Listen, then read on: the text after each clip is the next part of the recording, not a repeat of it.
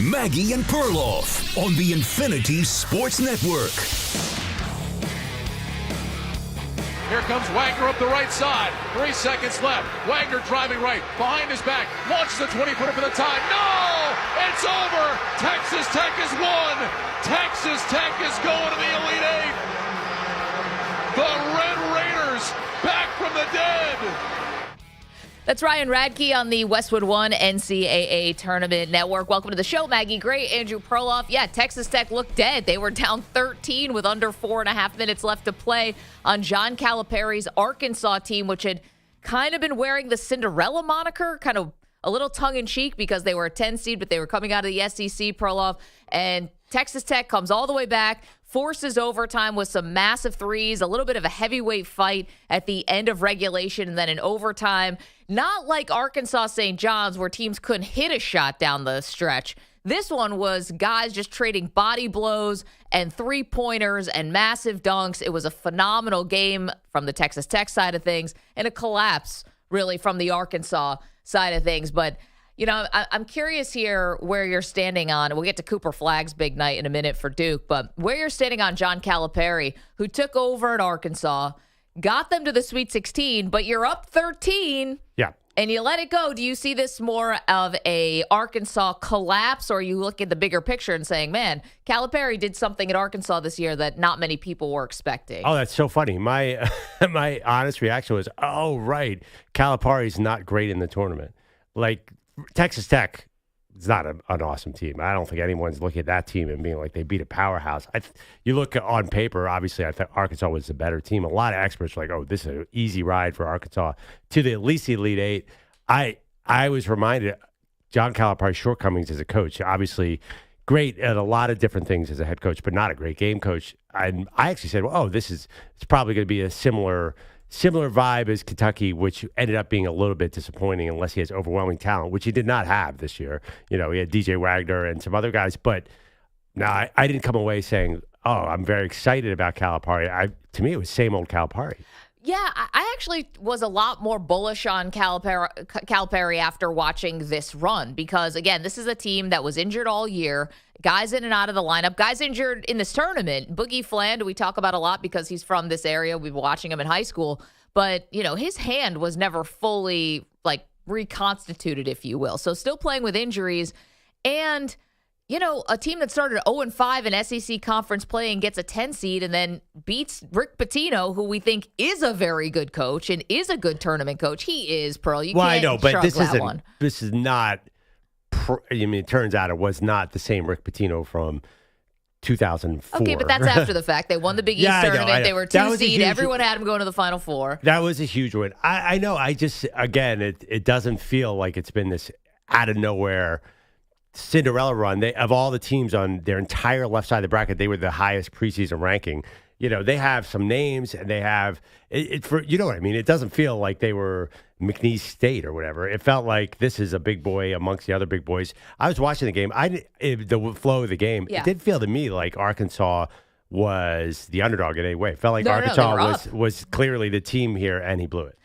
Yeah. I'm curious. We could almost put up a poll. Did you come away thinking Calipari blew the game, or did you think, oh, John Calipari's building something? To me, it was clearly the former. That he blew the game? To me, I thought he's kind of building something. I'm wondering now, is it completely off the table that John Calipari is not going to win a national title at Arkansas? I mean, again, it's the Sweet 16. It's not the Elite Eight. It's not the Final Four. I understand that. But, you know, these were guys that some of them that he took with him from Kentucky. These are also some guys who are freshmen. And I'm going to disagree with you. I know Texas Tech doesn't have, like, we think of them more as a football school and Patrick Mahomes and all that stuff. But I think that basketball-wise, Texas Tech, they are a 3 seed in this tournament for a reason. Darian Williams, while he was 1 for 9 from three-point land, he ends up hitting the biggest shot of the game, one of the biggest shots, to tie it and send it to overtime. And with 9.7 seconds left, they have this incredible true freshman in Christian Anderson. They actually have something going on here with Texas Tech, with Grant McCaslin in his second season in the program. So I guess here's another question I have for you. Yeah, is Cal building something at Arkansas, or did he just blow maybe his best chance to kind of sneak up on people a little and maybe make a run? Can I ask you another question? And this is a little more philosophical. You did not need to have watched the game last night to answer this question.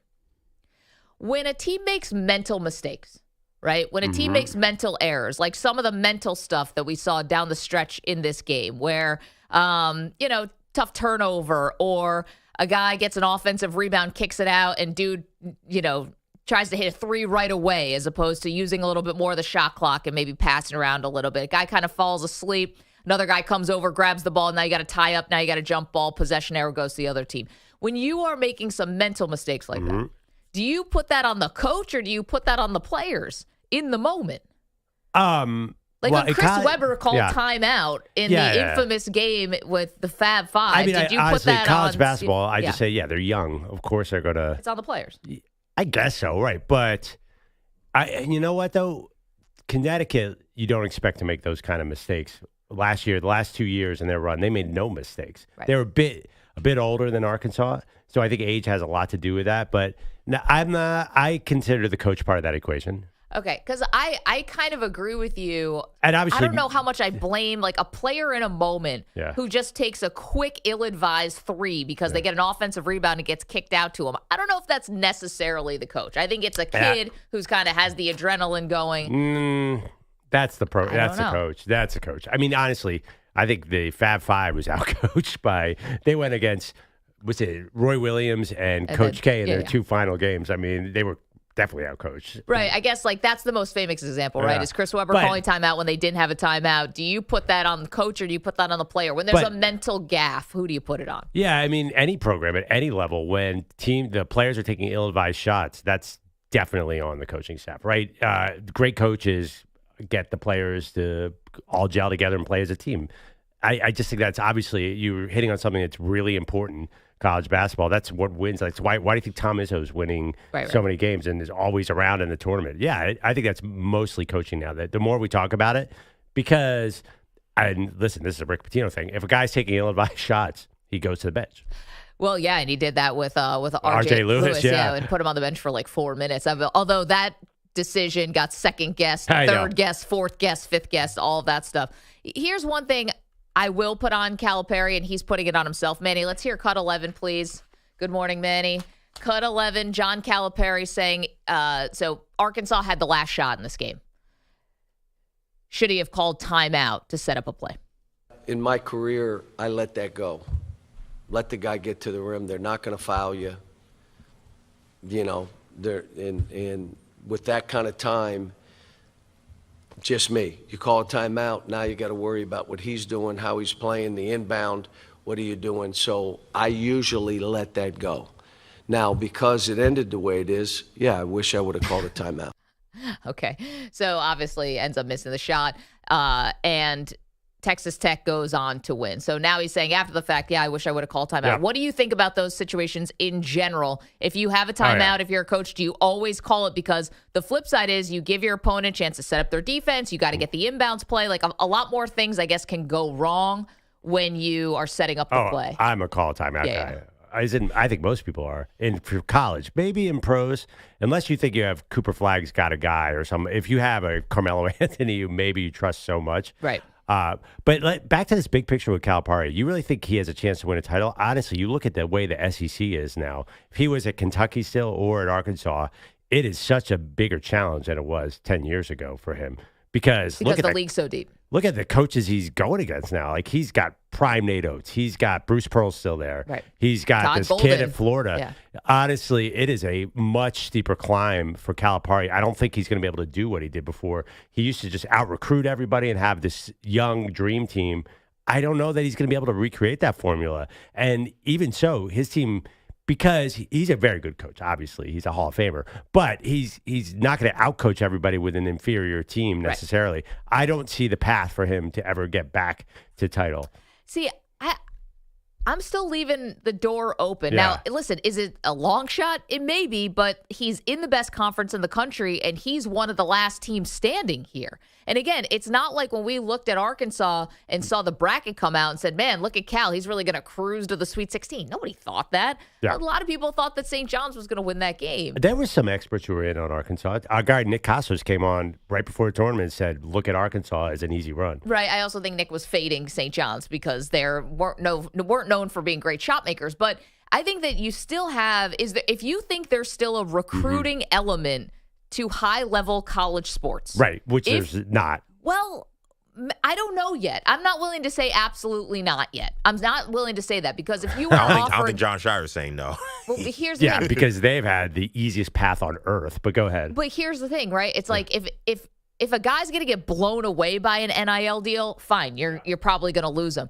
But if it's $5,000, $10,000, $15,000 and you're a great recruiter, I don't know if you're necessarily losing that guy. We're talking about some pretty big figures here as far as money, and I think it's only going to get bigger. But we're asking you sort of the outlook on Calipari. Were you more encouraged by this run to the Sweet 16, or do you think that, I don't know, I mean, he blew it last night. Probably should have, taken the ball maybe out of the hands of DJ Wagner, who was not having a really great game.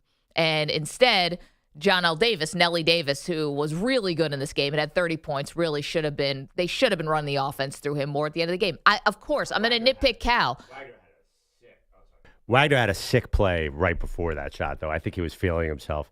He hit the penultimate layup. So I think I understand 4 seconds left what Wagner was thinking. Yeah, okay. So you're not nitpicking that. So Yeah. it's like, I don't know. I'm more encouraged by Calipari, or do you feel like this is, I don't know.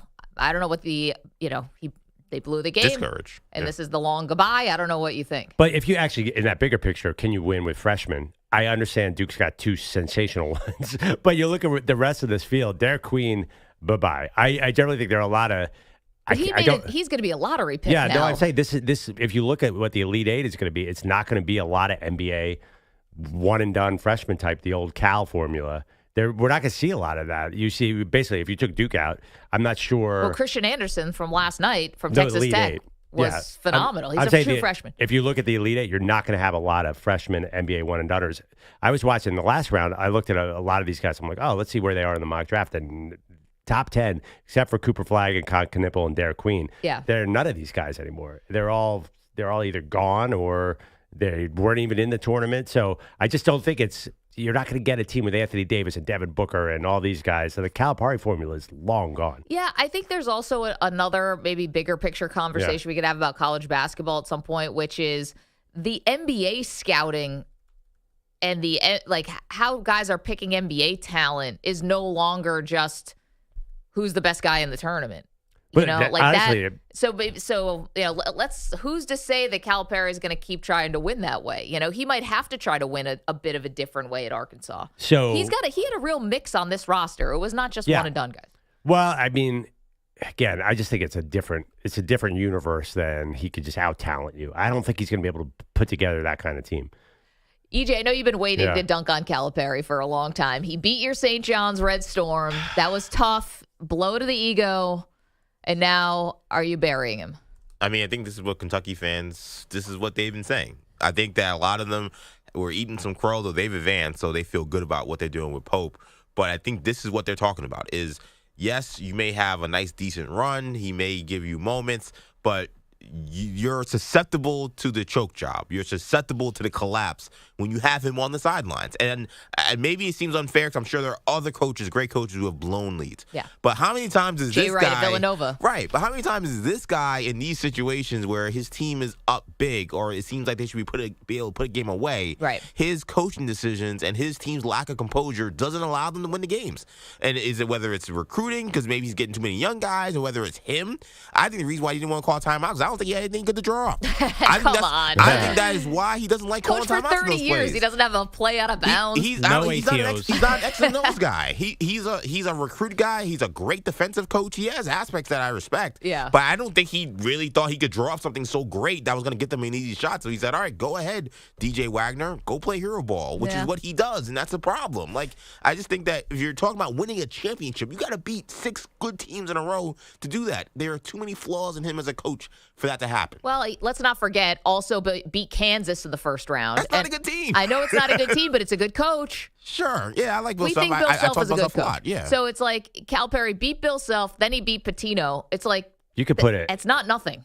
Yeah, there's a large fraternity of people who beat Bill Self early in the tournament, though. Well, a large fraternity. And there's a lot of people who've lost to him, too. So, let's every not, third year. Let's and by not the way, wipe what away is that Bill shot Self at there. What are the sorry, I'm being ignorant here. Jay Wright blew a lot of leads. No, I mean, Jay Wright, I was going to say Matt Painter. There's other guys who had early tournament exits. Do not put Jay Wright and Matt Painter in the same sentence.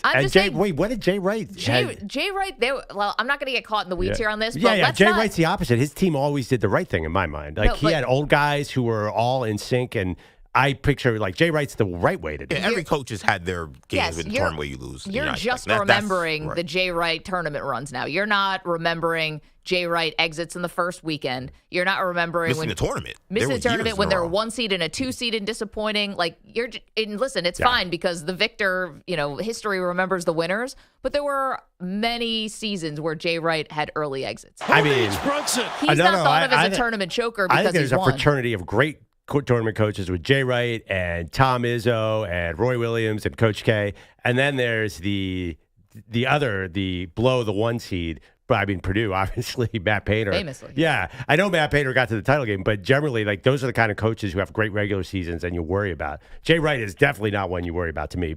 And I think Calipari is one in the, you never know when he's going to go down early in the tournament. Well, but not this time. Not this year. This is not an early exit, guys. It's a Sweet 16. Anyone making a Sweet 16, especially as a 10 seed, I know they're not your typical 10 seed. It's not, it wasn't Wofford. I get it. They weren't a true Cinderella. But making the Sweet 16, I thought, was a pretty good accomplishment for them. I mean, forgive me for the participation trophy, but they start 0-5 in the SEC, and nobody thought Cal was going to be on a run like this. I think Coach Cal is excellent at coaching regular seasons. I think he's shown that. I think he motivates his guys the right way. I think he knows how to get his team through a regular season in a way that is impressive. Yeah. I just think, and I would ask you, Maggie, you have to win close games to win championships in March Madness. It's just a fact. Unless you're Duke or UConn. Right. Is he an asset on the sidelines in those games? I don't think anyone thinks he is. I'm being honest. I think it's no disrespect to him as an overall coach because he has other great attributes. I don't think he's an asset in close games. He's shown too often he isn't. So I guess here's the question, right? To Perloff's point, who is that guy that you think really is the difference in close matchups? Who is that? It would have been Patino, ironically. And what happened? That was a close game, and they couldn't hit the ocean. So, I guess Izzo, maybe Patino. But Izzo hasn't won in 25 years. Right, so but he's always doing it with way less than most of the guys he's going up against. He's got old guys though. But he's not going. He's not doing it with top 5 picks. Here's the thing, but he does send guys to the NBA consistently. Sure. It's not like it was just Draymond Green and then a bunch of nothings. We know about Jaren Jackson. We know Jace Richardson's going to be the NBA. He still has top talent. Come on. I mean, you don't think there's a difference the way Kentucky and Michigan State have looked through the years? Maybe, but Michigan State is not the little engine that could, guys. Michigan State is not some small program that is just pulling themselves up by their bootstraps. Magic who? Could give you a break. No, I mean, there's Villanova and Michigan State who do it the not quite top 5 picks versus Kentucky who does it with the top 5 picks. There's a clear difference between the way those programs have been built. And the better way to win is obviously the latter way. You have the old guys who stick around. You can't have players who are going to go one Kentucky's won done. more recently than Michigan State then, so how can you say that? Yeah, because Tom Izzo goes, to the Elite Eight every year since the beginning of time. He's had more success with less teams. I think he's more consistent than Calipari in the tournament. Yeah, that's okay. Because he's a better. Are you making my point? He's a better X's and O's coach. Yeah, that's my. I think it's. I don't think that's all because it's the guts and guile of Tom Izzo, and it's not because he has no talent on his team. You don't think Tom Izzo's teams play with generally more mental toughness and higher basketball IQ than Cal teams? Well, probably, but I'm just saying it's not like he's taking a bunch of dudes from the YMCA and putting them on these Cinderella runs. Jaren Jackson Jr. was not. Some number scrub. 3 pick in the draft. Exactly. Right. So let's not pretend like Izzo is just plucking dudes from the front row. Well, but if you look at the a football game and putting them out on the court. But you would agree that the NBA draft record of Kentucky is much more robust than the Michigan State. Much more. No? Even at Memphis, right? Tyreek Evans, Derrick Rose. Cal, Marcus Camby, you can go back to UMass. Okay, so you were telling me that Tom Izzo is a great coach, so that's one. But they still haven't won in 25 years. Okay, so you're asking me, I'm telling you, I think Cal, there's a shot that he could win a championship at Arkansas. We give Michigan State, do we give them a shot every year? It sounds like you guys really don't. You say they're a good program, but not really a championship program. Izzo is probably past his prime. I mean, I picked him to win the tournament this year, but that's me. Oh, I was going Perloff's against the grain.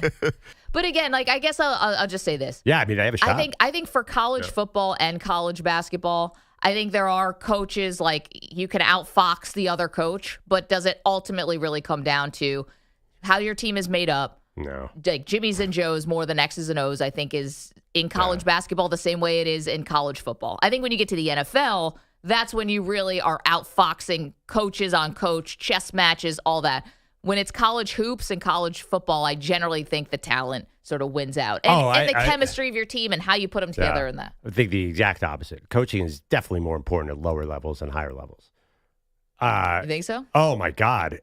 High school, it's supremely important. See, I disagree because I think the margin for error in the pros is so much smaller.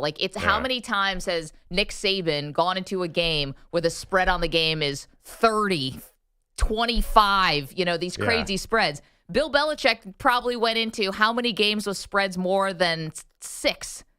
Right, but these teams are so much more evenly matched at the pros. Of course, the coaching matters more. I don't know. Did you see Michigan, Ohio State last year? You want to see a supremely talented team get outcoached and lose a game? I just think it makes sense. The younger players are more influenced by coaches, I would figure, just by a nature of age. And college basketball has proven, if you look at the last 10 champions, that you can't just roll the ball out with the future NBA guys. Maybe it's the age, but obviously we've had these lower talent teams. I mean, how many great NBA players were winning the NCAA title? Not many. Yeah, but let's not pretend that UConn's sending nobody to the NBA. Well, let's not pretend that they're sending the best players to the NBA. Well, let's be honest. A lot of the guys who are going to the NBA now may not be playing in college basketball. They're playing all over the place. They're playing overseas. They're playing for overtime elite. They're not making the tournament sometimes, and nobody seems to care, like the two dudes at Rutgers. So it's not like it was in Christian Laettner's day. It's not like, where everyone's going to college and that's how you see the talent pool for the NBA. It's not like that now. Of course. Yeah. But, I mean... So who's winning with NBA talent? But not as many people as we there have used this to be. argument all the time. Obviously, the older, mid-level-ish, high... Obviously, you don't want guys who are going one and done, generally. Are we not all agreed on that point? Well... I mean, UConn won with Klingon last year, who went... 2 and done. 2 and done, yeah. Right. I'm watching Cooper Flagg, I'm watching Christian Anderson, and I just watched Derek Queen. And those guys are true freshmen. I don't know if Christian Anderson's going pro, but he was awesome last night. So, I don't know. I'm kind of looking at the true freshmen, and these 3 guys, I think they played great. So, I'm like, well, maybe the true freshman is back a little bit. Duke is going to be they're the test subject here, right? They have 3 top 10 picks who are all freshmen. Yeah. Malawak, Knipple, and Flagg.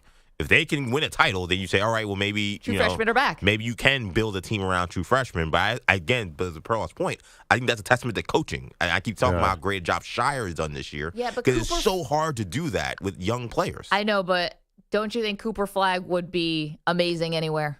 But would he be a winner anywhere? I don't think so. Doesn't matter. He'd still be a top pick. See, that's the thing. If you're just going to go by his NBA status, like his NBA, wherever pick he's going to be, he could have gone and not made the tournament and probably still been the number 1 pick. But that goes back to what we're saying, though, that coaching in these games matter. Like, that game against Arizona was not a blowout. Like, he's coaching against Tommy Lloyd. That's a live opponent. He's a very good head coach. They are a good team against on the other side. And you had to beat that team. I don't know. I didn't think Arizona scored 93 points. Awesome. Yeah, I know. But because in part, that Duke started running, making the pace go too high for them. Honestly, we'll see. I don't think Duke's really been tested yet. And I don't even know in the next matchup what's going to happen there. That could be the perfect matchup for Duke. Okay. Yeah, so I'm curious. By the way, Duke hasn't won anything yet. None of these. Derek Queen didn't win anything. We're talking about winning the Final Four here. We're not talking about getting the Sweet 16. So a couple of things out here on the table for you. Number 1, this all started with John Calipari. He makes the Sweet 16 run with Arkansas. Are you encouraged by this or discouraged by it? Encouraged because he made the Sweet 16. Discouraged because they were up 13 with 4.5 minutes left to go, and they blew it. Secondly, Can you win with true freshmen? Is that what we're talking about? Well, I think it's also is coaching more important on the college level or the pro level? I think this will be one of the all-time show disagreements because I definitely think it's the pro level and you guys definitely think it's the college level. And I'm talking about basketball and football, especially football. I think basketball too. 100%. I mean, Andy Reid just lost Nick Sirianni. Yeah, but Andy Reid has won the 2 Super Bowls before that. Right, but I'm that's just saying, like EJ's point. Like Andy Reid is a great coach. Yeah. No one thinks Sirianni is, and his team got smoked because the other team had dogs. Like it's certain. I think in the NFL and the NBA is different. If they played 10 times, do you think that the Eagles are beating them 10 times? Well, Like I know that was a beatdown. They're beating them in a 7-game series. Last year, yeah. I don't think because the Chiefs had O-line problems, but certainly. Like I'm not willing to say that it was a beatdown, but we see beatdowns that happen sometimes. I think the argument for college football, you have your Belichick and the Patriots, but you have your Saban was the best coach and the best coaching staff by far, and they won every title in college football, and that was combination of talent and coaching, but certainly superior coaching. Okay, fine, but he also went into a lot of games where he was favored by 3 touchdowns. Bill Belichick never did that. Never happened. The margin for error is we see a spread in the NFL at 7.5 points. We're like, whoa, that is huge. That's in part because Saban was such a good coach that everybody at Alabama was very detail oriented. I mean, that was a great coach team for many, many years. And they weren't that. I mean, I'm thinking of the Mark Ingram team and the A.J. McCarron teams. A.J. McCarron was their quarterback. What's his name? Who was on defense, Pearl? What about Greg McElroy won a national title? That was a very well-coached team. I don't think that's... You're not telling me that the Saban, Alabama teams were well-coached? Of course they're well-coached. I'm just saying he got to play against Little Sisters of the Poor for also 4 games out of a 12-game season. You could show up at Nick Saban's B&B and try and take a long shower and see what happens. That is a detail-oriented man. 888-710-4ISN, 888-710-4476. We're talking a little NCAA tournament this morning. Let us know what you think. Calipari bounced in the tournament, discouraged or encouraged by Arkansas, and does coaching matter more on the college level or the pros? It's M&P. I wish I would have called a timeout. You're in a 5-minute break.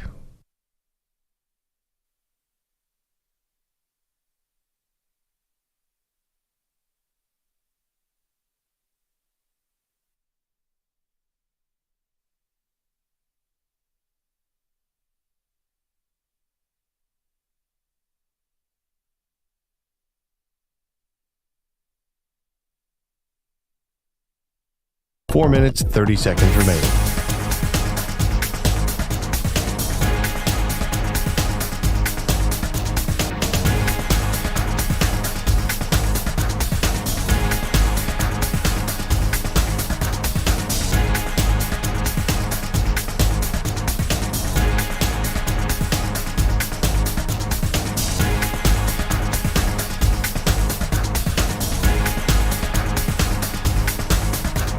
Four minutes remaining.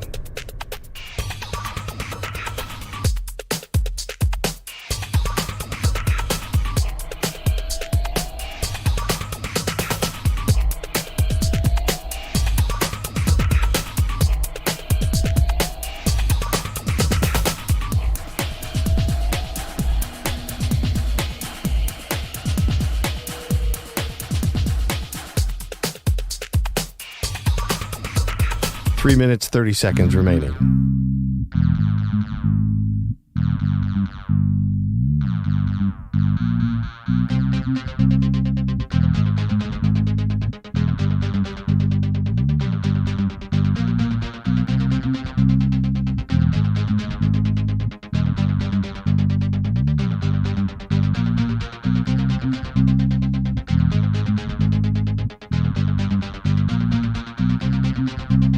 Three minutes remaining.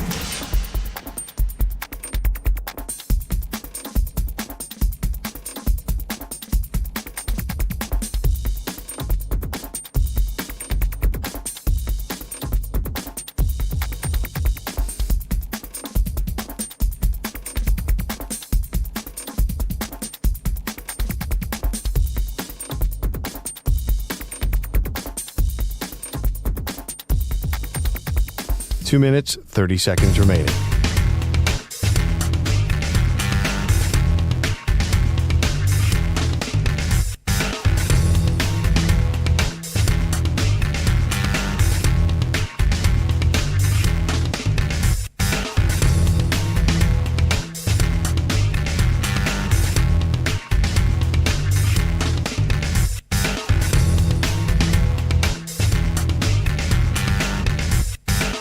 2 minutes remaining.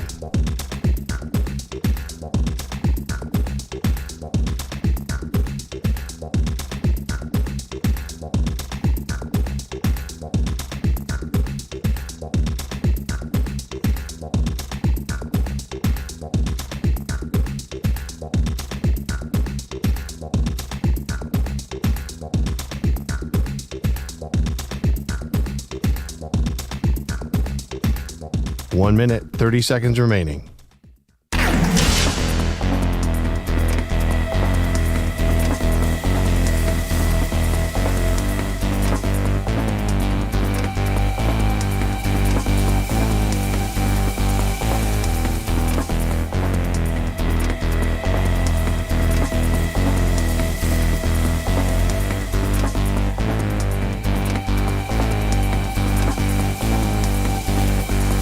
One minute remaining.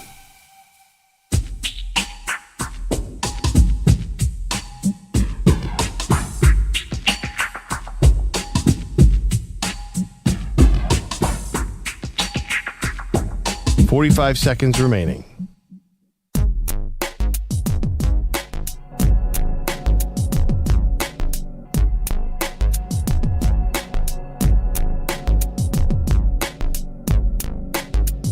.30 seconds remaining.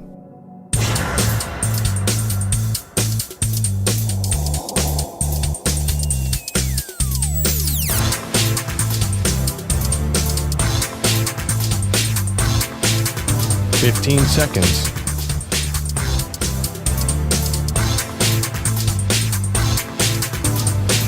Break ends in 5 seconds.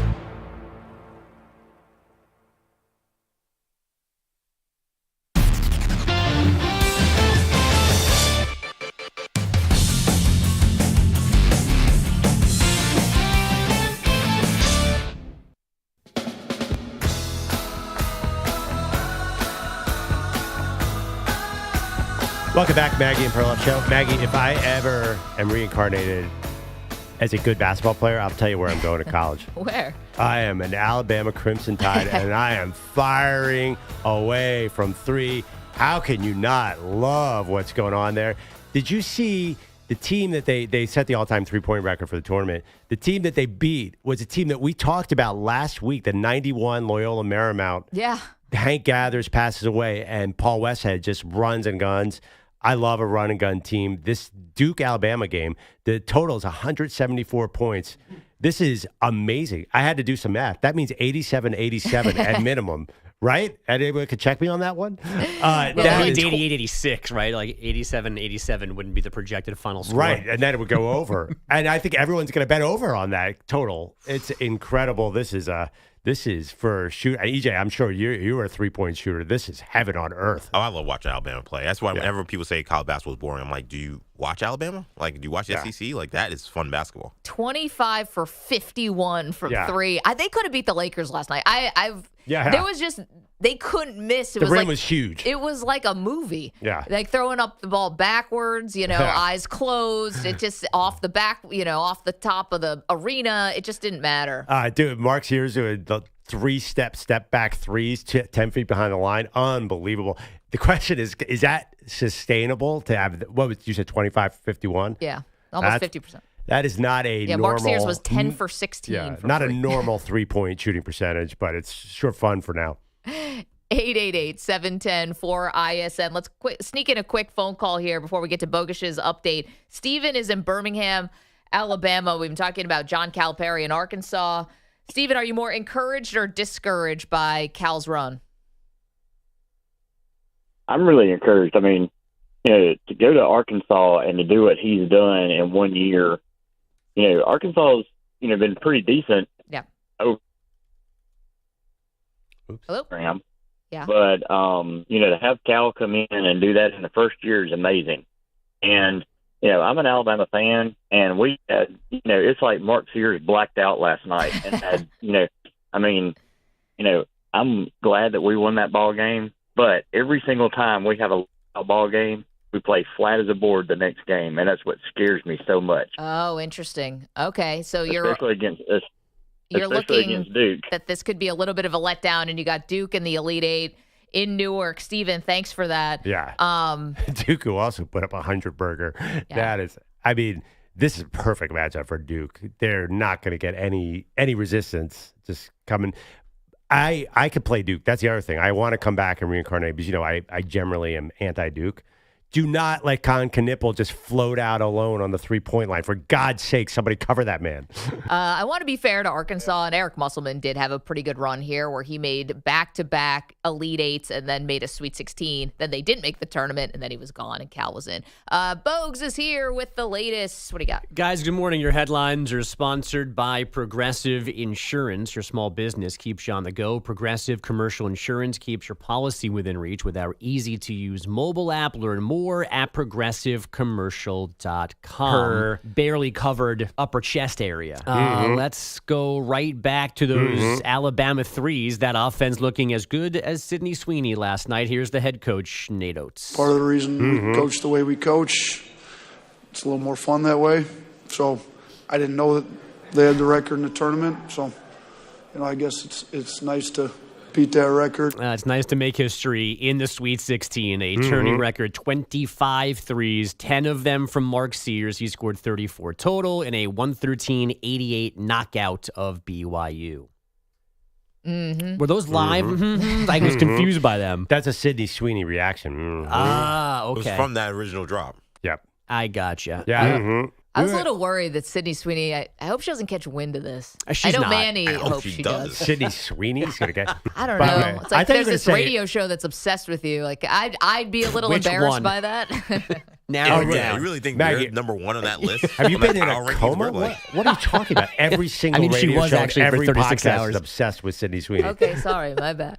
What did you? We're not Anyway, cracking that field was a strange 68 statement. in that tournament. We're not even cracking the field. We're in the NIT. No, we're in the first four of We're that the bad Ace boy. Bailey. We're great, but we just can't make We're the in Ace tournament. Bailey. We Hey, got, my we got prefer- Perloff and Manny. My performance in the conference championship took us to the tournament. No, we're in one of those weird other postseason tournaments like the CBA or something. CBI. So I thought you were going to say you're worried that Sidney Sweeney's taking over the show text thread because that does seem to be a trend. I don't mind that so much. You Yeah. guys are keeping the pictures to a minimum, so I don't have anything to I explain to left my you- husband. I Although le- he probably wouldn't care. Yeah, why would he care? He'd probably want to be on the thread. I left you off of the one I sent yesterday. Oh, I'm did you? sorry. Yeah, I said no, you. That might be an issue. What do you think of that, Maggie? I mean, I don't love it. That we have a side Sidney Sweeney yeah, text that you thread? guys got some other, men's only group. Like, what is this, Augusta? Like, I can't be a part of it? Yes. I don't feel awesome about that. wait, I think I've proven that I'm pretty okay with this kind of stuff. But this was a plan, not against you. I sent it to Perloff and EJ in the thread that had the original picture. Okay. It was a new video that Sidney Sweeney had posted yesterday, and so I sent the link to her Instagram, and I said, "Don't show this to Manny." Then I screenshotted that and sent that to Manny. Oh, got it. So it was a game. It was I liked a it. gimmick. Yeah. Well, this happened the other day. Didn't Perloff meant to send something to Manny, Yeah. but Manny wasn't in the thread. Do you Yes. guys realize what's happening here? We got too many threads going on. Absolutely. And you're going to get in a lot of trouble because you're going to send something to the wrong thread. Like, this is playing out in our government. You got to be really careful about who's on what thread. I've definitely had issues with two Andrews. Like I've sent stuff Yes. to Yes. Perloff that's supposed to be Bogusch and vice versa, Yeah. which is not good. It's a hazard of the show. I accidentally sent a text once to EJ Raddick thinking it was EJ Stewart. Yeah. True story. NHL reporter EJ Raddick. Yeah, it was tough. Did he write back?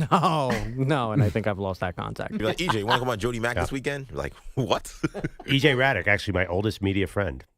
First job ever, I sat right next to EJ. Many years Where? ago. Sportsfanradio.com. Oof. Wow. Yeah, it's my Are they first. still alive? Let's Oh, God, go to no. sportsfanradio.com right now. They used to have the Fabulous Sports Babe. She's a and- legend. Yes, Pete Rose Show and Bruce Shine. Me, EJ Raddick.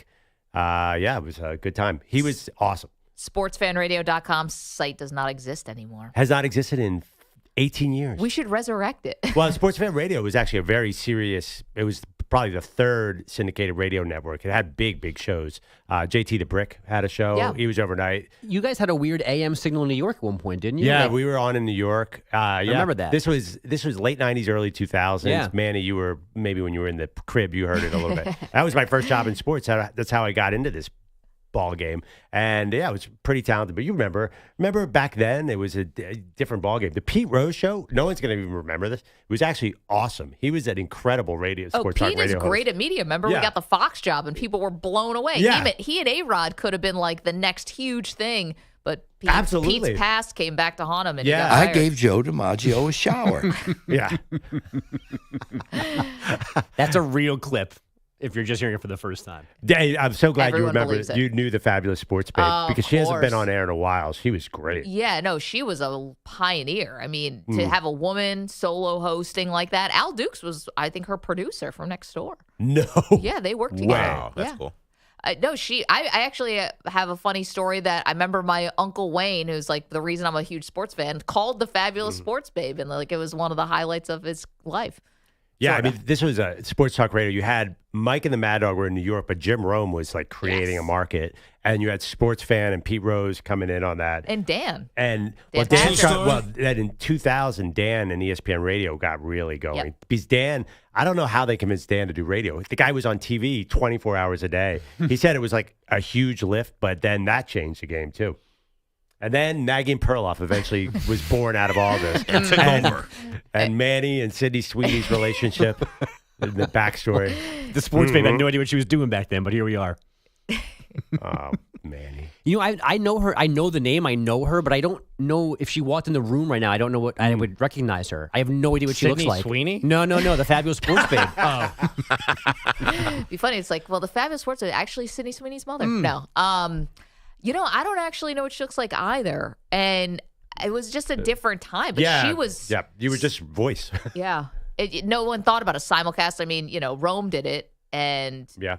I don't know if he was the first. But Well, I Roe got didn't on know. ESPN. I didn't know what Mike and the Mad Dog looked like when I was a kid. right, until they eventually got Until on they local. got on local TV. local and TV. Yes, but I didn't know it all. Like I was a kid and I was like, oh. And then Dad would say, my dad would be like, oh, Mike Francesca's a little heavy. I'm like, really? I didn't know. That didn't come across? I was 9. No, The I heavy just- breathing? No, the Diet Coke stuff. No, seriously. True story. Wow. He's like, so there's a big guy and there's a little guy, and I'm just like, I don't know. They both seem loud and whatever. Yeah.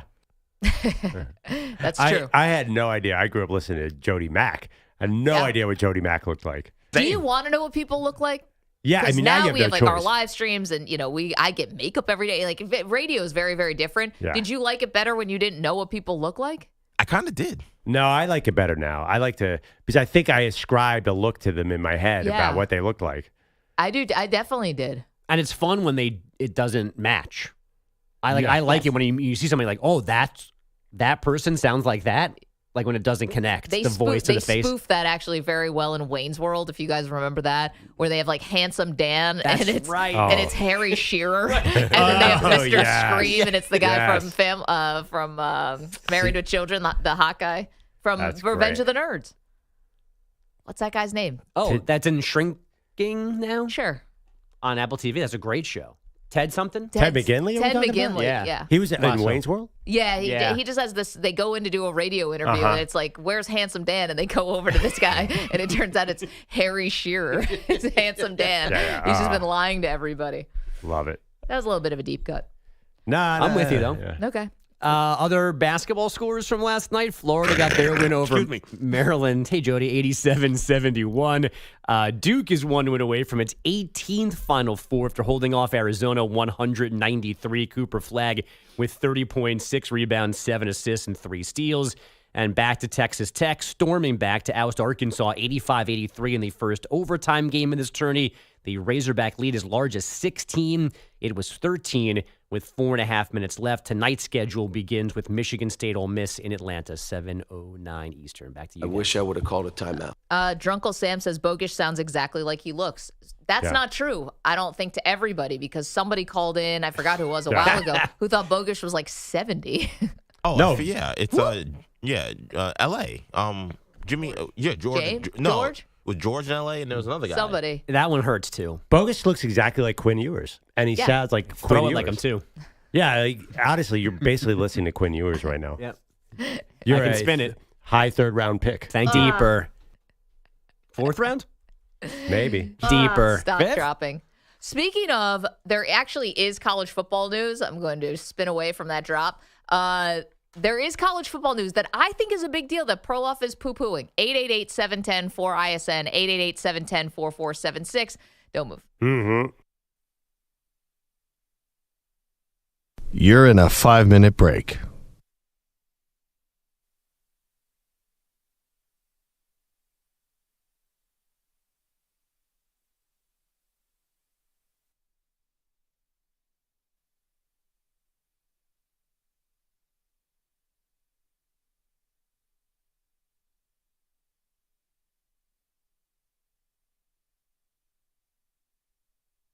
Four minutes, 30 seconds remaining.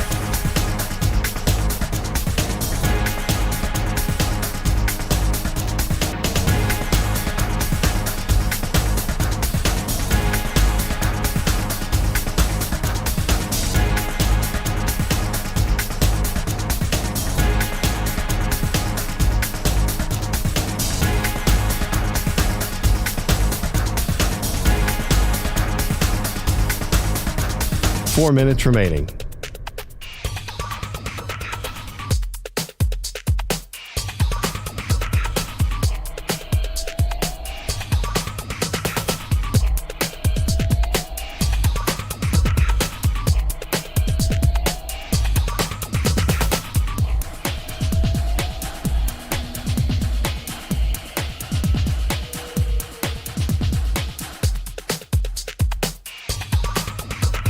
Three minutes, 30 seconds remaining.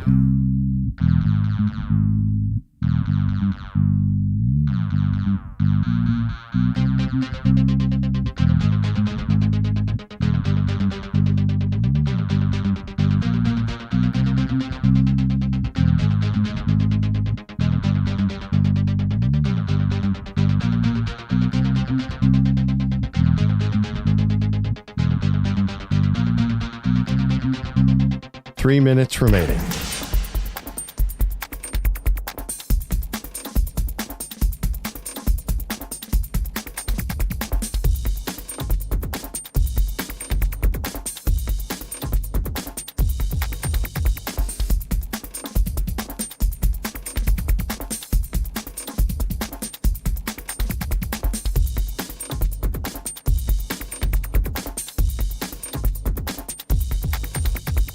Two minutes, 30 seconds remaining.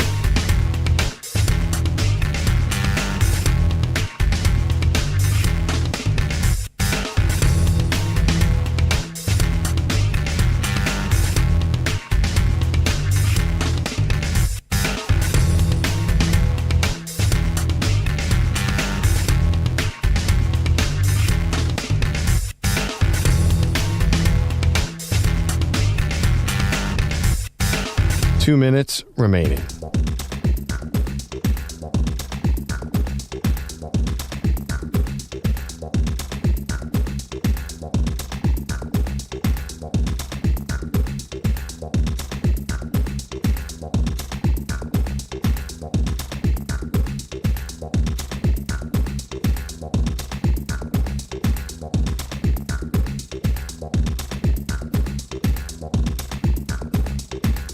One minute, 30 seconds remaining.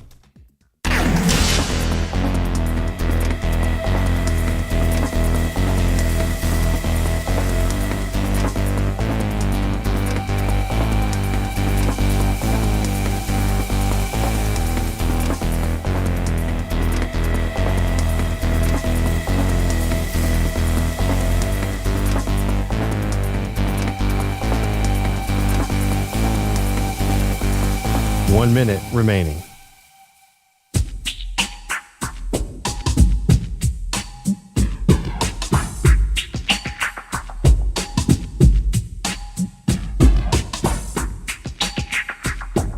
$45 seconds remaining.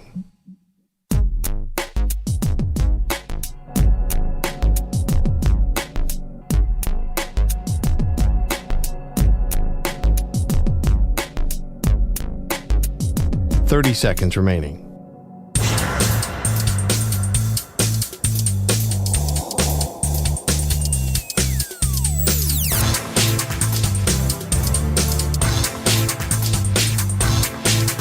$15 seconds.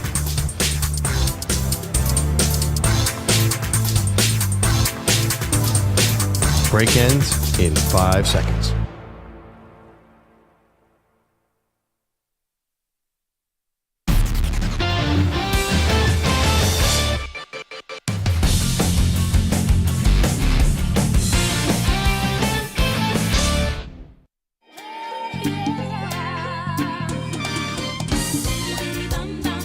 Welcome back. Maggie Gray and Perloff. Get to start talking about the tournament last night, which had some pretty amazing games, including Arkansas blowing a 13-point lead to Texas Tech. We're talking about John Calipari and whether you're encouraged or discouraged. Encouraged because you go to the Sweet 16, but discouraged because you blow this game that you seemingly had in hand, Pearl. And now Calipari 1-4 in overtime games in the NCAA tournament. Also got into a discussion about where coaching matters the most. Is it in the pros for college and basketball, pro football, pro basketball, or college football, college basketball? Yeah, to me, it's a no-brainer. NBA, it's like, J.J. Redick's coaching Luka Doncic and LeBron James. You don't exactly need the master. Hey, you're 6'10" and better than everybody on the planet. Go score. Yeah, but that doesn't always work because look at Mike Budenholzer. He won a national championship or NBA championship, and now what's happening with Phoenix, right? Like, that's what I'm saying. The coaching doesn't matter as much in the NBA. It's and it's a cliche, but roll the ball out. If you have LeBron James, who's stronger, faster, bigger, smarter, a coach on the floor, you don't need a great coach, obviously. Really? But then why? So why did Frank Vogel get fired, and why did Darvin Ham get fired, and why did if it's so easy to win because LeBron will just take you there, then why didn't these coaches win with LeBron? I've always kind of felt just have to have a coach who LeBron's comfortable with. It's not, LeBron doesn't want some X's and O's genius. He does. Who's a classic X's and O's coach? He doesn't need. For some reason, I think he needed Eric Spoelstra. Hubie Brown. Yeah, but even Spoelstra, I think talent is obviously very important. And even Budenholzer, it's like Giannis, go score 40. I don't think that was drawing up plays left and right. I don't know. Let's go to JT, who's in Atlanta. JT, what do you think? Does coaching matter more in college or the pros? Definitely in the pros. And Maggie, you're so on it, and I don't know why Perloff is first letting Manny just, down talk Sirianni like that, because it's clearly, that was EJ. Okay, yeah. I'll do it too. Sirianni's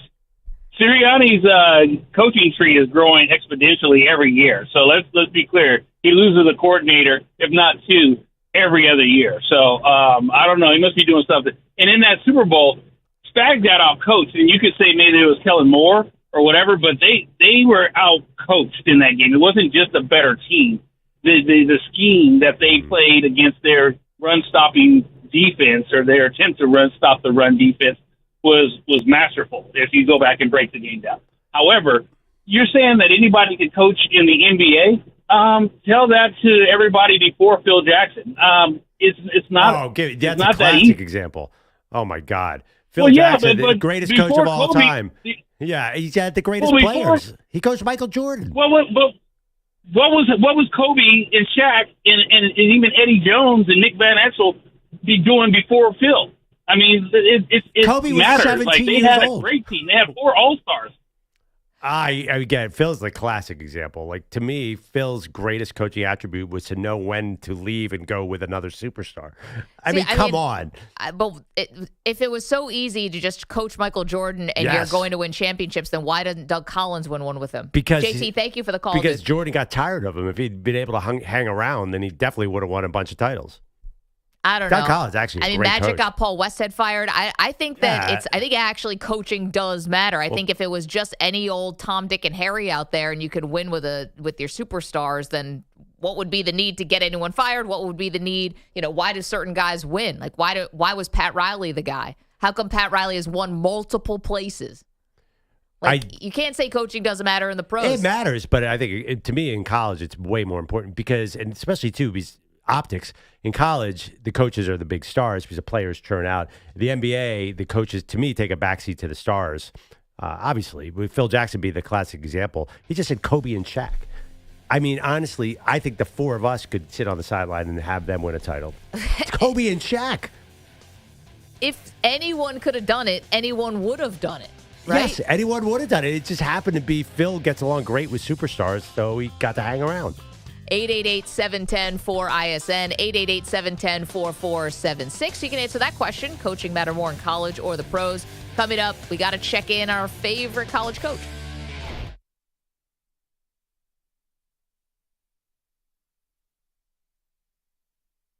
You're in a 5-minute break.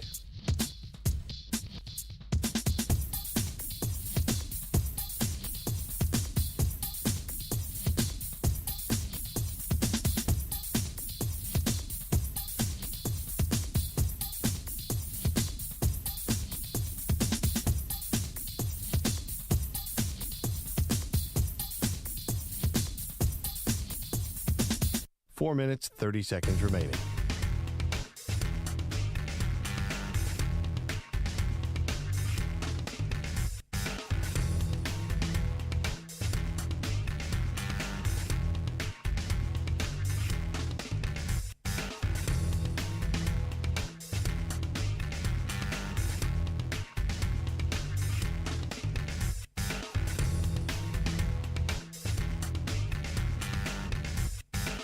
Four minutes remaining.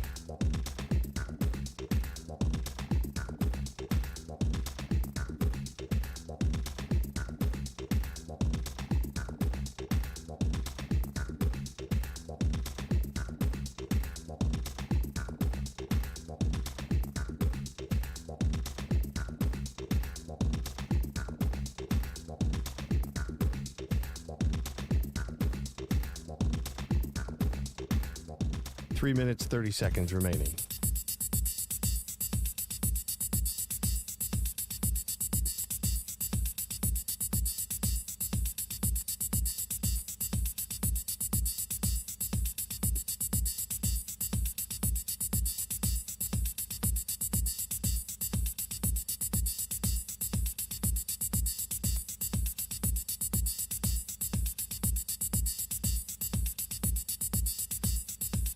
Three minutes remaining.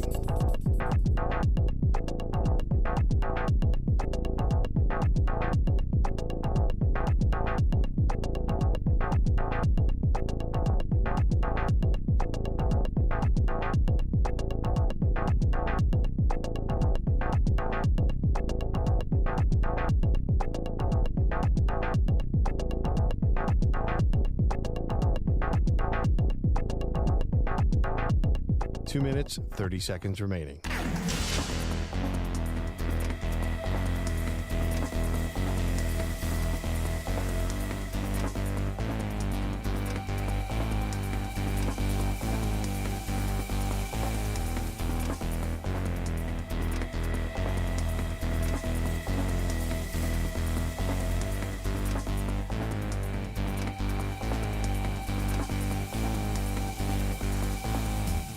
Two minutes remaining.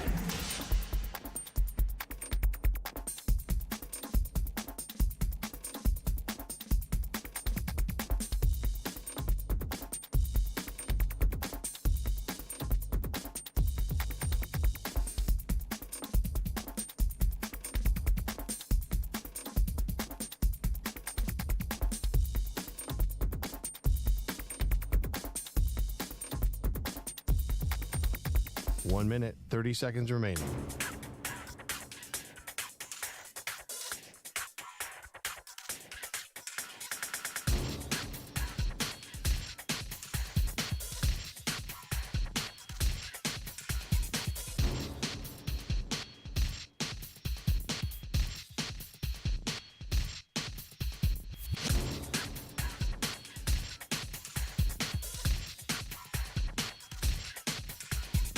One minute remaining.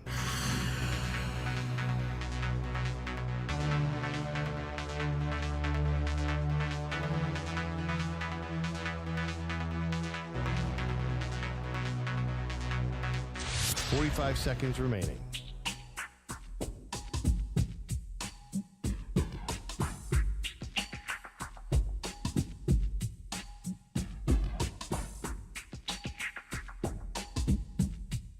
Thirty seconds remaining.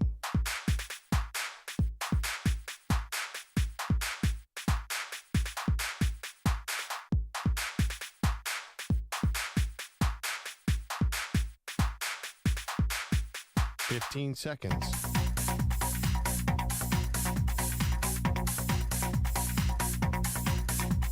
Break ends in 5 seconds.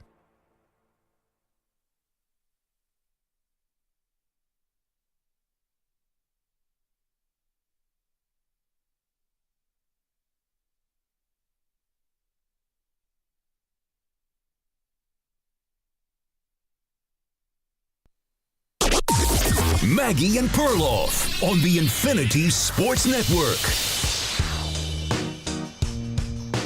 The Steelers are in the dark. Isn't that a funny way to put it when it comes to Aaron Rodgers and his decision? Welcome to the show, Maggie Gray, Andrew Perloff. We'll get back to the Sweet 16 in just a moment because you had some fun games last night, Pearl. But, this Rodgers story had a little bit of an update yesterday, and now there's a kind of a theory. I wouldn't say it rises to the level of conspiracy theory, but there is a theory about Rodgers in Pittsburgh, and I want you to get to that in a moment. Yeah. But Tom Pelissero was on our pal Jim Rome. It's on the Jim Rome show yesterday and had a lot to say about what's going on with Rodgers and the Pittsburgh Steelers. So let's hear from Pelissero from NFL Network. First, he said that whole Rodgers being in the facility for 6 hours a couple weeks ago, it turns out Rodgers invited himself. Aaron basically invited himself on a visit late last week. He was in the building for several hours. He watched tape with the coaches. Yeah, and in fact, the entire Pittsburgh Steelers coaching contingent skipped the Michigan Pro Day, which apparently they're staples at every single year, and why not? Michigan's sending a lot of guys to the pros now. They skipped the whole pro day just to accommodate Aaron Rodgers, but then he left without a contract. Okay, More from Pelissero. There actually is the framework of a contract in place. This deal, Jim, has been in place contract-wise for weeks. They've discussed parameters. This is not going to be a financial issue at all for Aaron Rodgers. If it gets done, it's going to be a one-year deal, and he's going to be in there and, taking a shot at age 41 to show that he can muster one more miraculous run, not unlike Brett Favre did back in 2009 when he ended up in Minnesota. Okay, more from Tom Pelissero. Now, because of other dominoes that have fallen, the Steelers are the only option for Rodgers. At this point, right now, sitting here in late March, the Pittsburgh Steelers are the only opportunity that Aaron has. The Giants were certainly interested in it. I never got the sense that Aaron was as interested in the Giants. They ultimately end up pivoting and sign Russell Wilson. Okay, well, what about that whole Vikings thing? Well, Pelissero has an update on that as well. Aaron had a high degree of interest in going to Minnesota. In my opinion, or based upon what I know, I think that the way that this was, reported in some corners and the rumors were somewhat overblown. This was not like they were all in and going to sign Aaron Rodgers and then something went sideways and they changed their mind. It was always a long shot in Minnesota because they have a high degree of belief that J.J. McCarthy is going to be the guy. Last one here from Tom from NFL Network on the Jim Rome show yesterday says Rodgers is in Steelers or wait mode. This is Pittsburgh or wait for Aaron Rodgers. I don't know that it would be retire. It's probably Pittsburgh or wait. Pittsburgh seems like they're in the driver's seat. I wouldn't be surprised if we get an answer by the end of this week. But, quite frankly, Jim, I thought we were going to have an answer by the end of last week. So kind of interesting here. First of all, not that I'm disagreeing with Tom about this one aspect. I don't think that the Steelers really have the leverage here. Who's the other option at quarterback? Like draft someone at 21 or in the second round? They need Rodgers. To me, I feel like Rodgers actually has the leverage. Yeah, I'm not sure I heard Tom say that the Steelers have leverage over him. I mean, he did say this is the only opportunity, but I believe he said that Rodgers could wait. I mean, there's no doubt the Steelers want him, right? Right. But that he just said that that was the last clip we played, right? That the Steelers kind of are the ones who are in the driver's seat here. I don't see it that way. Well, he said that the only destination, but he didn't rule out that Rodgers will wait. Right, or just retire. Well, but he never said retire. Yeah. He said mostly just wait. I think Rodgers definitely wants to play. Again, Tom also said, listen, it could be there's Cleveland out there, there's Tennessee out there as far as really jobs that are like literally open right now before the draft, but he didn't get the sense that Rodgers want to go to either of those places. Well, Tennessee is unlikely because they'll probably draft Cam Ward number 1. Cleveland has never been linked to Rodgers for whatever reason. I don't even think there's a matter of leverage here. It seems like they've agreed on the money. Now it's just, does Aaron want to play? It doesn't seem like there's any negotiating going on.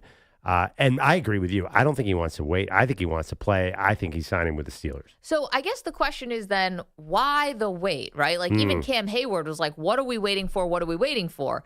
Now, a new theory has emerged. I thought that it was going to be Rodgers wanting to wait till after the draft. I think he saw what happened with Kirk Cousins last year. Cousins goes to Atlanta, signed a big deal, thought he was the guy, and then lo and behold, the team falls in love with Michael Penix, and all of a sudden, you're second fiddle. Now, Cousins still started the majority of the season, but felt like he had to play through an injury, and, everyone was just sort of waiting for the moment when Penix was going to take the helm. I was wondering if Rodgers wanted to wait till after the draft to say, all right, what is the actual quarterback room I'm walking into? Because you can say a lot of things point. Yep. before the fact, but if Pittsburgh, let's say somehow Shedeur Sanders is sitting there at 21, well, now I went from I'm the guy in Pittsburgh and I'm going to try to find magic in 1 year to I'm the mentor and keeping the seat warm for Shedeur. It's a very different role. Absolutely. And Shedeur's older, too. So that would be a bit of a problem, just like Penix was in Atlanta. Now, so the draft is, April 27th, you said, right? The first workout for the Steelers is April 21st. That is a soft deadline that everyone's talking about for Rodgers. And Rodgers can't come late to the Steelers. It's not his system. He needs to get in there and start working. So I don't think he can wait for the draft. And that's also a month. Like, the Steelers are not going to wait a month. Well, who else do they have? Like, I Joe Flacco? I know you love Flacco and Carson Wentz and all that, but like that's not, to me, that's not going to get you where you need to go. I think Flacco, ironically, is an upgrade from last year. I think he would ball out in a Joe Flacco kind of way. Is he 43? I mean, how old is He's Flacco? 40. He's younger than you think. He's younger than Rodgers by 2 years, I think. Interesting. Okay, you have a theory now. Oh, it's not my theory. Mike Florio floated this. A lot of people floated this. That there's an event April 9th at PPG Paints Arena, Pat McAfee live show in Pittsburgh. According to Florio, we know how Aaron Rodgers likes publicity, that he might be waiting for that night to let the world know that he is a Pittsburgh Steeler. Wow. Because he appears every Tuesday on McAfee. McAfee is a pro wrestling announcer as well. It just feels like a WWE move to have Rodgers saunter out on the stage with all his good buddies up there, AJ Hawk, Pat McAfee. My dog. Wearing a Steelers jersey. Wow. So paint the picture for you. In Pittsburgh, all of a sudden, McAfee show's they're doing a live show. And then do they do the breaking glass? Do they do the Stone Cold entrance? I mean, Rodgers wants to be the hero, not the heel. So I'll defer to EJ on this one. Who do they come out to? What? Cult of Personality? Is this a CM Punk entrance? Is it John Cena? Is it Rodgers? Kind of looks like CM Punk, and in some ways, I've heard people say that he kind of is the CM Punk of the NFL. Like I've heard he is a punk. That he's kind of an enigma, which Punk is as well. I mean, if he wants to be a pure babyface, you come out to Kingdom by with Cody Rhodes. You come out, you're the American Nightmare. No, Aaron Rodgers is beyond being a pure babyface. But maybe that will not sell. To this crowd, he better be. Well, that's what I'm saying. Maybe this is the rehab tour, the image rehab tour where he reinvents himself as the good guy in Pittsburgh or not. I don't know. I don't think the Steelers want. They had the good guy in Russ last year in Fields. They probably want a heel. Oh, maybe. I think they want. I think they want edgy Aaron Rodgers, maybe, believe it or not, because they're so sick of. They have a nice guy, like they want something different. I think they wouldn't mind if he came out brash Aaron Rodgers. Yeah, but at the same not time, one, not two, 3 Super Bowl champions. Oh, he's going to do the Heatles, LeBron. I don't honestly think you need to sell Aaron Rodgers to Pittsburgh. I think Pittsburgh fans, we found that out the hard way this week. They are hungry for something completely different. It would be something.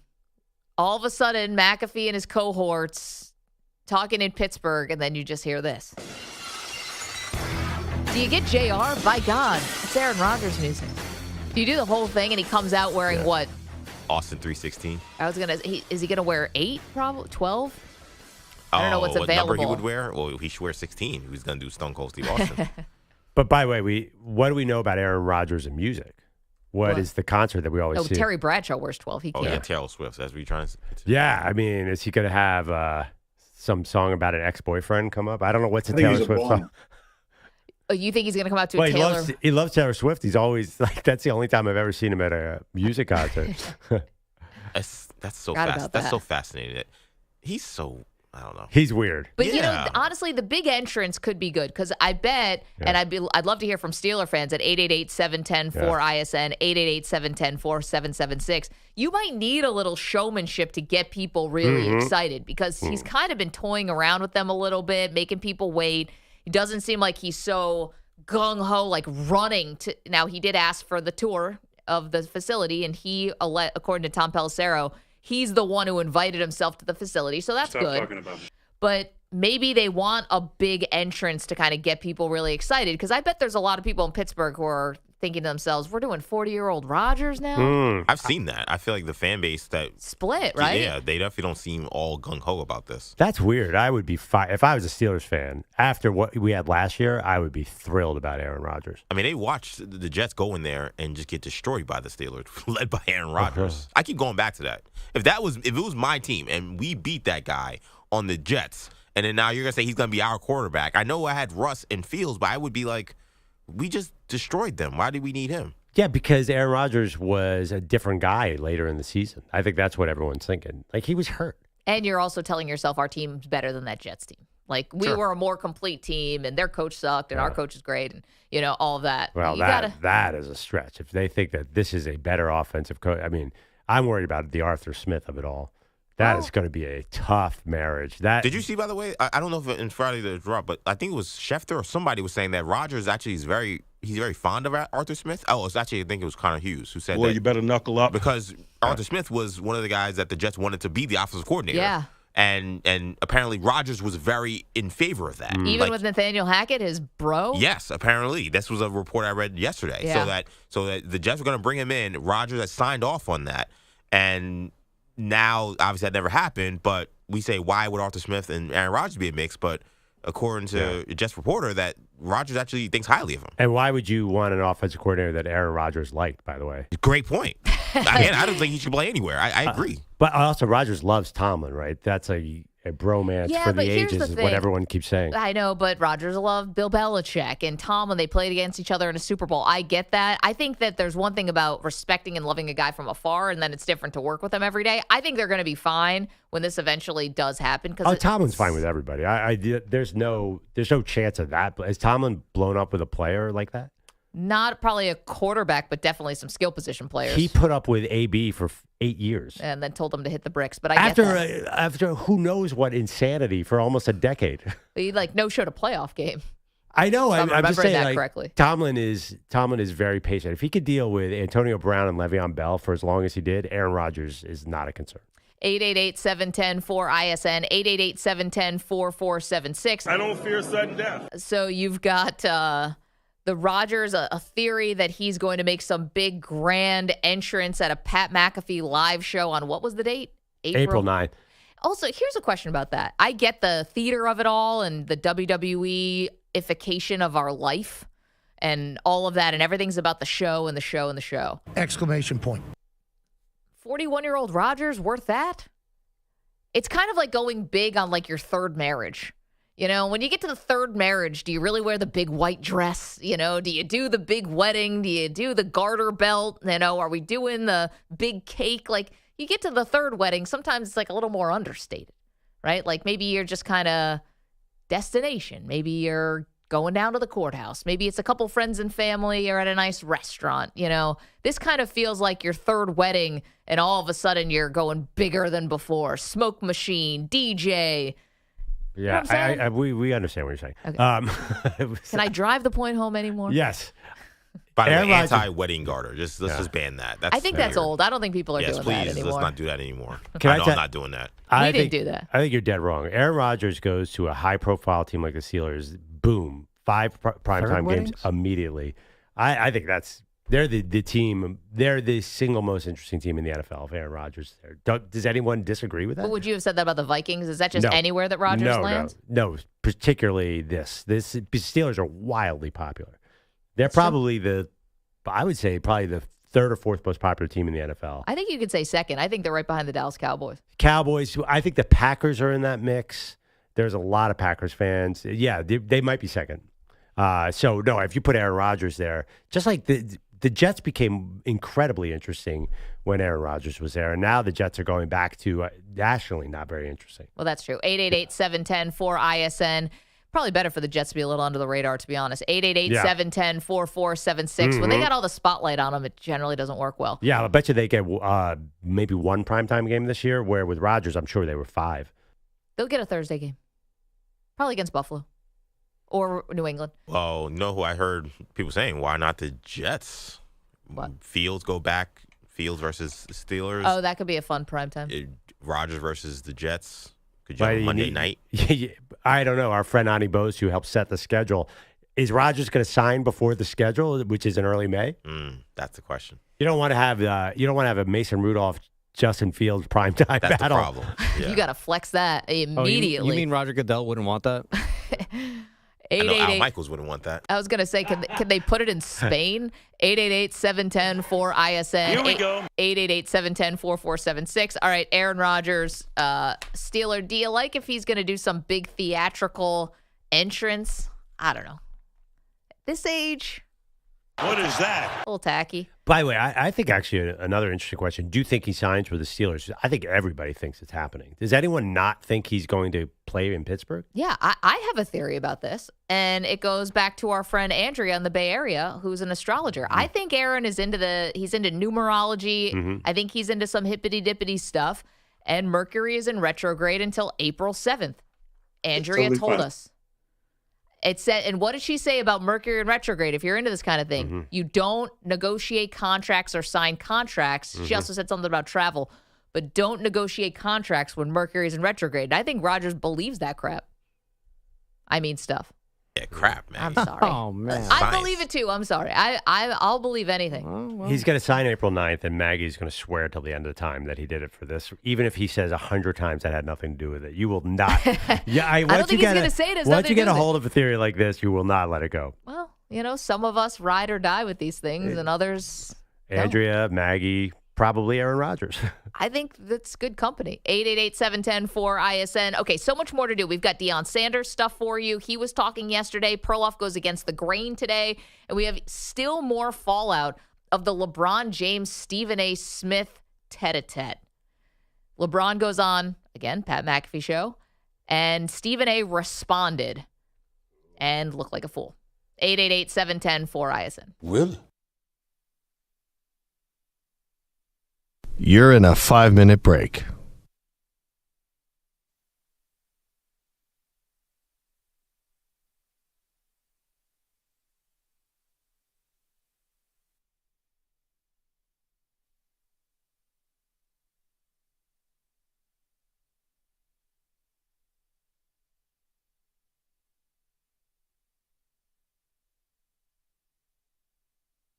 Four minutes, 30 seconds remaining.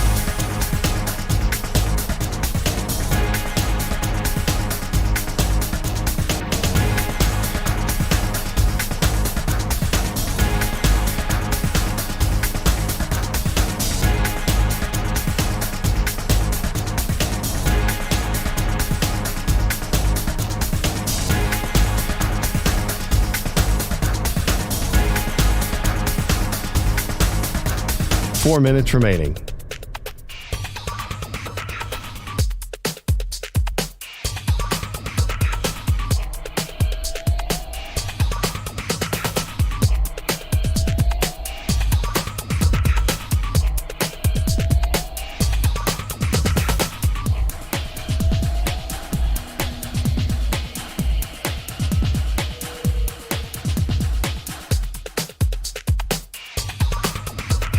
Three minutes, 30 seconds remaining.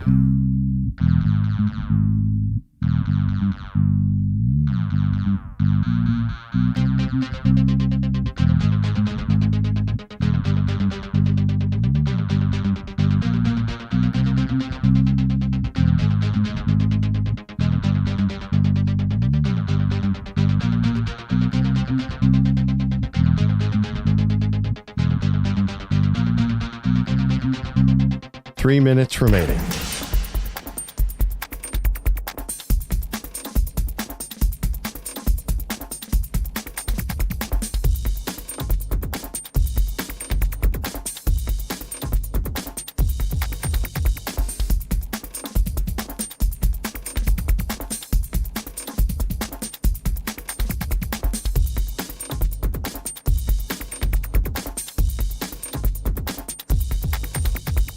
2 minutes, 30 seconds remaining.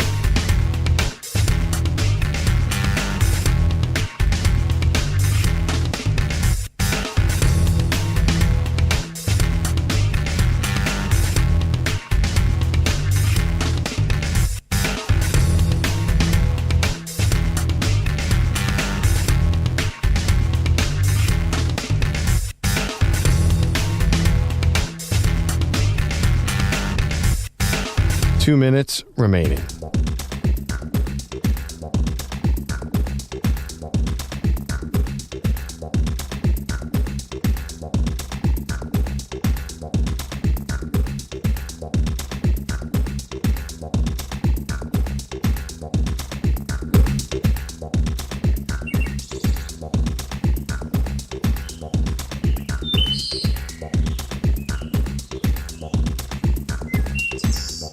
In a world where enlightenment comes from the depths of caves and the depths of consciousness, one man emerges with a newfound clarity.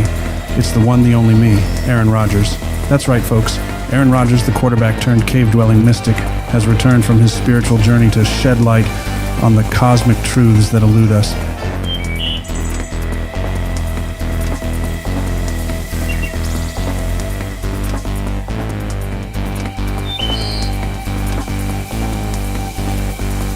One minute remaining.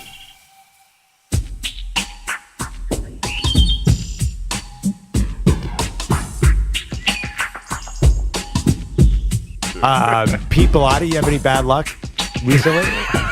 45 seconds remaining. Let's go back to the Anything bad? When's your birthday again? Let's go back to the fall of 2013. Wow, this is incredible. You know, I always thought the most surreal part of my career would be the puffy shirt or the soup Nazi, but here I am, accepting.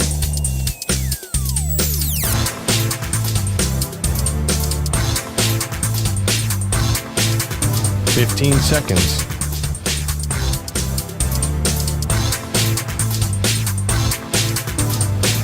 Break ends in 5 seconds.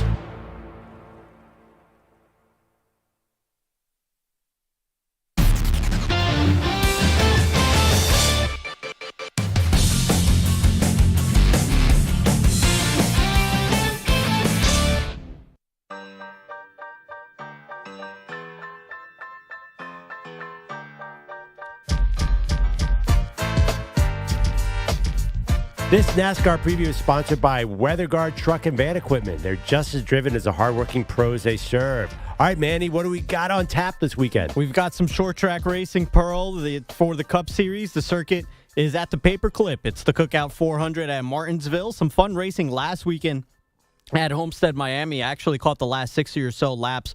Bubba Wallace was leading the race at that point. He would finish in third place behind Alex Bowman. And the winner, Kyle Larson, in the number 5 Hendricks Motorsports Chevrolet. Guys, we got the Cookout 400 from Martinsville Speedway, the Green Flag Wave, Sunday at 3 p.m. Eastern. Wow. Nailed it. I hope Sydney Sweeney is out there on the airwaves listening to this. Maybe, possibly not with her fiance anymore, and Manny is available. I'll meet you at that half-mile track, girl, in Virginia. Man, wouldn't that be something if it turned out deep down she was some kind of diehard NASCAR fan and kept listening to Manny's awesome updates? Manny Tires. Boogity, boogity, boogity. You know what I mean? I mean, it'd be the upset of the century. But let's keep hope alive. The upset of the century. Wow. I said she's a NASCAR fan. She shows no proclivities towards sports as far as we know. She grew up watching Jeff Gordon and Jimmy Johnson. No, I mean, it'd be the upset of the century if she... That's not what I said. I meant if she was a big racing fan. It would be. Come in, man, even you would admit. What you trying to say, Pearl? I mean, Sydney Sweeney, I assume her next boyfriend is going to be one of the most famous people on planet Earth. Yeah, your boy. But listen, sometimes... And all I got to go do is go viral or something. Manny's got a national platform. I think sometimes really famous people like to also date, people who are not as famous as them. Right. Julia Roberts married somebody who was in the tech crew. Sure. Possible. Well, first of all, you have to get around Sydney Sweeney. Can you PA on a Sydney Sweeney movie or something? Probably not. Yeah. You're overqualified for that. I could probably just run into her. We're in Manhattan. By the way, I had a celebrity sighting yesterday. I think I saw Should we Kenan guess? Thompson like 2 weeks Wait, ago. I know. You always see the same person. It's always Juwan Howard. No, John Howard I have not seen a lot lately. And you can see him from a mile away because he's 6'10". Boomer Esiason is no, my this is guess. a woman. This is a woman who's also quite attractive.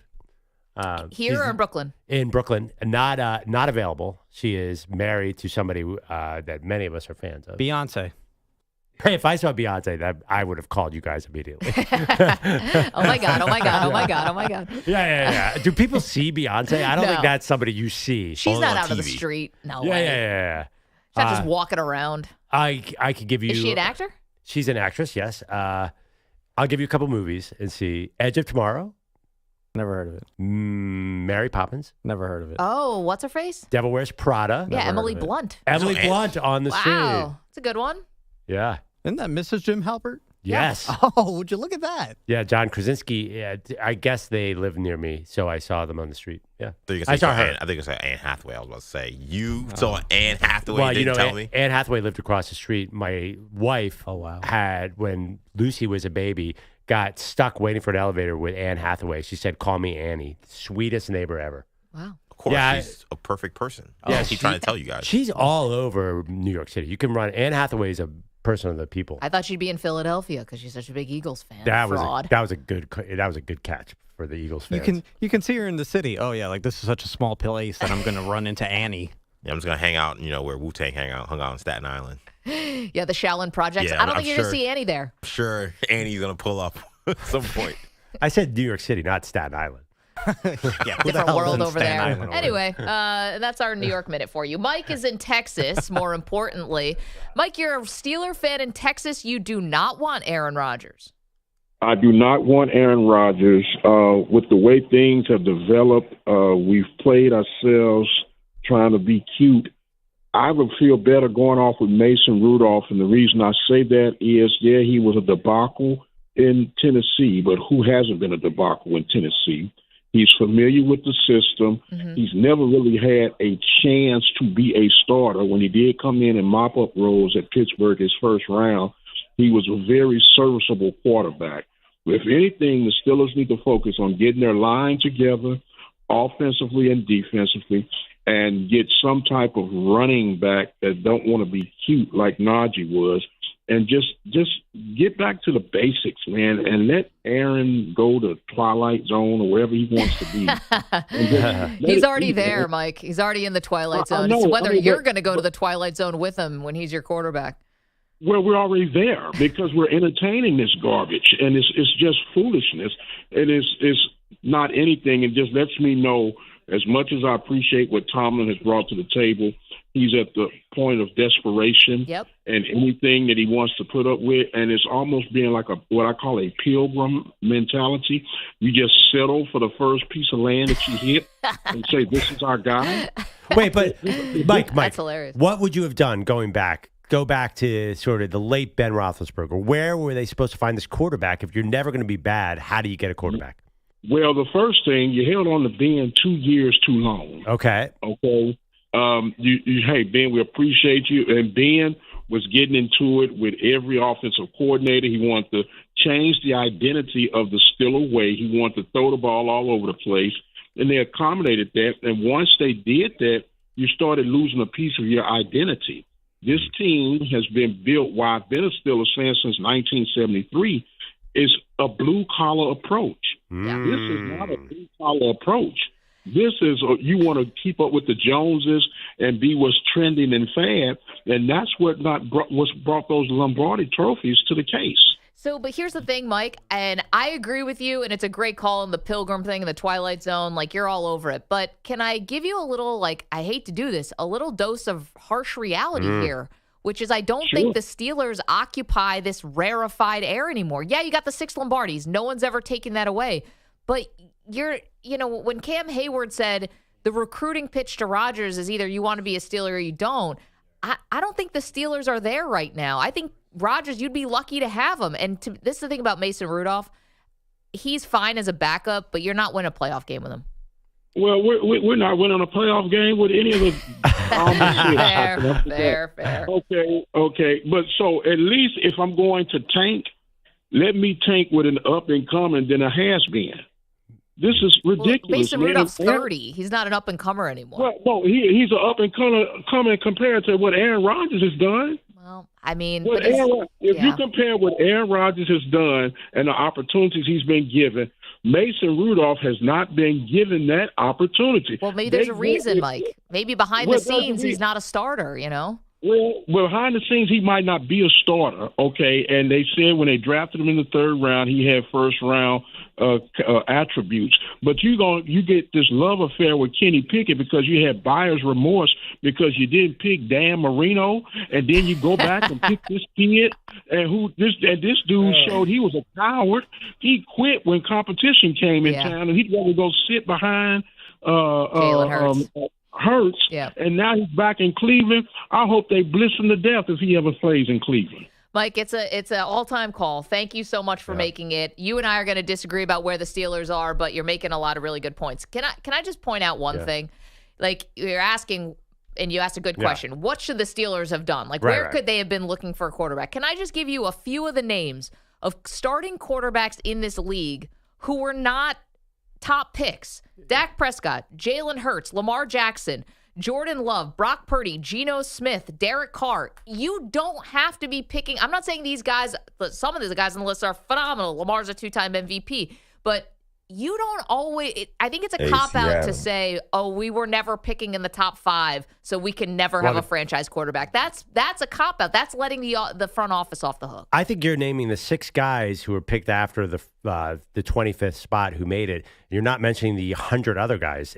They never even took a chance. They took Mason Rudolph. What's wrong? Why does Mason Rudolph fit that description? Well, because that's one. By the way, that's one guy who they took in the 3rd round. And and Kenny Pickett was a first-round pick, but they got blinded by Pickett. I love what Mike said, that they didn't take Dan Marino all those years ago when he was at Pitt.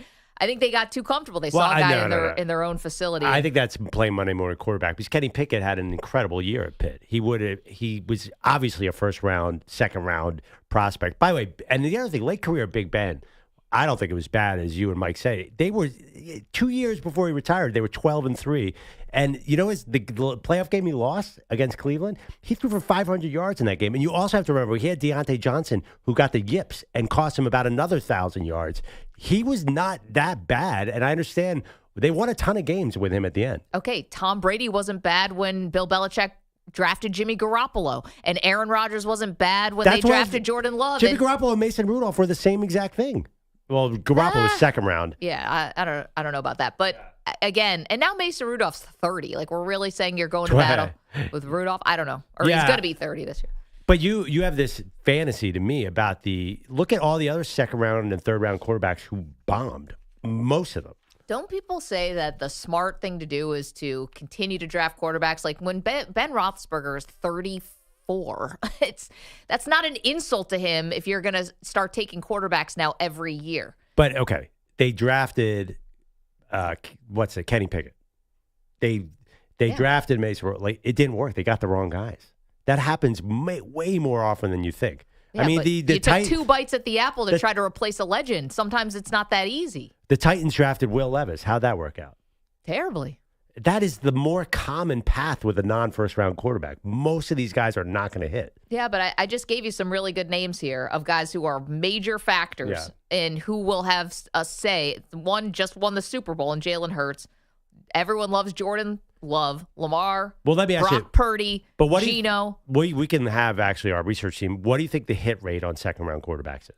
I feel like there's fewer second-rounders now because guys just like trade up to the end of the first round because they want that fifth-year option. But, yeah, it's probably not as bad as it is in the first round. I understand it. But you took 2 bites at the apple thinking you were finding your next franchise quarterback. Say if it's 50% in the first round, I think it's 10% in the second round. And maybe I'm wrong. Maybe it's more. But generally, it is not that easy to find a late-round quarterback. You're making it sound like, just draft some guy. And you say the same thing this year. Like, you really think Quinn Ewers is going to come in and save anyone? Well, I don't know if it's going to be Ewers. I don't know if it's Tyler Shuck. I don't know if it's going to be somebody. Anyway, Andrew Bogusch is here. You're welcome to weigh in, by the way. 888-710-4ISN, 888-710-4476. What this comes down to is how much do you blame the Steelers for finding themselves in this predicament? Perloff thinks they did what they should have done. They did take a couple shots at quarterback. It's not their fault that they find themselves here desperate. I'm not letting them off the hook so easily. Bogues, what you got? Margaret, hopefully the rest of college basketball believes Pearl is wrong and Cooper Flagg isn't actually considering staying in school for a second season. So a 9-2 Arizona run back within 12, 10-10 to go. Flagg for three. Got it. Cooper Flagg took one step left and launched. What a player. What a night. Scott Graham from the Westwood One NCAA radio network. Flagg with 30 points, 6 rebounds, 7 assists, and 3 blocks as Duke held off Arizona 193 in the nightcap in Newark. The Blue Devil lead as large as 19 but got cut to 5, largely because of Caleb Love, who scored 15 straight Arizona points in one stretch, finishing with 35. But this game's about Flagg, and here's his head coach, John Shire. That was one of the best tournament performances I've ever coached or been a part of. And he just did what you're supposed to do, and he'll move on and get ready for Alabama. And I think that's the beauty of it with him. He doesn't get caught up in all that. Pearl, your thoughts? My theory that Cooper Flagg will possibly come back, it means that Duke loses in the tournament, by the way. And picture a scenario where they get really close at the end and he comes up just short. I think that could inspire him. Oh, my God, I want to win this thing. Because I think he has tons of money. He's going to make, if he came back next year at Duke, he might get $15 million. So I think that's sort of where the theory is. I think if he comes close and misses out, that feeling, he might want to finish the job. The unfinished business Yeah, feeling? the unfinished, especially because it looks like the way their path lays out, they're not going to see too much. Well, Alabama doesn't play any defense. I mean, he could score 45 in this game. I think that there's a good chance they get into the Final Four, and then, they could definitely lose in the Final Four. If he's right there, I guess the feeling he's going to want to try again. It's funny, if you're noticing, Perloff's got a theme here. You think that not only Cooper Flagg is going to come back, that Arch Manning. Same with Arch. And Arch, if Arch wins the title, I think it's, and this is, NIL is driving a lot of this, because it's different. You could get a ton of money.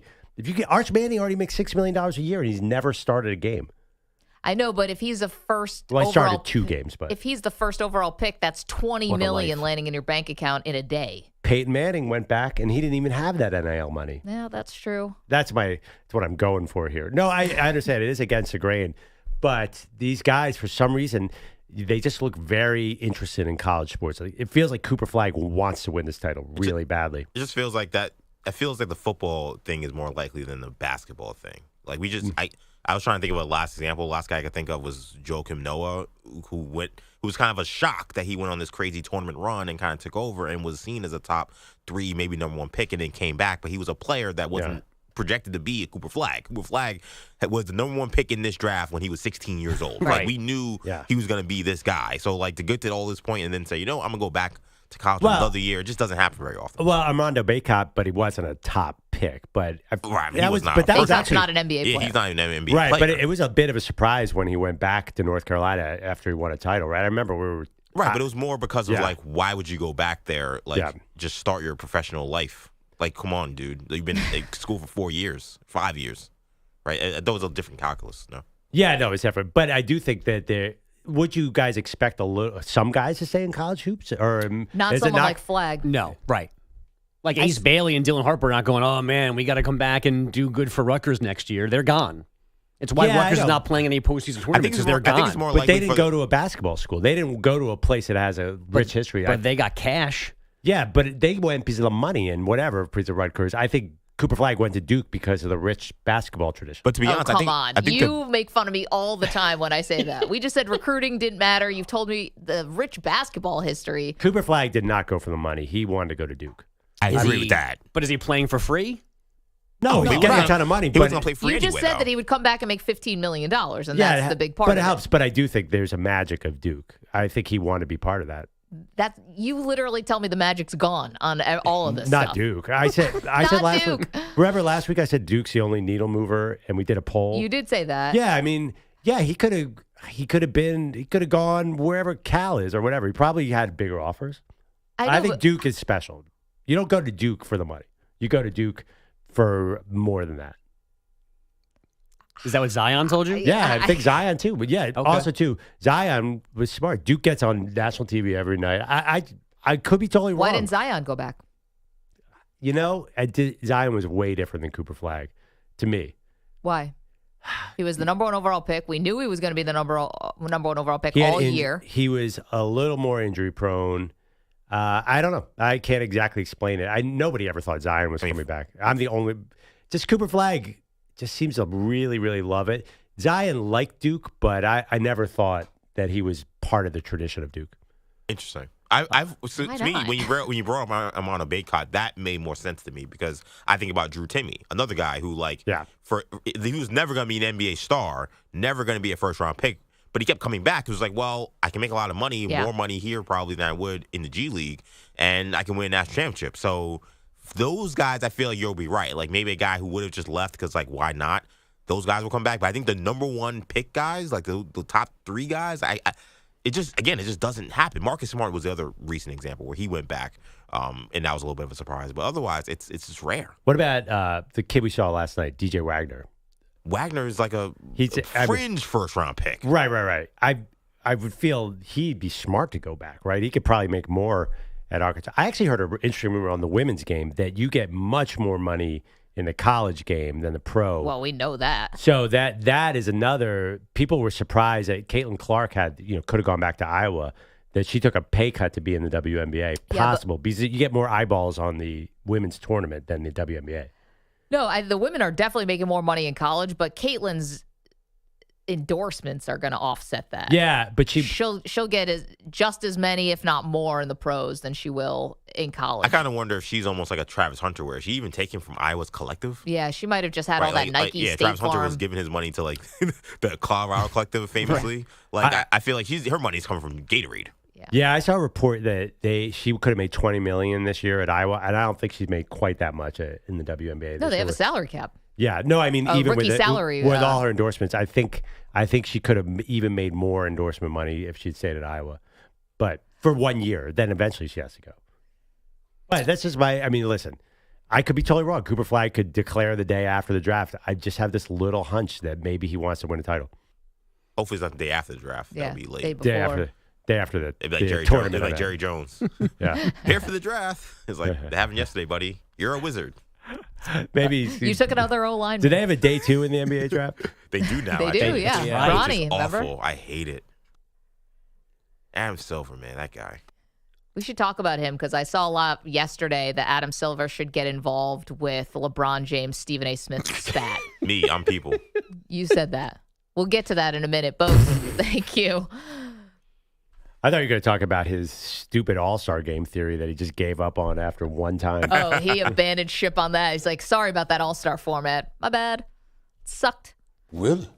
Okay, we'll get into Stephen A. and LeBron because there's still a lot of fallout from that interview that LeBron did with Pat McAfee, and Stephen A. went back at him. I think that Stephen A. looked bad. Perloff doesn't think he looked bad. We'll do that next. Who was on crack? You're in a 5-minute break.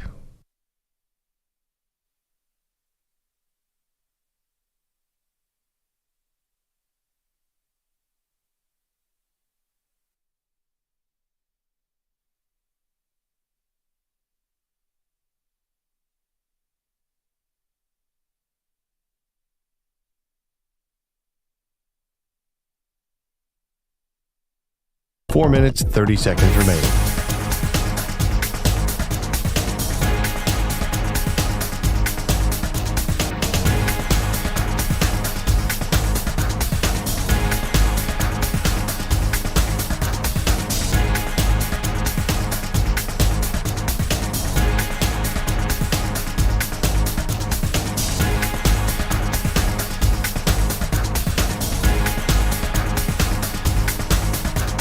Four minutes remaining.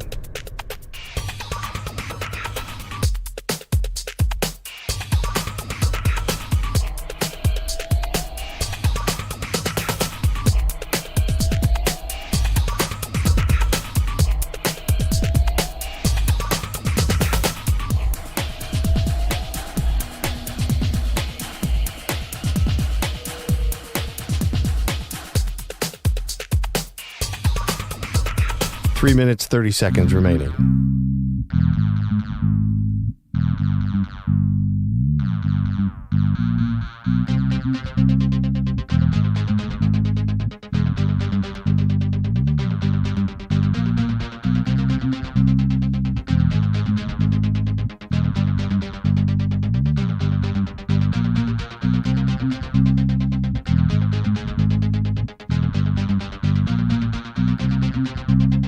3 minutes remaining.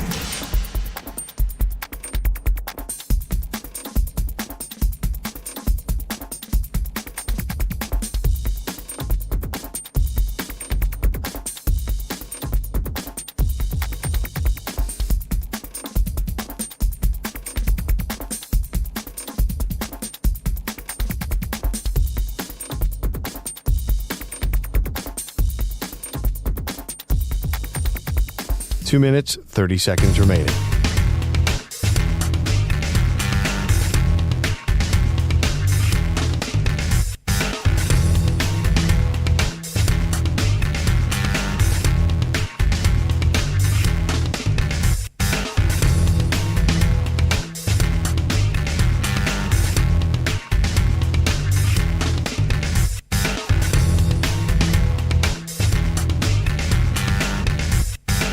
Two minutes remaining.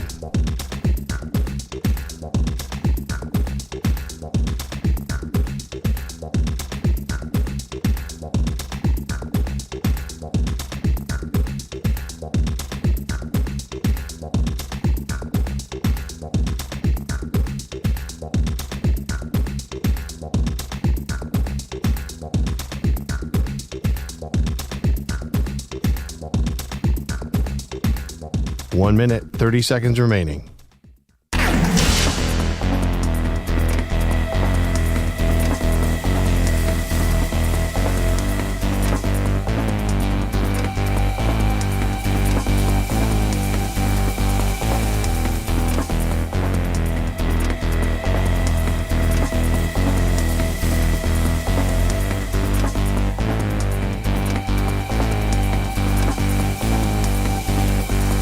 One minute remaining.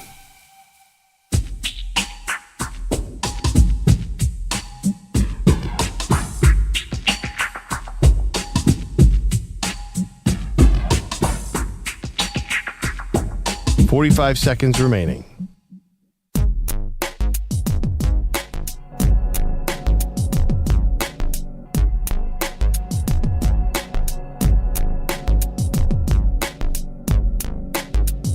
.30 seconds remaining.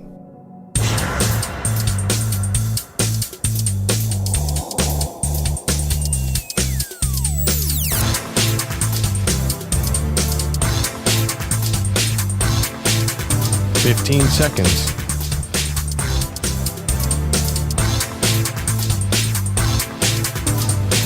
Break ends in 5 seconds.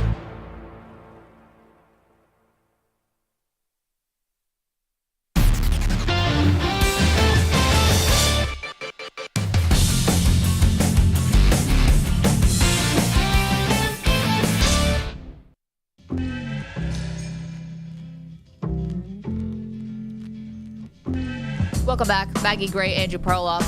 All right, so there's more fallout from the LeBron James, Pat McAfee interview where he said a lot of things. It was a very wide-ranging interview. He talked about Bronny, he talked about Michael Jordan, and he talked about his media beefs with Stephen A. Smith and I guess a beef with Brian Windhorst that we really didn't know about. So, of course, Stephen A.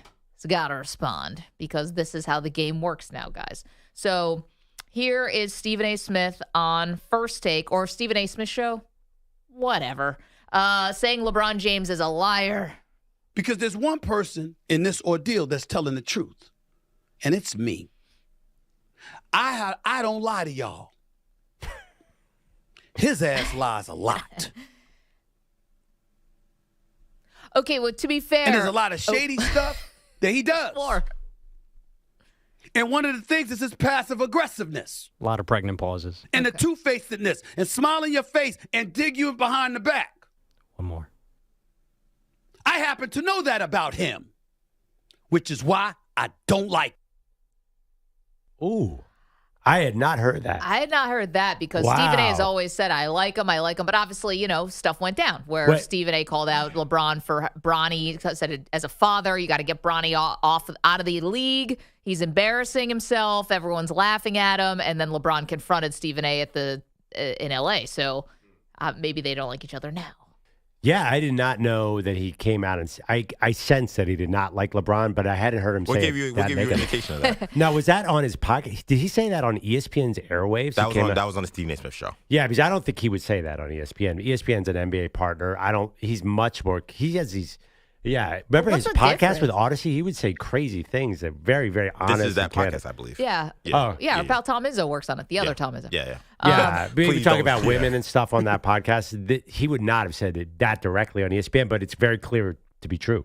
Yeah, I mean, listen, the one thing that Stephen A. kept clapping back at LeBron is like, LeBron would say things about Stephen A., and Stephen A. would say, well, I think you're the second best player of all time. Like, it was just a very, I don't know. The criticisms were almost like they're missing the mark on each other, right? Which is why I don't like. Here's more Stephen A. on LeBron. Okay, so now Stephen A. is saying LeBron's not the guy you think he is. He's two-faced. He will smile to your face and stab you in the back. Really? And I'm the only one who's telling you the truth. I'm telling you, like, this is the oldest trick in the book. Media people saying, I'm the only one who tells you the truth. Only I can tell you the truth. Media, politics, everything. Anyway, you decide for yourself. Here's Stephen A. on his reasons why LeBron is two-faced. I suggest that he be happy with the things that I haven't brought up. I never brought up really and never really discussed why you were not at Kobe Bryant's memorial service. I never really brought up or discussed why you did not attend Dwayne Wade's Hall of Fame induction when that man was directly responsible for you capturing a championship for the first time in your career. I brought up none of that. Until now. Okay, so Stephen A. was really kind of... I am having a very bad day. Well, he was, because he kind of showed his rear end here, if you will. I'm in no mood. LeBron was at Kobe's memorial service. And that is a big one to get wrong. Oh, come on. It is not. Yes, it is, dude. Oh, come on. This is Stephen A. This guy, remember the Hunter Henry thing? It's all in the delivery for Stephen A. Nobody cares about the facts. And even these facts are kind of lame, but that was still quite entertaining. But this one should matter. Why does you that can't matter? say Why a does guy that matter? wasn't at a memorial service when we all saw him there crying. That's different than saying he thought Hunter Henry was still on the Chargers, whatever that stupid thing was. Yes, it's less important than actually previewing a football game that we're all betting on. Who cares? I understand what you're saying, but this is not some state secret he revealed. The whole thing is so farcical. I mean, who cares? I mean, who cares if he made a mistake? Oh, I think this is a mistake you can't make, because Stephen A. had a lot of time to think about what he wanted to say, right? Yeah. And the fact that he either didn't prep or didn't double check that LeBron was at Kobe, that's very personal. You're basically saying you're pretending to be broken up about Kobe, but you couldn't even be at his memorial service. It's just not true. I think that is a mistake unlike other mistakes. The Wade Hall of Fame thing, too, was presented without context. Wade gets into the Hall of Fame. That induction ceremony is August. Bronny had a cardiac arrest in July. I mean, it's the guy's kid. Like, it can be explained why LeBron may have missed that Hall of Fame induction. To go from L.A. to Springfield, Massachusetts, maybe you can't go when your kid just went through a harrowing near-death experience. Yeah, but I mean, how can you take this entire Stephen A. rant seriously? He's like, I didn't bring up, and then he proceeds to bring things up. He's immediately entering comedy territory. I mean, it was so petty and ridiculous. But I don't think he's doing this with a twinkle in his eye. That was meant to be cutting. But we're all viewing Stephen A. with a twinkle in our eye because we know the Stephen A. act. It's an act. It's entertainment. He's not Walter Cronkite. Well, what? Walter Cronkite. There you go. Yeah. So here's the thing, though. Do you also give that same grace to LeBron then? Do you think he's also acting here? No, I think LeBron has already started to laugh. That video he put out of Stephen A. boxing, LeBron sees the humor in this. He definitely does. And I think on McAfee, he was kind of like just a bunch of guys sitting around laughing at how stupid these opponents are. Really? You don't think LeBron's laughing at Stephen A. right now? No. I think that LeBron is. I don't think Stephen A. is. And I see this happen sometimes with people in media when they get really big and they get a lot of money and they get really important, like in our world, in our neck of the woods. And Stephen A. has got very important. There was some polling. The king of the top of the hill right now. Well, there was some polling that he could be the Democratic Party. Who knows? Guys stop being able to laugh at themselves. And they can't find the funny anymore. because they feel like they've got too much to lose. And I think this is happening with Stephen A. He's taking himself way too seriously right now. Yeah, it's hysterical. It's not fun, but he's not. It's not funny anymore. It's so funny. And by the way, you're doing windy hands. Windy You're hands. doing Poor windy fingers. Got sideswiped in this whole thing. You don't want to make an enemy out of me.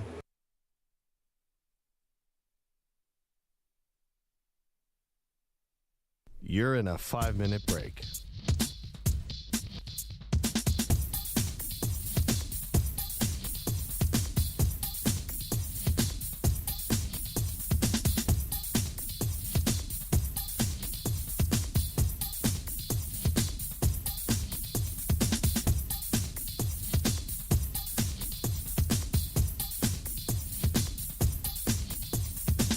Four minutes, 30 seconds remaining.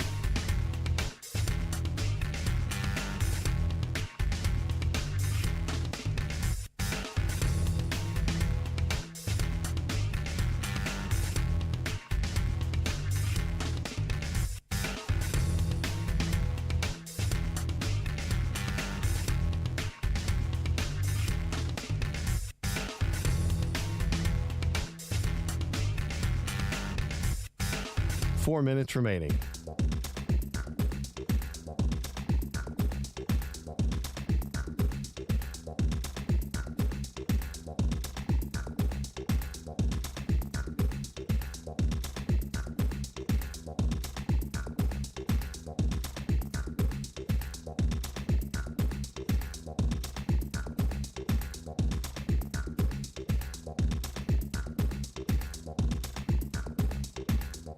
Three minutes, 30 seconds remaining.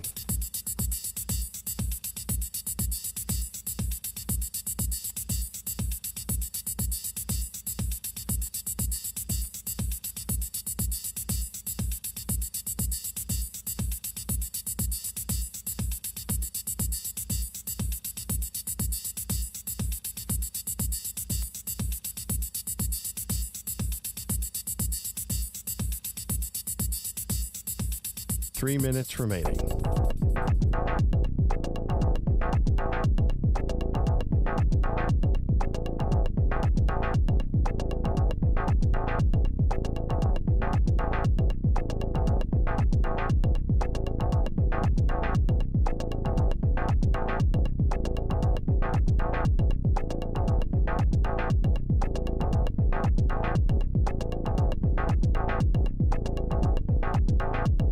Two minutes, 30 seconds remaining.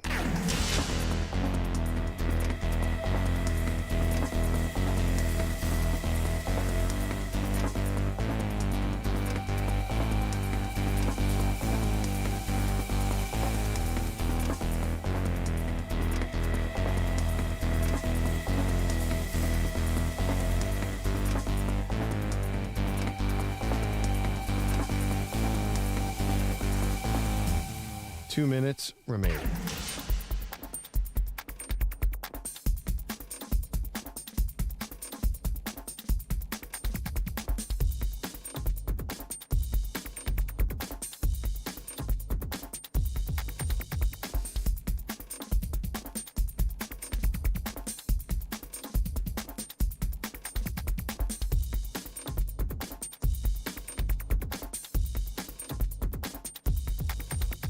One minute, 30 seconds remaining.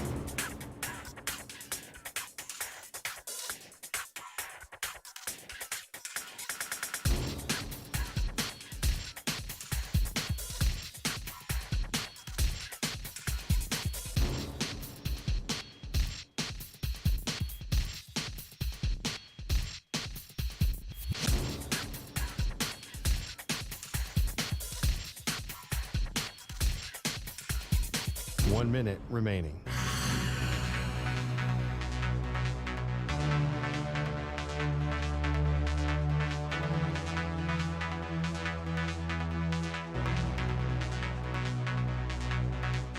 Forty-five seconds remaining.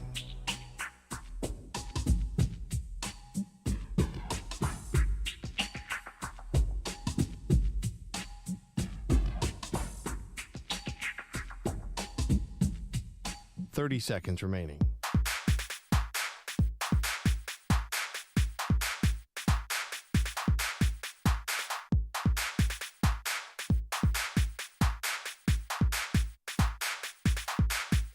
15 seconds.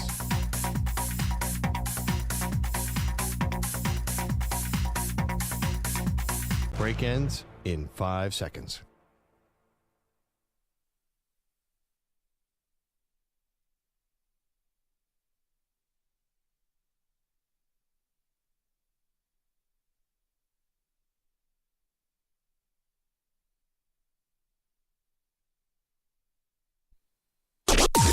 Maggie and Perloff on the Infinity Sports Network.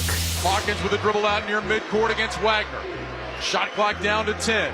Hawkins will give it to Williams. Dribbles over on the right side. Williams trying to back it against Knox. Into the paint. Turns baseline. Pump fake. Puts it up off the glass and in!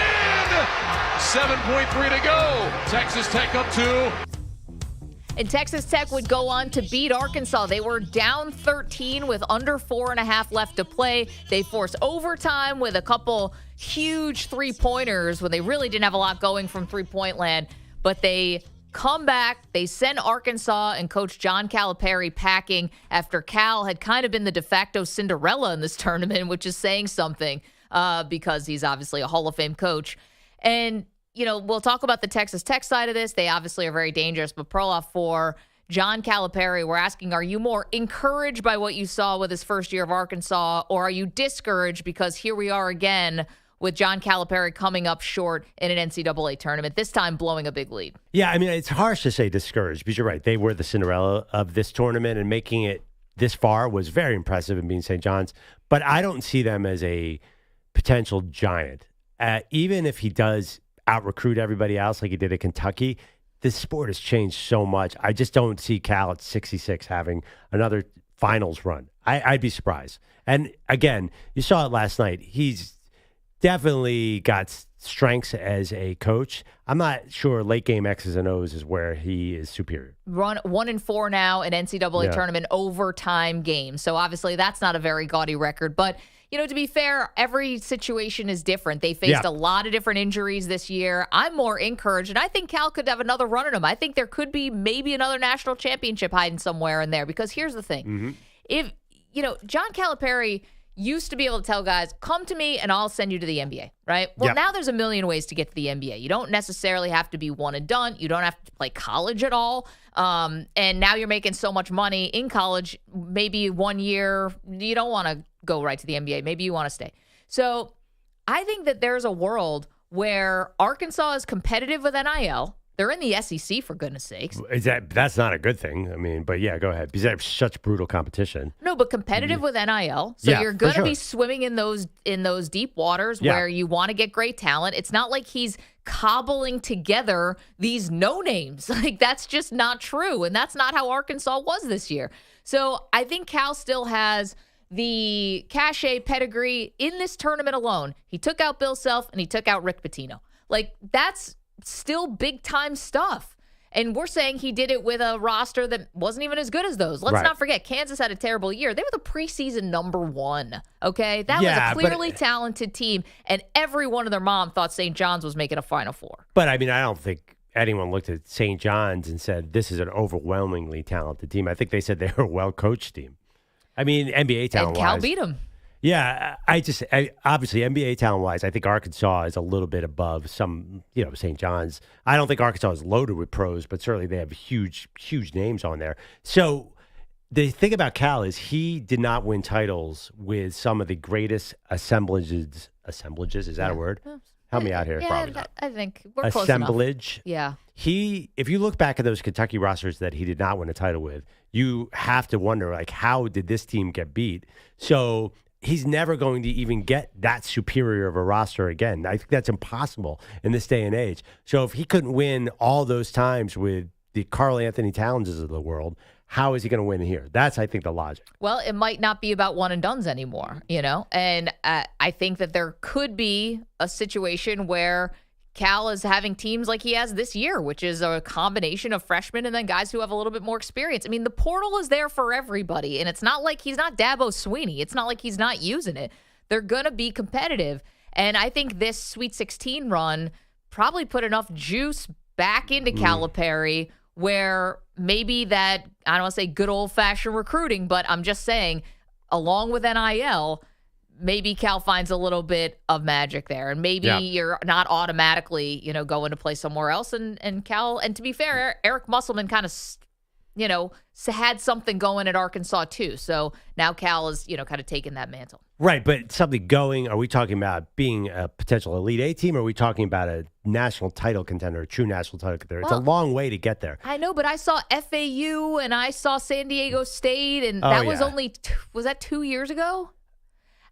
And now we're seeing Duke with Cooper Flagg and a true freshman. So you can do it some ways. You can do it with a collection of older guys. You can do it with true freshmen. There's not one way to win anymore. Gosh, I'm looking at some of these old Kentucky rosters from 10 years ago. I mean, this is insane. This might be the most talented roster of all time. He's got 14 pros.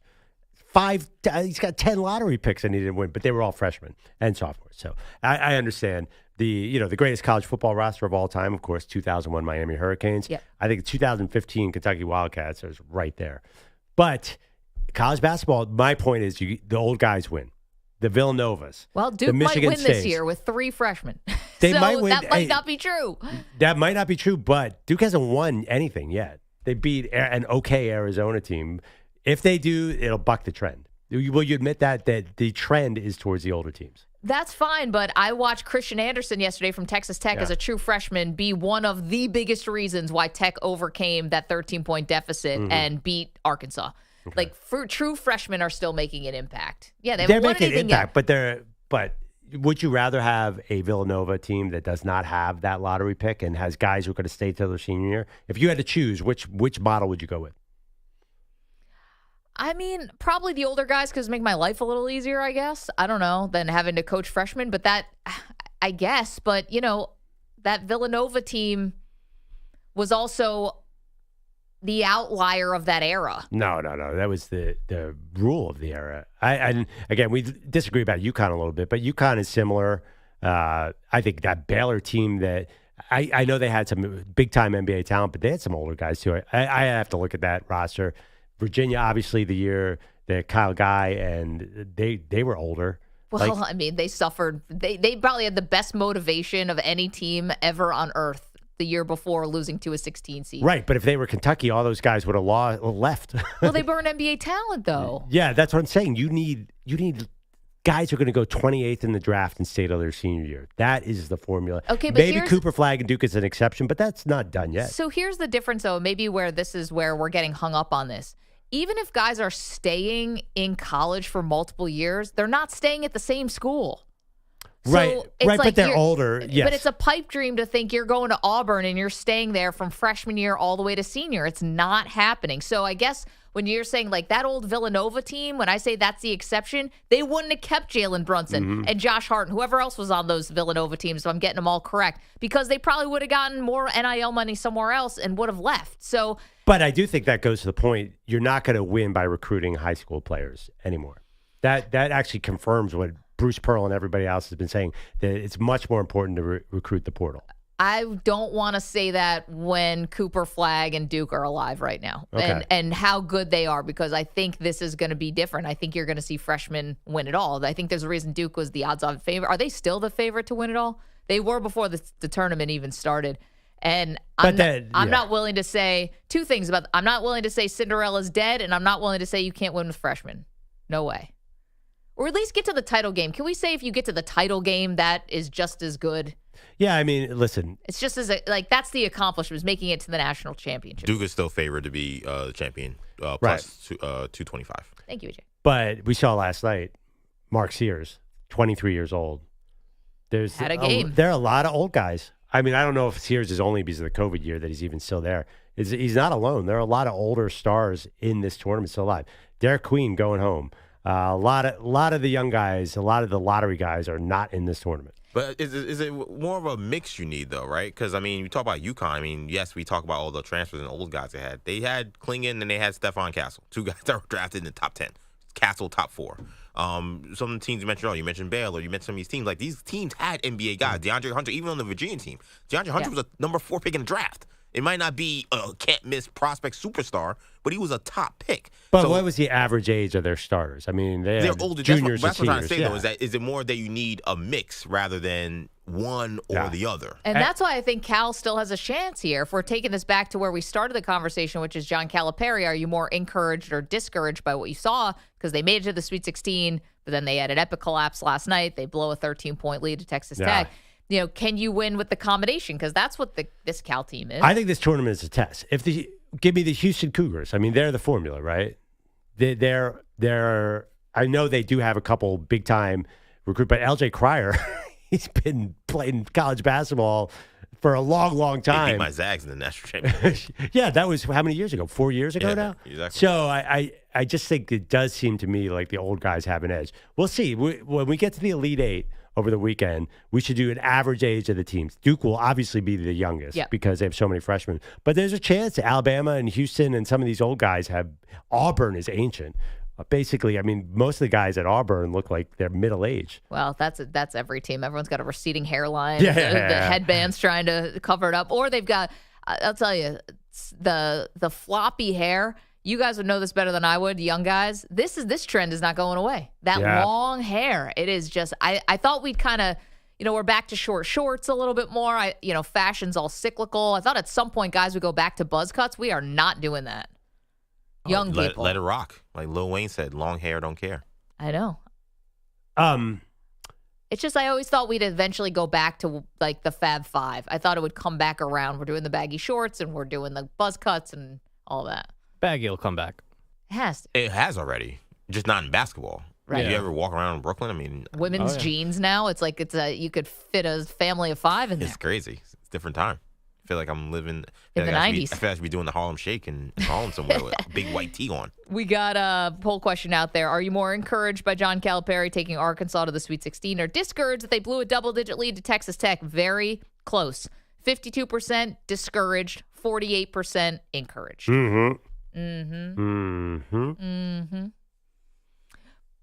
I would, Maggie, if I were you, I would not bet on John Calipari. I'm sorry. I'm just going to say it. I do not think he wins another title. Honestly, I was into Rick Pitino. I just think that it's really hard. And also, it's obviously quite hard to win a national championship. Well, we know that. All right, let's get to the Maggie and Perloff movie sequel bracket.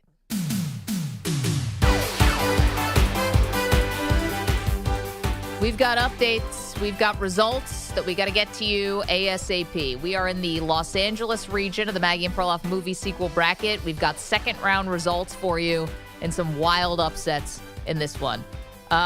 We go chalk with the number 1 overall seed, though. That would be Terminator 2 Judgment Day. 63% takes out the 8th seed, Back to the Future 2, 37%.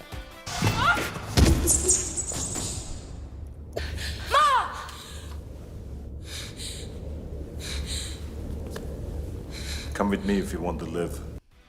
Love a little Arnold. How about an upset here? The 12th seed, Minions Rise of Gru, wipes away X2. Kelly! Daddy! Red! Mom! Quizá la mama!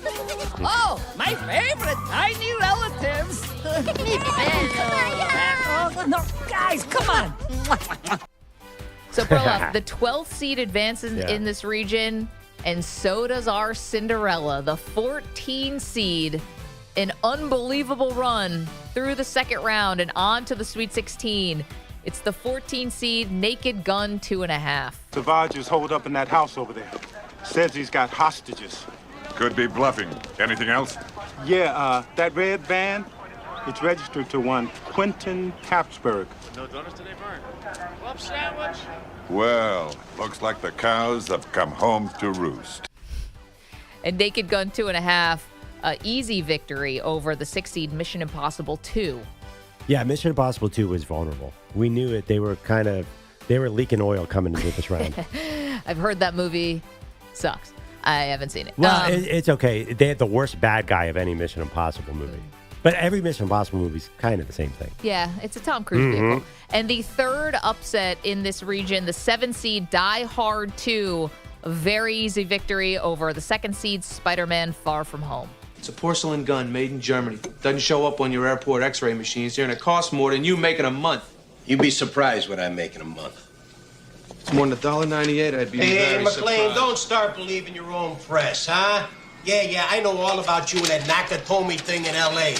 But just because the TV thinks you're hot, that don't make it so. I miss Bruce Willis. He's not even gone. I know he's battling some serious health stuff, and I miss Bruce Willis in movies. It is Dennis Franz, by the way. Yeah. You called that yesterday. Yeah, Die Hard 2 is in D.C., right? Or there's planes or something going on.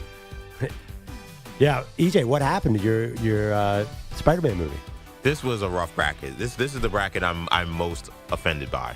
Offended? Yeah, I mean, Minions: The Rise of Gru being X2 is a travesty. Complete Wait. travesty. But the Minions movies, everybody loves those. What's wrong with the Minions Everybody movie? loves Steve Carell, too, man. X-Men 2 is the best X-Men movie, most likely. Help me out here. What happened in X-Men 2? That's the one with William Stryker. That's the one with Lady Deathstrike. That's the one with the Nightcrawler opening scene where Nightcrawler goes into the White House and tries to assassinate the president. This movie is gas. I think it's a recency bias because Minions, they all make $1 billion. But I don't think the Minions. what I've read, the Minions Rise of Gru isn't seen as better than Minions. Rise of Gru is awesome. I've seen it probably 5 times with my kids. So that was an issue. And then Die Hard 2 over Spider-Man Far From Home. Again, what are we doing, people? Die Hard 2, Die Hard 1, amazing. Die Hard 2, come on. Spider-Man Far From Home definitely should have advanced there. I did not realize that Die Hard 2 has a tagline. It's Die Hard 2, wrong place, wrong time, same John McClane. Come on, EJ, get on board. I couldn't fit that in the poll. Die Hard 2, by the way, don't waste your time. It's terrible, too. Well, Die Hard 3, amazing. Die Hard 3 is almost as good as Die Hard 1. Samuel L. Jackson on the streets of New York, the two of those, that is an all-time buddy movie. Okay. I at this point, I can't really remember Die 2 Hard from with 3. Die Hard with Vengeance is the title of that one. You know what I think your problem with Spider-Man, and again, I'm going to get to, this is my critique of Dark Knight as well. Is it really a sequel? Of course it's a sequel. What do you mean? It's its 7th Spider-Man movie. Dark Knight was the 8th Batman movie. Yes, it's a sequel in the technical sense, but it's not Godfather 2. Is it continuing a story? Is it Spider-Man 2? Yes, it's Spider-Man 2. What do you mean? There's another movie called Spider-Man 2 in this bracket that is still going further. That's what I mean. It's confusing. It's a different iteration of the character. I don't find it that confusing, but maybe some people do. Again, we only went with sequels that have a 2, like the second, but, we have a Batman Returns because that's the Michael Keaton, Tim Burton one with Michelle Pfeiffer and the Penguin and all that. And then we have another Batman Dark Knight with clearly the Christian Bale, Heath Ledger vehicle. Clearly. 2 different Batman iterations. I mean, Heath Ledger and Jack Nicholson, nothing unlike each other in terms of how they portrayed Joker. I know. And it's always a take that gets me in a lot of trouble, but it's an opinion I stand by, and I feel strongly about it. I like Jack Nicholson better as Joker than Heath Ledger. Oh. By the way.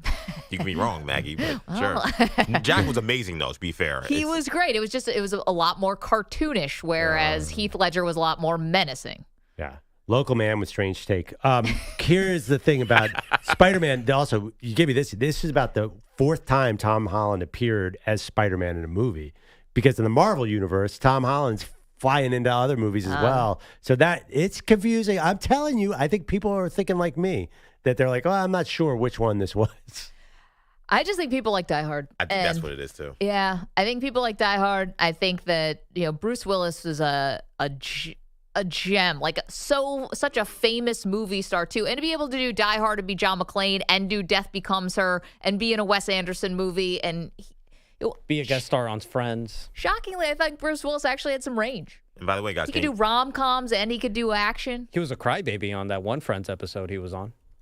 I never saw it. Well, not all of us can be cool like me and Bogey. There's some sentimental Yeah, Manny was value. on the couch dying outside. Are you okay? Oh, it's Friday. Our Sweet 16 for this bracket is now set. The bracket is out now. Cap just put it together. So can we throw it up on Twitter? Yeah, I'll throw it up on Twitter. I'll give you guys the quick matchups. So Dark Knight versus Kill Bill, 1 versus 5. That will be in the Gotham City region, and the winner of that will take on the winner of Temple of Doom versus John Wick 2. That's a dark little matchup there. Yeah. Then you go to the Corleone region, Godfather Part 2 versus Guardians Volume 2. And then you'll have Top Gun Maverick versus Lord of the Rings, Two Towers. Oh, that's going to be a heavyweight. I missed Rush Hour. That's a big one there. And then the Hoth region, Empire Strikes Back versus Spider-Man 2 for Perloff, the real Spider-Man 2, I guess, in his eyes. The first Spider-Man 2. Yes. And then Batman Returns versus Aliens. Those are 1-4-3-2 matchups. So that's all chalk in that region in Hoth. So we have 3 1 seeds? We have all 4 1 seeds now because now Terminator 2 advanced today. Yes. So now you have Terminators 2 versus Minions Rise of Gru. And then in the bizarre Sweet 16 matchup, Naked Gun 2.5 versus Die Hard 2, which is a 14 versus a 7. Wow. Can I ask another Joker question? Sure. Is there anybody who likes Bane more than Joker as a Batman bad guy? Is that just too radical a take? Because I thought Bane was pretty awesome. Well, now we're just saying who's your favorite villain of all time. Right. But you were kind of you're talking about Tom Hardy. Because people, the way you were getting it, people consider Heath Ledger's Joker the GOAT of maybe all comic book movie villains. Maybe all movie villains. Yeah. Darkness is your ally. Yeah. But I mean, I personally I loved the Bane movie, which was the third in that. Yeah, Yeah, that was the third one. They ruined him at the end, though. That was the issue. Yeah. I mean, maybe do we do our top 5 Batman villains or just villains? I can give you top 5 Batman villains. I think Batman villains we could all do. Your top 5 or your. I like ranking them. Yeah, maybe back of the envelope. Let's all back of the envelope our top 5 Batman villains. Oh, I like what EJ said. Movie villains. Or just all-time movie villains? We're just doing a little side thing on a Friday? I like that, too. Okay. Because I think you're trying to get into your you just want to bring up Danny DeVito as the Penguin and all the movies you love so much. I do, but no, I'll go all-time villains. Now, the problem is I don't watch a lot of scary movies, but I know. I think I can put together my 5. Yeah, I'm not a horror guy either, so no one's making that list. That's not the kind I never saw No, Saw. we're not doing Freddy Krueger. Yeah. Well, I don't know. Michael Myers is probably going to make my list. Well, anyway, let's do it. She just tipped her hand. I said make the list. I didn't say be number 1. You can't have the Joker and Michael Myers. What? Why? There's a different category. We're doing villains. They feel different. Go ahead. Okay. We'll get to that. We've got lots more to do, including Perloff's going against the grain, by the way. Second time this week. Let's do that next. Plus, we're doing our top 5 movie villains on the spot. Mm-hmm. Perloff, go ahead. I know you've been dying to talk about this. Yeah, so this is the best time. I mean, I guess early fall when all the sports are going at once, but yesterday was a Lollapalooza of sports. And what's the best way to enjoy it? Of course, Prize Picks. Best place to cash in on your favorite sports, whether it's baseball, NCAA tournament, NBA, so much going on. Prize Picks, over 10 million members, billions of dollars in awarded winnings. It's made daily fantasy sports accessible to everyone. It's so easy to use. Pick 2 or more players across any sport. Pick more or less on their projection. You can win up to 1,000 times your money. Who have you been winning with, Mag? Well, Shohei came through for me yesterday. No shock there. Unfortunately, my guy Juan Soto did not hold up his end of the bargain. But I'm back at it today because still got 161 more of these guys, at least for the Mets. I'm going to go back to baseball here. Can I give you a Jacob Stallings for Colorado over just a half of a base? Just get on base, dude. And then get hit by a pitch if you have to. Do whatever you got to do. And then I'm actually going to go with Brandon Przemski from the Golden State Warriors, more than 13.5 points. So I'm going to do a little baseball and a little NBA. Of course, you got the Sweet 16 continues tonight. Prize Picks is the place to have fun. It's America's #1 daily fantasy sports app. It's available in more than 40 states, including our friends in California and Texas. Hello, good morning. Download the Prize Picks app today. Use the code M&P, and you get $50 in bonus promo funds instantly when you play $5. That's code M&P on Prize Picks to get $50 in bonus promo funds instantly when you play $5. Win or lose, you'll get $50 bonus credit for just playing. It's guaranteed. Prize Picks. Run your game. Must be present in certain states. Visit prizepicks.com for restrictions and details. Mand P.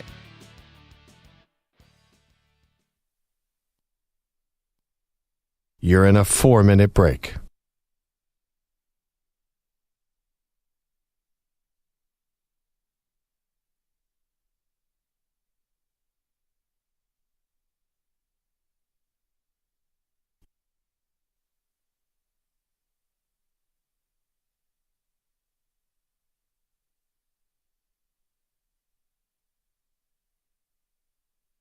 Three minutes, 30 seconds remaining.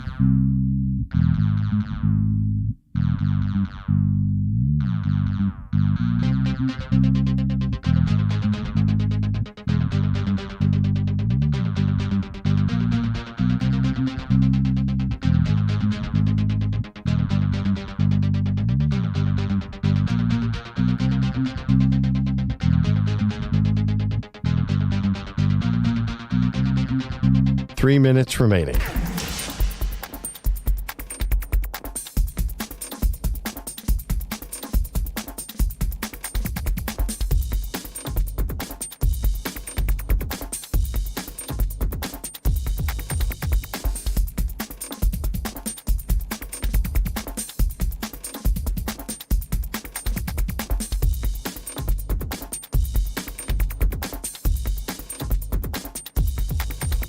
Two minutes, 30 seconds remaining.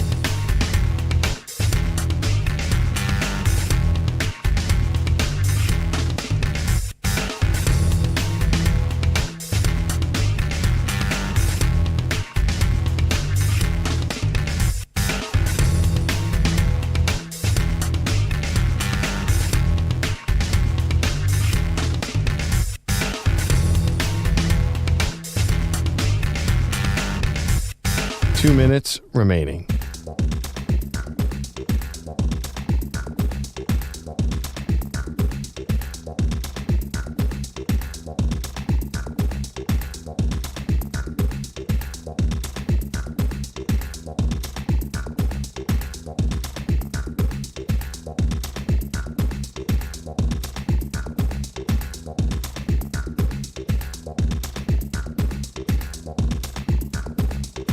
One minute, 30 seconds remaining.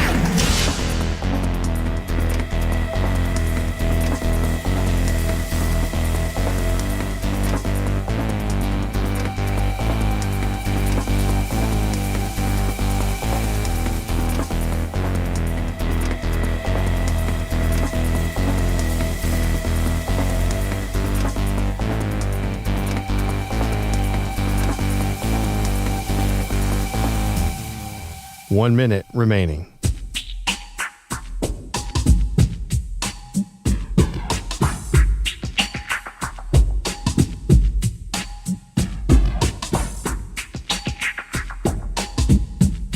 $45 seconds remaining.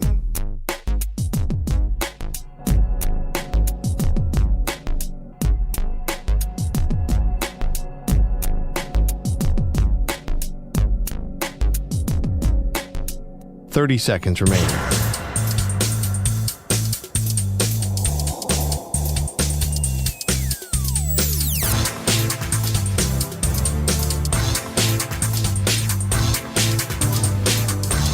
$15 seconds.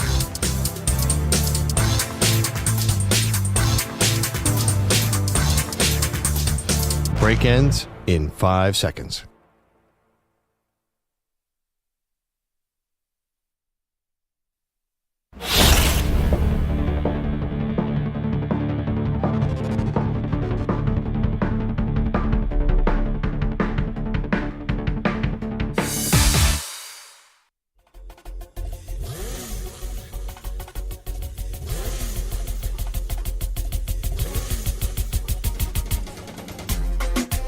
Welcome back, Maggie and Perloff Show. We got into a side debate, a very Friday thing, talking about the movie Batman Dark Knight. Is Heath Ledger the greatest movie villain of all time? So we're going back of the envelope, our top 5 movie villains. And I personally, Maggie, I did not Google a list, so I'm kind of flying blind, trying to go by memory. Same. And I'm sure we're going to be quite incomplete. We had 5 minutes to do this. I got 4 done. I'm working on a 5th. Okay. Do you want to do your 4? I need some time. Again, EJ and Mandy, did you guys do lists? I'm in the middle of a list here. Yeah, it takes a minute. I'll do mine. You go first, and I'll come up. Mine is like not complete. There's a million I left out here. We're doing this back of the envelope. So these are my top 5 movie villains of all time. Number 5, I'm going to go Jeremy Piven in Old School. Jeez. Oh, he was so hateable. He was like the school president or whatever. He's trying to foil Will Ferrell and Vince Vaughn. You are going wild. Piven was great in that role. Remember the guy who was always with him? Oh, yeah, gosh. that was lackey. Remember when he interviews, oh, God, the co-ed behind him? He's like, don't look at me.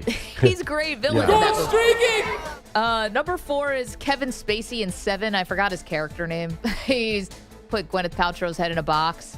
So that's my number 4. Number 3, I'm going to go with Jack Nicholson as Joker. I just love it. Is it the most menacing? No, Heath Ledger is way more menacing. I love Jack Nicholson, though. It was funny. It was kind of sing-songy. It was cartoonish. I thought if you're going from Cesar Romero from the TV show to then Jack Nicholson, I thought you see the through line there, and I loved it. We're doing top 5 movie villains of all time. Quickly, 2 on my list. Nurse Ratched. Have you guys seen One Flew Over the Cuckoo's Nest? Yeah, I have seen that. Holy moly. You're not scared of Nurse Ratched? I defy you to stand up to Ratched. At number 1 on my all-time movie villains, it's Jafar from Aladdin. I mean, all-time movie villain, got the Sultan under his spell, was gonna basically make like a slave out of Jasmine and was gonna kill Aladdin. Jafar was, besides the bird who had the comic relief as Gilbert Gottfried's voice. Yeah. Jafar was a terrible villain, very scary. I didn't even think about the Disney World, like Scar and I think that. Jafar is on top of all those. How about the person who shot Bambi's mom? I mean, you could get every Disney movie they have some dark villains. I know. So there you go. Those are my top 5 movie villains. Just back of the envelope stuff here. Didn't put a ton of thought into it. EJ, are you done yet? Because I can do mine. Mine is I'm like almost done. You can go next. Okay. So you had your Nurse Ratched 70s movie. I am also going with, I believe, 70s, maybe 80s. Has anyone seen the movie Marathon Man with Dustin Hoffman? No. Laurence Olivier plays this evil dentist who keeps saying, he keeps going up to Dustin Hoffman saying, "Is it safe?" It's a famous line. Is No it way. safe? Is it safe? Sir Larry Olivier is a fine actor. This is an all-time bad guy. So that's my 5. I know a lot of people haven't seen that movie. Great movie. Roy Schneider's in it. Okay. Number 4 is in our sequel bracket. I'm going with Khan. Ricardo Montalban in Wrath of Khan, all time. Number 3, I'm beating EJ to the punch here. Josh Brolin is Thanos, just because it is the Avengers bad guy. Love Josh Brolin, think he's a great actor. Big fan. Number 2, Jebel Zod in Superman, played by Terrence Stamp and then later by Michael Shannon. Zod. Yeah, that's one of my favorite movies. And number Khan, 1, Zod. number 1, you guys are gonna argue me on this and say he's not all bad, but Darth Vader in Star Wars 1 to me is the all-time bad guy. I'm kicking myself I didn't put Vader on. But he turned out to be okay, and maybe you do the Emperor. I mean, was Vader really getting his strings pulled by the Emperor? So you could go either way. So I don't know Star Wars well enough to know that, but I know Darth Vader is a bad guy, obviously, because I'm alive in this world. You just made me think of somebody, though, because Josh Brolin is also in a very good movie called No Country for Old Men, where Javier Bardem is the bad guy, and that dude is creepy as all he's get out. all-time. Yeah, he could have been an all-time villain. We're just doing back of the envelope here, greatest movie villains of all time. So I didn't end up putting Michael Myers on my list, by the way. I don't know if EJ has him. Well, I mean, the greatest movie villains, all those psycho killers are a little different. Michael Myers, is he even a person? I don't even know what he is. Well, he's the villain. Yeah, I mean, Freddy Krueger, Michael Myers, the weird clown. I mean, there's so many. I mean, the It we Clown. could have put the It Clown. Yeah. Also, do you put Jaws in? The shark. All-time villain. I see. To me, he's not all. The sharks do what a shark's going to do. I can't blame Jaws for That eating shark people. went shark. As Chris Rock once said, the tiger went tiger. Yeah, all right. I got my list here. So 5, I'm going Magneto in X-Men. Now going to be back in the Avenger movies. I don't know. Is that a bad guy? He was fighting for mutant rights. It's a great question. But he seriously, some people wonder if he actually really is truly a bad guy. But I'm going Magneto number 1. Number 5. Number 4, I'm going a guy who I may look a little like him with the hair right now, Killmonger in Black Panther. Again, fully bad guy? I don't know so much. I like bad guys that have a little bit of a dimension. Yeah, I exactly. knew you were going Michael B. Jordan in Black Panther. Okay. So number understandable. Number same body too, EJ. Exactly. Oh no, definitely not. Oh my gosh. Number 3, I'm going Thanos. So superhero theme so far. Number 2, I'm going Joker in the Dark Knight. So Heath Ledger Joker. Yes, and number 1, Vader. Scar just missed the cut. So you're all Marvel or Star Wars. comic book or something. Yeah. You had Ian McKellen, which made me think, did we miss Sauron from Lord of the Rings? I thought about Sauron too. That's a pretty iconic bad guy. I also thought about Voldemort. There's actually, if you guys ever, I think it's the second Lego movie, they have a gallery of the all-time worst bad guys, and they have Sauron as a character and Voldemort, and I think they might even have the Joker. Yeah. The only problem Voldemort's pretty good, but we're not allowed to say his name. I know, sorry. The only problem with Voldemort, though, is I saw a funny meme the other day. I was just like, Harry Potter, age, whatever, going into Hogwarts, and Voldemort comes up. He's like, really? We're doing this again? I'm going to kick your ass again? You're going to show up and, terrorize a bunch of children? I'm going to have to beat you again? Because Voldemort never beats Harry. That's the only thing. I mean, he's the chosen one. No, but I think you got to get some Does the villain W's. have to get a couple W's for it to be a real rivalry? Like Magneto and Killmonger, Like all these guys I had. Maybe he's having a Joker, but he was just so good. They killed a Weasley brother. They got plenty of damage done here. They sorry, did? spoil. That was now 15 years ago. Well, I don't watch movies. Bogusch, you want to do an all-time movie villain? What did we miss? Well, you didn't miss Jaws. That's my undisputed number one. It hunts people from the depths of the ocean and goes from Long Island Sound to Florida to Bermuda. Right. Like, you can't combat that. But is it just being a shark? Is the bad guy Jaws or is it the mayor? I don't know. I think you got to look in the mirror on that one. No, folks. this is not a shark going shark. Sharks don't track families through some kind of weird GPS down the entire Atlantic seaboard. Oh, I've got a That's a different level of shark. Shooter McGavin. Oh, great one. Oh, that's a good one. Shooter McGavin is an all-time villain. I also thought about Rocky villain, too. Like, I thought Silver Lang or Drago. They're great villains, too. This is from the TV land, because I don't watch a lot of horror movies, and this person is fresh in my head from the other night. I would project Patrick Muldoon, who was Jeff on Saved by the Bell and broke up Zach and Kelly. That's a horror movie. That one hurt. Wow. That one hurt. Worked in the Max. Kelly fell for the older guy. Bad times. Yeah, I don't know if he's quite Thanos, but I hear you. He's the original. He's a Saturday morning Thanos. Yeah, Thanos was inspired by Jeff. Yeah. And if you're wondering why Patrick Muldoon was in my head, is because I was watching Denise Richards' reality show on E, and he's in an episode because they used to date, and he hasn't aged well. Watching Denise Richards show on E? I mean, You not all on right? not on purpose. It was the TV was already on E, and I didn't change it. I didn't seek it out. Why is it on E? Because The Office is on E often. Oh, that would be okay, my yeah, guess. all right, yeah. Jim Halpert, yeah, of course. Steve Carell. And again, everyone's sitting here judging me as if you only watch PBS documentaries. I know what you guys all do. I'm just wondering if you're okay. That's all. It's just more of like a wellness check. I'm good, Mags. How are you? How's Ipe and the second shooter? In cahoots. Okay. Grassy Knolls. I just Googled. Can anyone find Ipe? The American Film Institute does have an official ranking of villains. Nurse Ratched, number 5.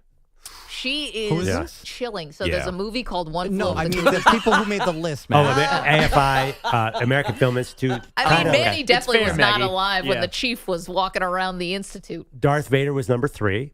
The Chief, Patrick The, Mahomes? the top one we kind of missed on. Parrish. I'll give you a hint. Fava beans. Oh, Hannibal Lecter. Yeah, he's on a lot of lists. I was Googling. I Hannibal Buress. I just don't really watch horror movies again. That's not a horror movie, movie. but Yeah. I know. But And also, he has a turn for the better in the later part of that series. He actually helps solve crimes. Well, I mean, that is here's a good one. Wow. Mr. That's Potter. from the guy who changes teams. Oh, He's I- okay with Hannibal Lecter helping catch somebody. Hannibal Lecter in the last movie is basically a good guy. With the Julianne Moore one? Mm-hmm. You can have this one.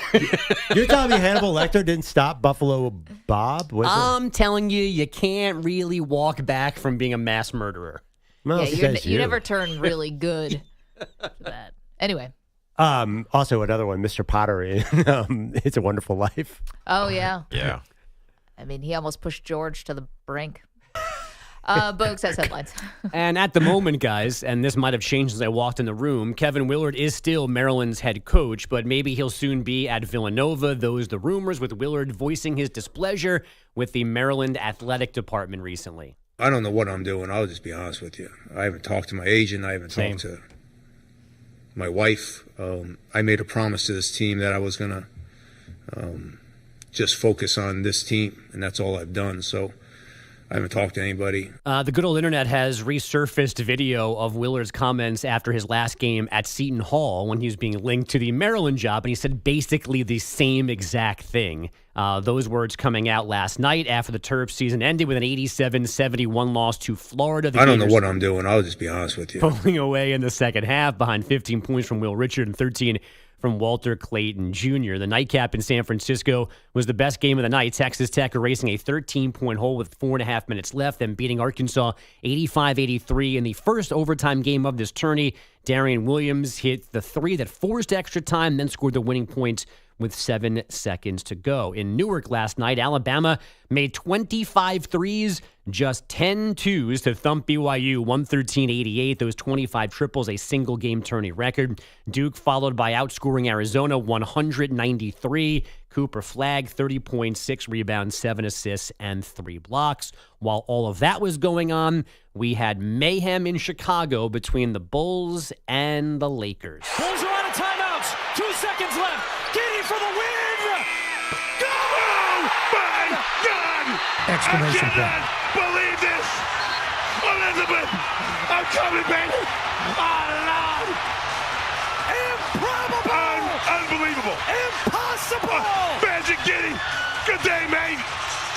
Somewhere in Australia, Sydney, or Melbourne, Paul Hogan and somebody there, Crocodile Dundee. Whatever you say. Wow. Stacey King, Adam Amin, Bulls TV. That's an amazing call. It was like Melbourne, Sydney, Canberra, Perth. anything, yeah. He doesn't know where Giddy's from. That's funny. I also... Paul Hogan not with us. I was right? going to say, I don't know where Paul Hogan is in any way right now. Oh, no, he's still with us, Okay, 85. I good. know the Crocodile Hunter sadly died. Right. That's Steve Irwin. Yeah, we don't even know if Paul Hogan is in Australia as a whole to react to Josh Giddey's game. I got to last assume night. Paul Hogan's still kicking in Australia. I mean, He might live in L.A. he was, he's a god in Australia from what I recall. I mean, you call that a knife? The Bulls won this game on Josh Giddey's half-court buzzer beater, 119-117 over the Lakers. Chicago was down 5 with 13 seconds left, but hit a three. LeBron threw away the inbound, so he hit another three for a 1-point lead, only to let Austin Reeves score to put the Lakers back on top with 3 to go. And then Giddey shot, and then J.J. Redick postgame. Devastation. It's a hell of a way to lose a basketball game. Yeah, good times. The Rockets have won 11 of 12 after a 121-110 final in Utah. Houston's got a 2-game lead on Denver for second out west, and the Mavs won in Orlando 101-92 to break their tie with the Suns for the final spot in the West play-in. Assumed number 1 pick Cam Ward works out for the Titans today, and Alex Ovechkin did not score in the Capitals' 4-2 loss in Minnesota, so he remains 5 goals away from Wayne Gretzky's all-time mark. It's hockey. Bogusch, thank you. You guys are coming through in the chat, youtube.com/InfinitySportsNet, twitch.tv/InfinitySportsNetwork. We got from our Maggie and Perloff movie sequel bracket, which is still alive, by the way, now on to the Sweet 16, to just the greatest movie villains of all time. We've forgotten a few. The chat has let us know that. We will get to that in just a moment. We see you guys on the phones as well. We've got that and Deion Sanders next.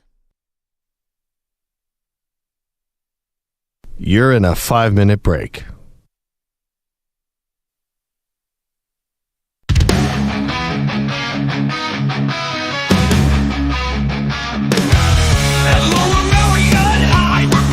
Was a nerd. Ernest was the football star, always being heard. But forget about the past, let's get to Pete, the guy who skips work like it's a track meet. Ernest Pendleton, thought you were the king, but Perloff's the one who's doing his thing. Speaking of kings, let's talk about Pete, who never shows up, his presence is beat. Lottie's got a gift, it's called disappearing. When it's time for work, he's nowhere near it. Out sick, on leave, or on a special trip, but showing up on time, he just lets it slip. Ernest Pendleton, thought you were the king, but Perloff's the one who's doing his thing. And speaking of kings, let's talk about Pete, who never shows up, his presence is beat. Lottie's got a gift, it's called disappearing.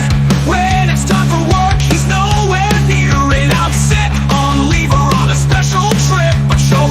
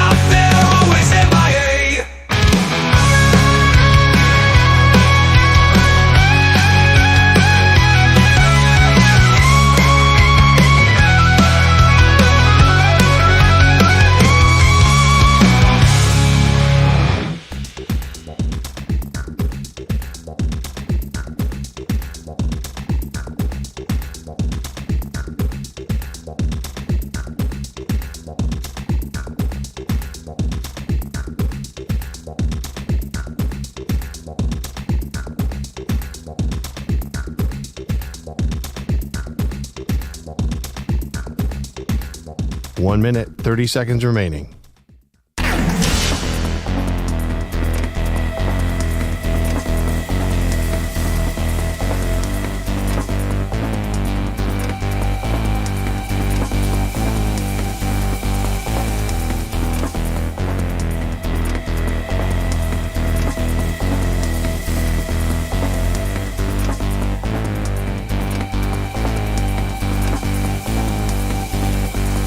One minute remaining.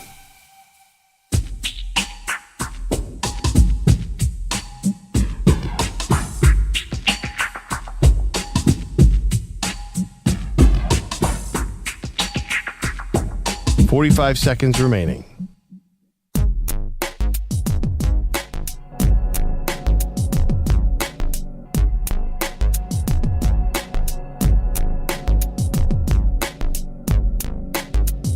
$30 seconds remaining.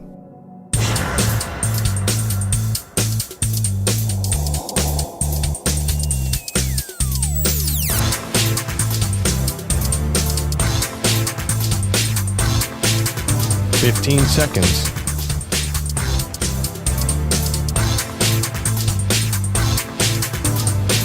Break ends in 5 seconds.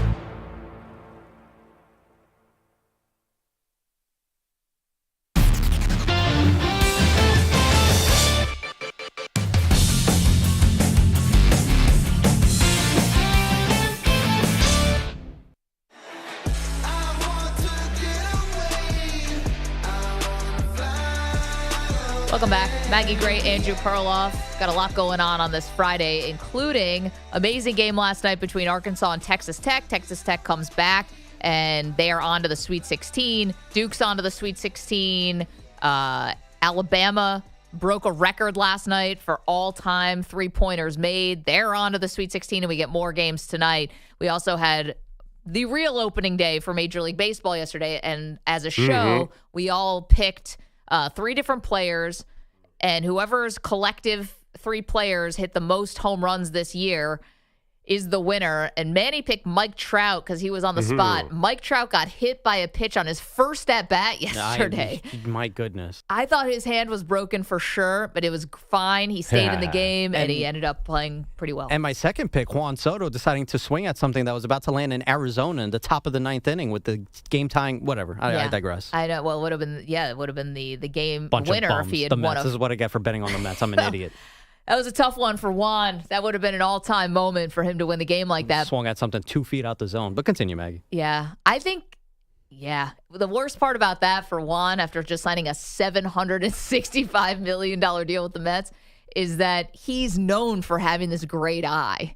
And he doesn't swing at junk. He laid off some great pitches in that bat. Looked like he had a lazy eye on that AB. He had a meatball when it was 3-0. 3-0, yeah. But he didn't swing at the 3-0 count, which, that's whatever. That's preference. We got into a conversation because we're doing the Maggie Perloff movie sequel bracket. We are attempting to find the greatest movie sequel of all time. And we got into a conversation about movie villains. We did some of our top 5 movie villains. We'll put them out on social for you. James is in L.A., so we missed a big one. James, who did we miss in our movie villains? Oh, yeah. Hey, people, how you doing? Good morning to you. Yeah, I'm going to say you guys missed Kaiser Soze, man, of all people. I know. You know what I'm saying? He was one of the worst villains ever. But an honorable mention, and I don't know if this counts because the thing between Cersei Lannister and Gemma Teller, who's the worst villain? But I'm going to say Kaiser Soze. Cersei Lannister and who? Oh. Gemma Teller. Game of Thrones is not a movie, though. Yeah, it's a TV show. Wait, I thought he said Helen Keller. Okay. Yeah, no, who's say the last one again? Say the second one again. You said Cersei Lannister, and I still can't hear you saying the second one. Gemma Teller. What's her name from Married with Children?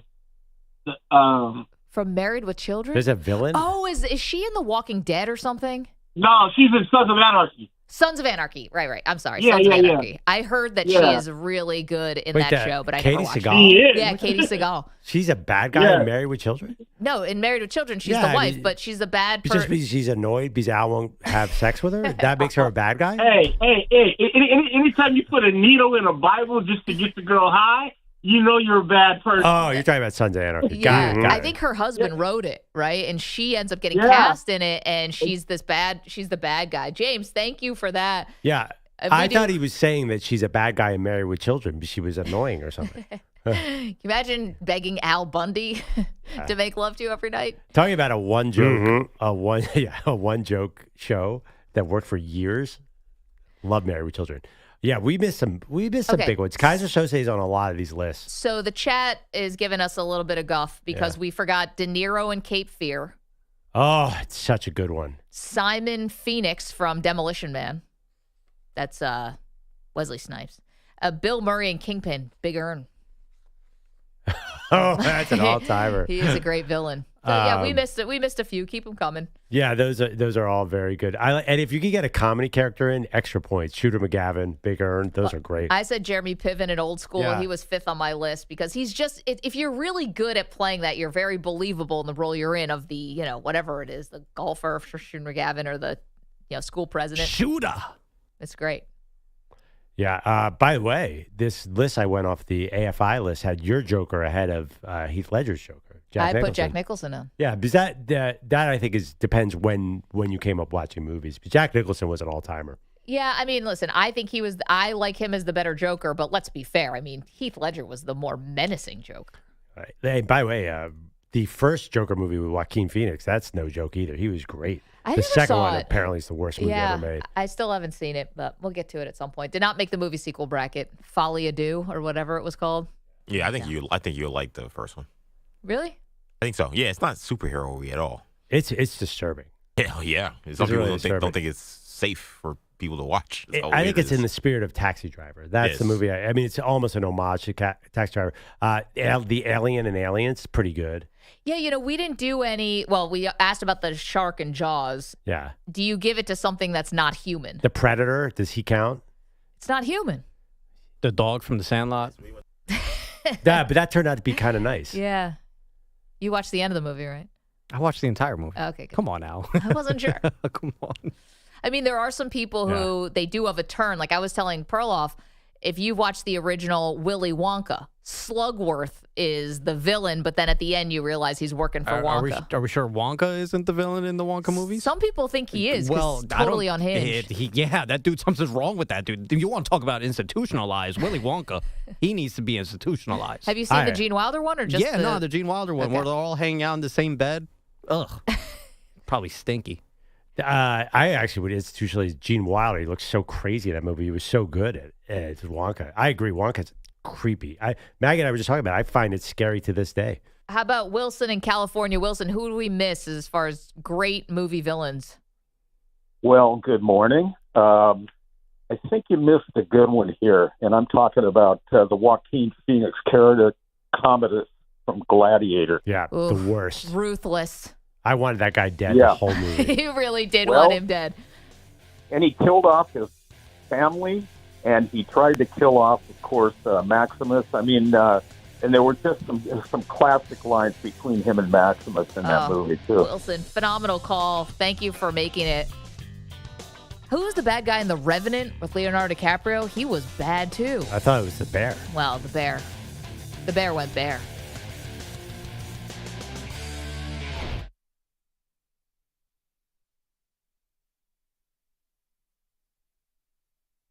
You're in a 5-minute break.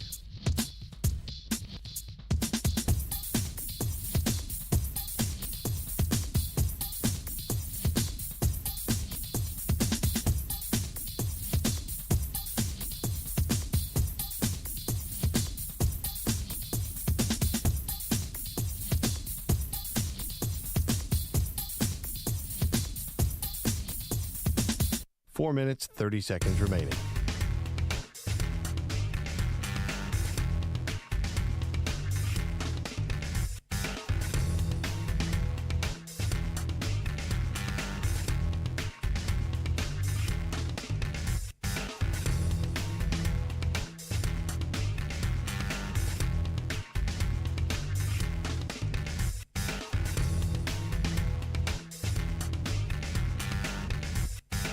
Four minutes remaining.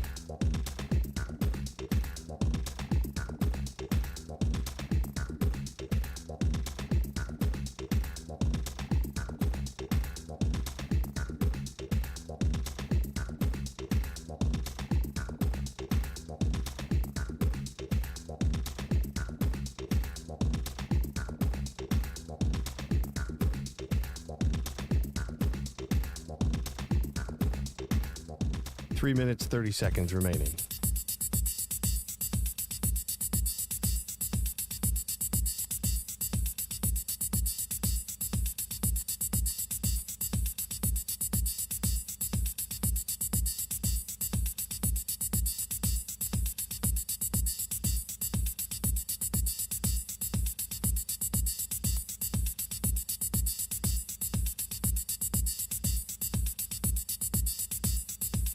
Three minutes remaining.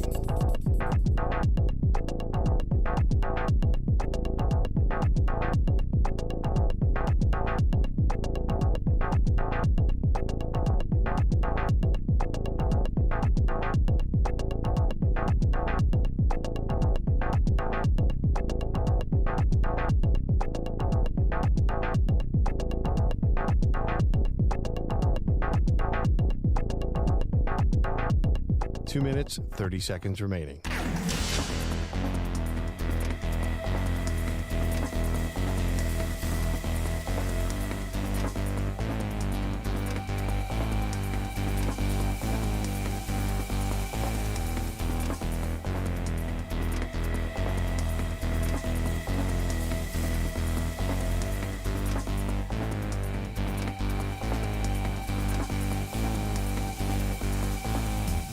Two minutes remaining.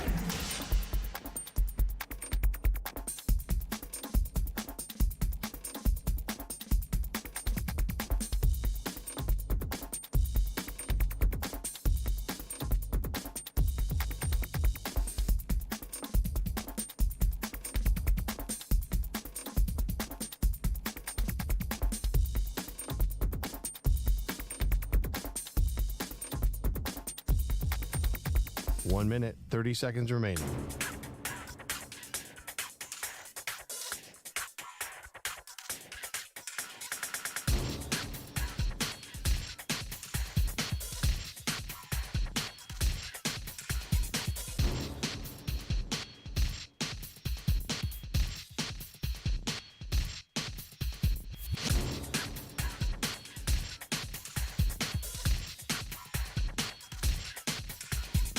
One minute remaining.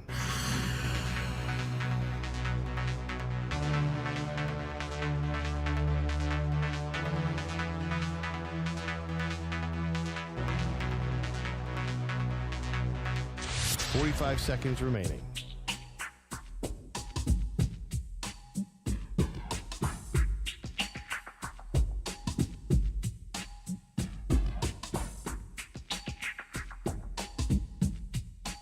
Seconds remaining.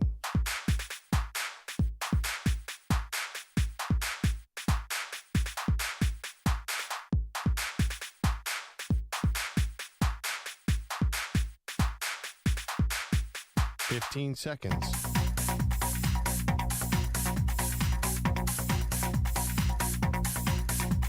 Break ends in 5 seconds.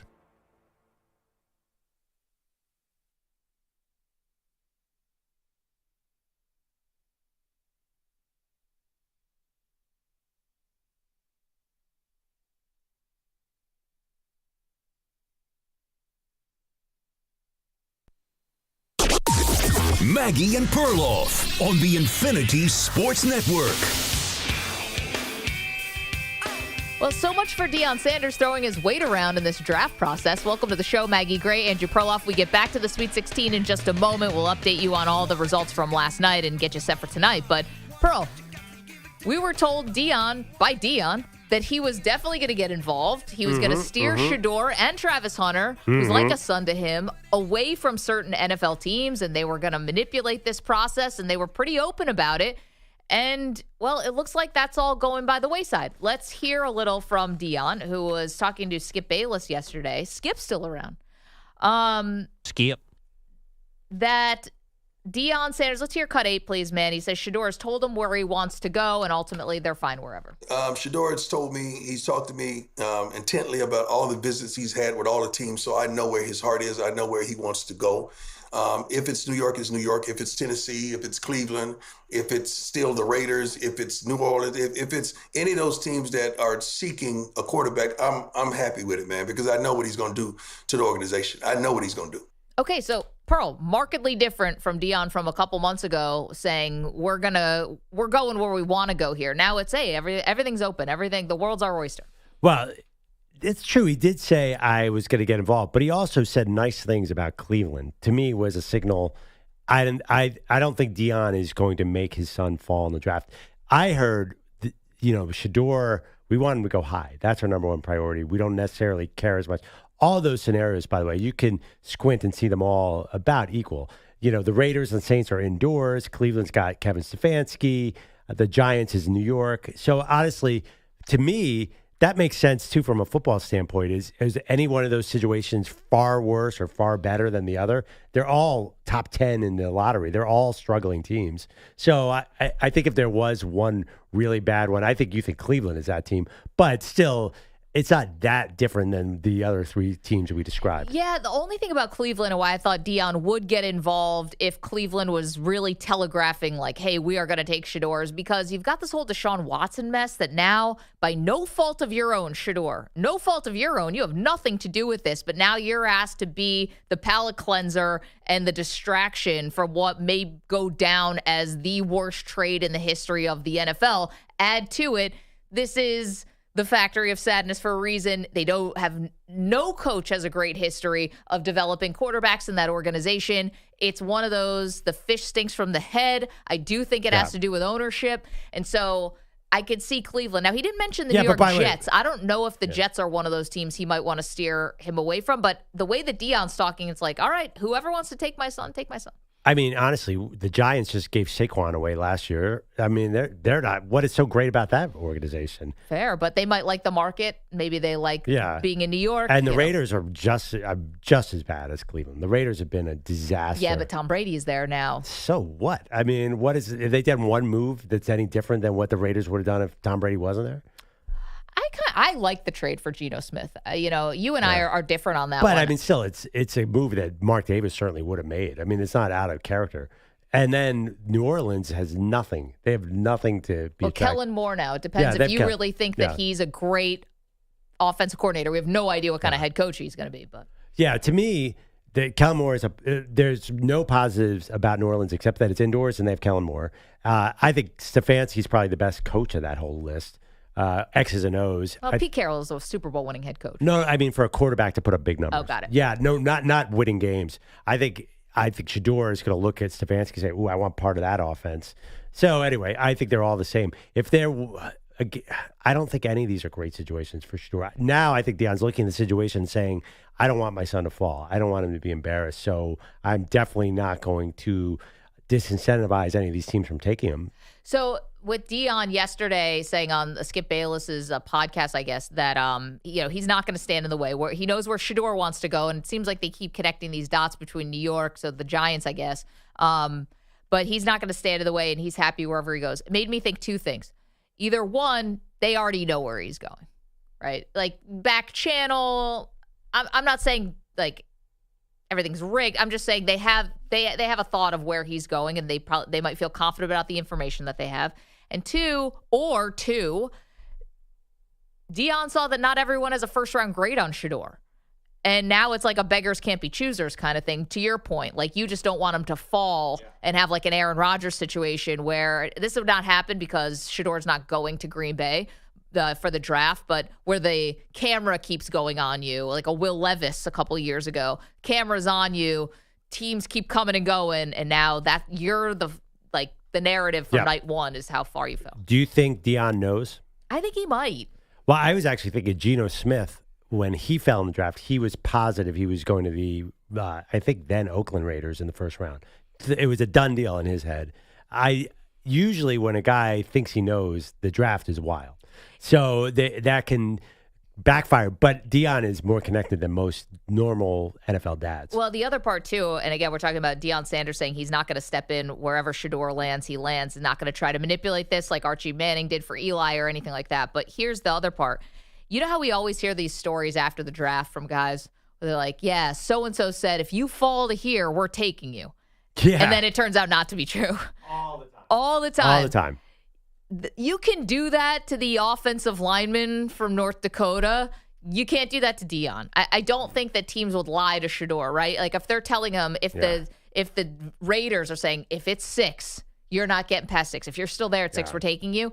While that's could generally be BS for a lot of people, I don't think GMs and coaches, I think they have enough respect for Deion. They're not going to blow smoke. That's a good point. Aaron Rodgers fueled his entire career over teams telling him they were going to take him and not taking him. Right. So I think that is the norm, but I totally agree. I don't think you mess with Deion. You don't want that smoke. No, and it's just a respect thing. 888-710-4ISN, 888-710-4476. Speaking of Aaron Rodgers, new theories abound because it's Rodgers, so there's got to be a theory not far behind. New theories abound for Aaron Rodgers. And Perloff, you said Mike Florio is bringing people's attention to this one. A lot of people. It's Florio and half of Pittsburgh is talking about this one. So here's the situation. Pat McAfee, who's obviously a longtime friend of Aaron Rodgers, is hosting a live show in Pittsburgh on April 9th. So there's a lot of people who believe, well, why is Rodgers not signed with the Steelers yet? Perhaps this is all culminating in a McAfee live show where Aaron Rodgers walks into the arena wearing a Steelers 8 jersey. Is 8 been retired by the Steelers? 12 has. Whatever number. And all of a sudden the crowd goes nuts, and this is actually like a full setup and a spectacle, and the Rodgers era in Pittsburgh begins. Yeah, that's a long time to wait, by the way. So right now it's March 28th.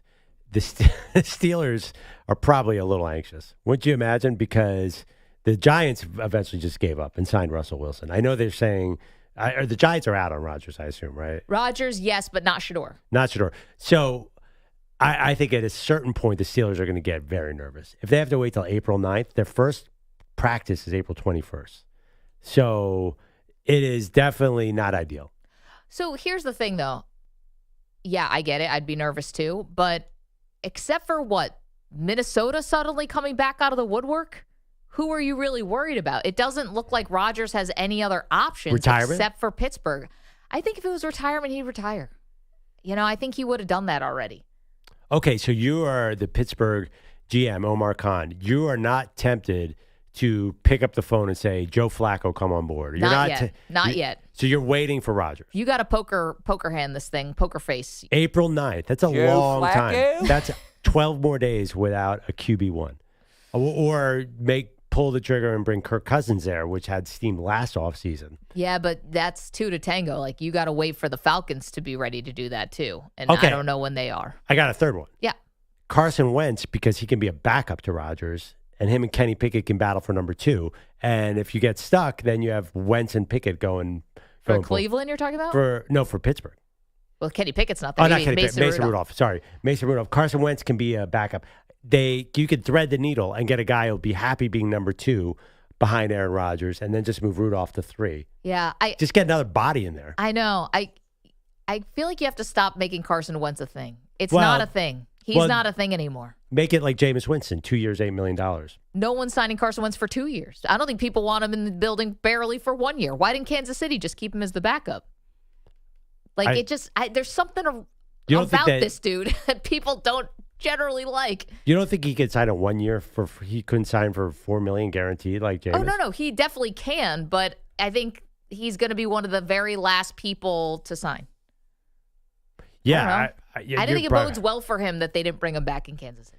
I think he probably wanted a better situation, right? I bet you. What did they signed Minshew, didn't they? Probably for 1 year, $3 million or something. I think he wants to play. Well, who's giving him that indication? And then he's delusional. 888-710-4ISN, 888-710-4476. So we've got Deion saying he's not going to get involved with Shedeur and wherever he goes. So that's a reverse. And we've also got Aaron Rodgers and the Pittsburgh Steelers.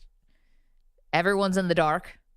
Well, at least the Steelers are, but perhaps it is this McAfee thing that's going to happen. Rodgers is also probably in the dark right now. He said he was never going to do one of those darkness retreats again. Oh, sure. I believe what Aaron Rodgers says. I don't think that's something you do twice. Sounds awful. Well, he's done the ayahuasca trip many times, and yeah, but that doesn't sound super fun, to be honest. I don't know. Did you watch Enigma? I know you did. Yeah, Netflix documentary. He's sitting there with a bleep-eating grin on his face, talking about caterpillars turning into butterflies and stuff. He looked like he was having a great old time.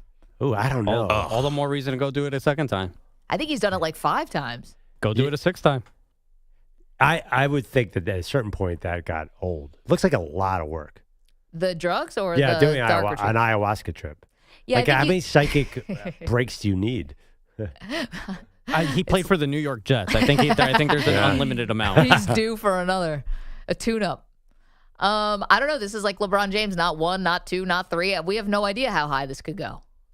How high? Ha, ha, ha. I don't know. I think it's one of those things where, you're like puking your guts out. You're crying. Like you're Maggie on Tuesday. Yeah, just like me. I wish I could have blamed it on the drugs. 3, not 4. I think that you go through all of that, but then at the end, everyone looks smiling. They're all crying and hugging each other. Yeah. And then they claim they're on some spiritual journey and they just didn't get high for 3 days. I love it. Sounds like an excuse of just the guys to go get high.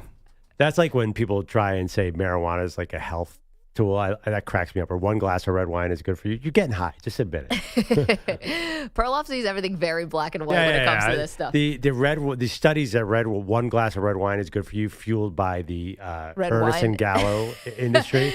By Get the out of here. Franzia company? Wait a minute, Yeah, what? that Study led by Manny Rodgers. It's just a more evolved smoking is good for your digestion take.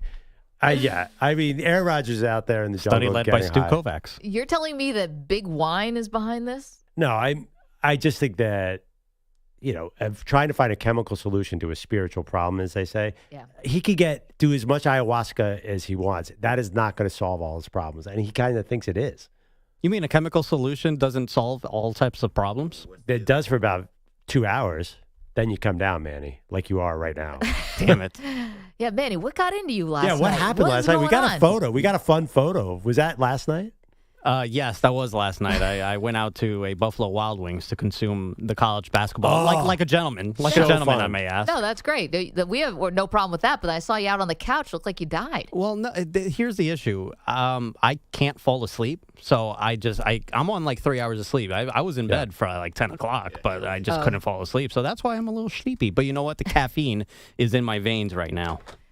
Yeah, that will balance it out. I got to tell you that I watched the Sunday's games in a sports bar. NCAA tournament sports bars. The best. The best ever. Yeah, it was a pretty fun experience. And also everyone's betting too, so they're cheering for things that you don't even quite understand why they're so upset about. Manny, what flavor wings did you get? Lemon pepper. That's the go-to. And we also shared, what was it, like honey barbecue? Something like that. Delicious. Well, they know what they're doing in Buffalo Wild Wings. It's like just going to a pro, But you go to reliable. But you go to a B-Dubs in Buffalo. There's only one Buffalo Wild Wings in Western New York. You can't do that. Can't do that. No, that's frowned upon. You got to go local. Yeah, it's going to Taco Bell and in Mexico City, El Paso. It's sacrilege. I don't think we have Taco Bells in Mexico. I don't think so. I'd hope not. I would hope not either.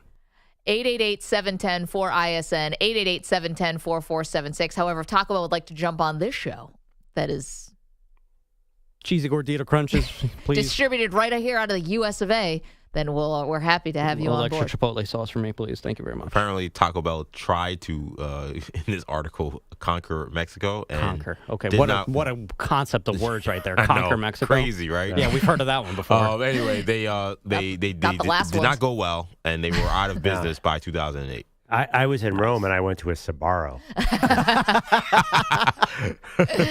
Best slice in Italy. That's what they say. Yeah. Okay, let's quickly get to the phones because we're covering a lot of ground here today, but we want to get to a topic that we stumbled upon because we're doing a bracket of the greatest movie sequels of all time. Sorry if you're getting a little whiplash on how many topics we're covering here. We're doing greatest movie sequel bracket of all time, which got us into just the greatest movie villains of all time. Derek is in Baltimore. What's up, Derek? Hey, how y'all doing? I got 2 villains. One, Scar from The Lion King. Mm-hmm. And you guys remember the good son, Macaulay Culkin? Oh, Macaulay Culkin's so bad in that movie. Wait, hold on one second, though, Derek. So I put Jafar as my, animated villain. I think Jafar is a bigger villain than Scar. I know Scar's got the brother thing, so that's like another level of betrayal. But again, they're lions, guys. It's the circle of life. Like, What? Jafar's a human tried- being with free will, and he decided to turn into an all-powerful genie, and he was going to take Jasmine, and he had the Sultan under a spell. He threw Aladdin into the ocean. Circle of Light doesn't include a lion killing a lion. Well, that's it's the his Sahara. brother. That's his. I agree. Scar. And not only that, he tried to kill his nephew. So not only did you kill your brother, you did kill your brother. Yeah. But he tried to kill his own nephew. I don't know. The only way you can go higher than that is if you kill your parents. I don't know, Derek. Derek's spitting bars this morning. You are really good, Derek. Thank you. It's the animal kingdom. You're judging animals different than you are humans. Animal Kingdom. Maggie is his brother and his nephew. Aladdin wasn't exactly a documentary. Bro, we're talking about animated movies. Yeah, with a genie. Carpets Wait, can't really what? fly. Huh? What? Well, you're talking It's about a circle of life, guys. It's lions eating lions. It's what happens we're talking about an animated movie Yeah, here, guys. like, Jafar is a human, and by the way, I don't even know. Like, What about Ursula from Little Mermaid? She was really evil. Or you could go. The evil queen is high up on these lists of villains too. The Snow White you're talking about? The poison apple? One of them, or the one in Cinder. I don't know. Is that? That's the evil stepmother. Oh, man. She is rough. Who is Snow White's Maleficent? sequels? Yes, Maleficent. Yeah. Is that Snow White? Yep. Disney knows how to make a villain. You know who is not being mentioned? Who I think would have been mentioned before this year? The Wicked Witch of the West. What about Yeah, good point. She's off the list. Cruella DeVille? Cruella DeVille. Yeah, that Animal lady. cruelty. Yeah, she was not nice. Yeah. You can't wear furs anymore. Well, Very not Another PC. crazy I think I'm person wearing one. killing kids and dogs or trying to kill kids and dogs. Well, yeah. I know as a person who's had to watch Disney's Descendants at least 1,000 times in my life, I know all about these people. Have you gotten into that yet? No, not yet. So you guys know that, right? Is it just the villains? It's the kids of the villains. So you have Maleficent's kid, you have Cruella DeVille's kid, Jafar's kid, and one other. Man, imagine who's the poor sucker who's married to Cruella DeVille. Well, it's funny. None of them have partners in this. They're all divorced. Ernesto de la Cruz. Bad guy. Cruella DeVille From not being able Coco. to keep a man is not surprising. My vote is for Ernesto de la Cruz from Coco. And Final who's the answer. one? Who's Ursula again? The Little Mermaid. She steals her voice, and then she steals her man. I think. What do you know what? Do you know who voiced her? Was that? I want to say that was Roseanne Barr. I thought it was Rosie. Or Rosie O'Donnell? I have no idea. 888-710-4ISN, 888-710-4476. Again, covered a lot of ground there. You want to weigh in on Deion Sanders not getting involved with where Shedeur is going to get drafted? Go ahead. You want to talk about Aaron Rodgers and the Steelers? We're open to it. And greatest movie villains of all time. And what else did you say, my ear, EJ? Sorry, Pat Carroll was who voiced. Yeah, I didn't think it was a famous person. I But don't know why I thought it was too. okay, lots more to do, including got to check in on the Cowboys. What's making news in Dallas? We'll tell you next. You're in a 5-minute break.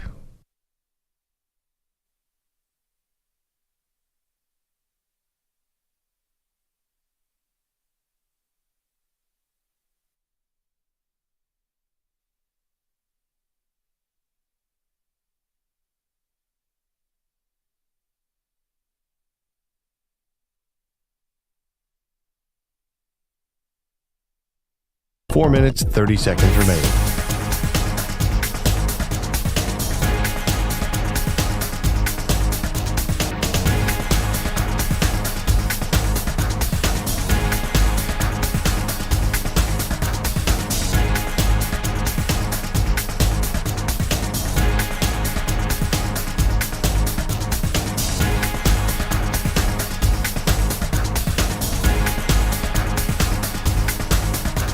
Four minutes remaining.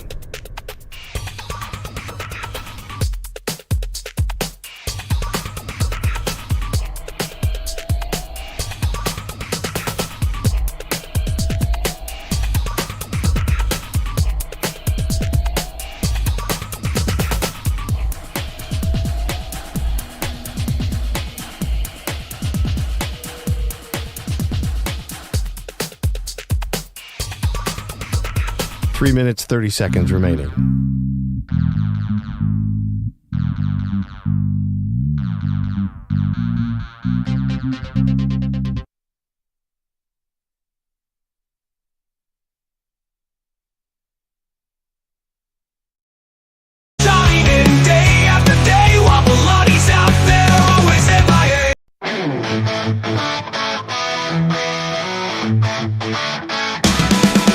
Bogusch was perked on top of this game, but Maggie and Perloff played a different name. Caught up with Kevin Bubber, the kicker of lore, but where was Peter Bellotti? He's out the door. Peter Bellotti, where could he be? Off on an adventure, sipping iced tea. Never at his desk, always on the run. Work's a suggestion, not something he's done.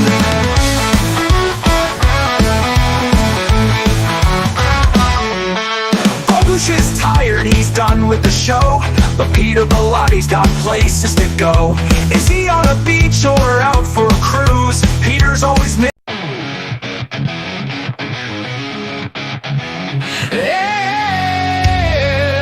yeah!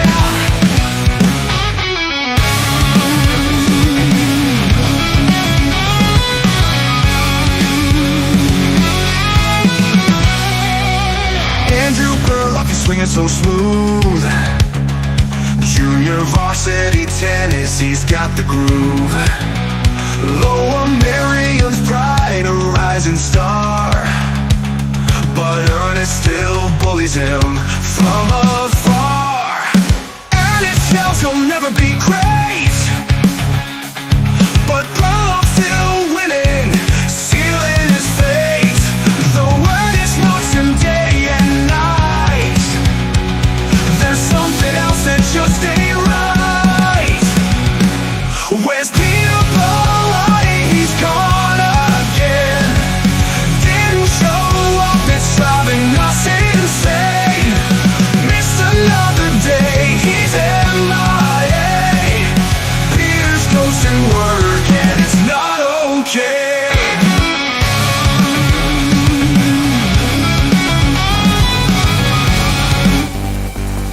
1 minute remaining.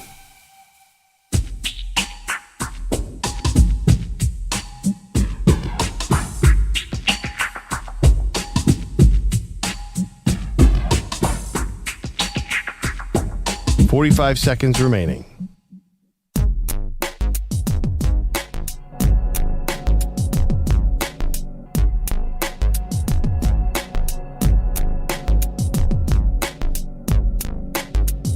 .30 seconds remaining.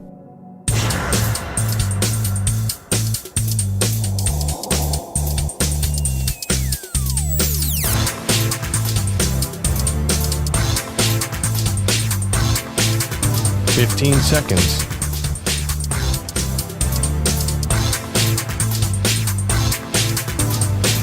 Break ends in 5 seconds.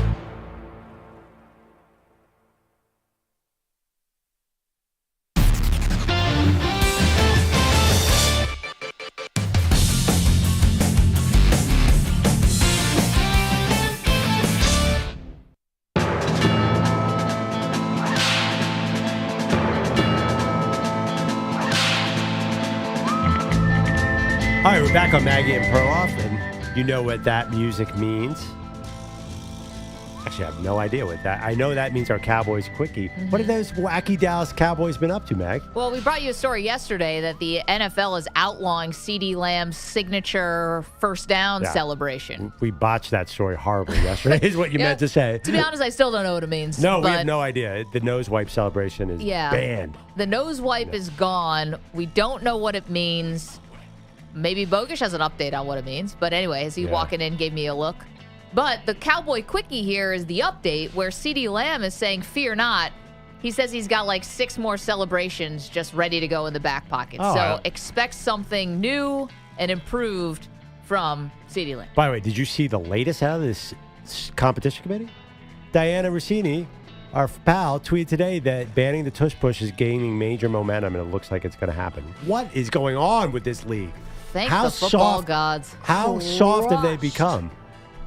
Here's the exact wording from Diana. Momentum around banning the tush push is growing, per Diana Rossini. feel like it's getting more momentum in terms of those opposed to it than I've ever heard before. That means they're floating. Let's get rid of it and see what people react. Well, none of us are going to miss it, except for you guys. Except for your Philadelphia Eagles. I thought your team, the it. Buffalo Bills, also used it. Yeah, they do. They run it a lot, but not as successfully as your team. So get rid of it. That's your Cowboy Quickie. CeeDee Lamb will have a brand new celebration. No more nose wipe. Bogusch, did you ever find out what it means? No, I was just laughing again at the silence in the room when you suggested that it was something naughty. That's all. Listen, we all have our theories.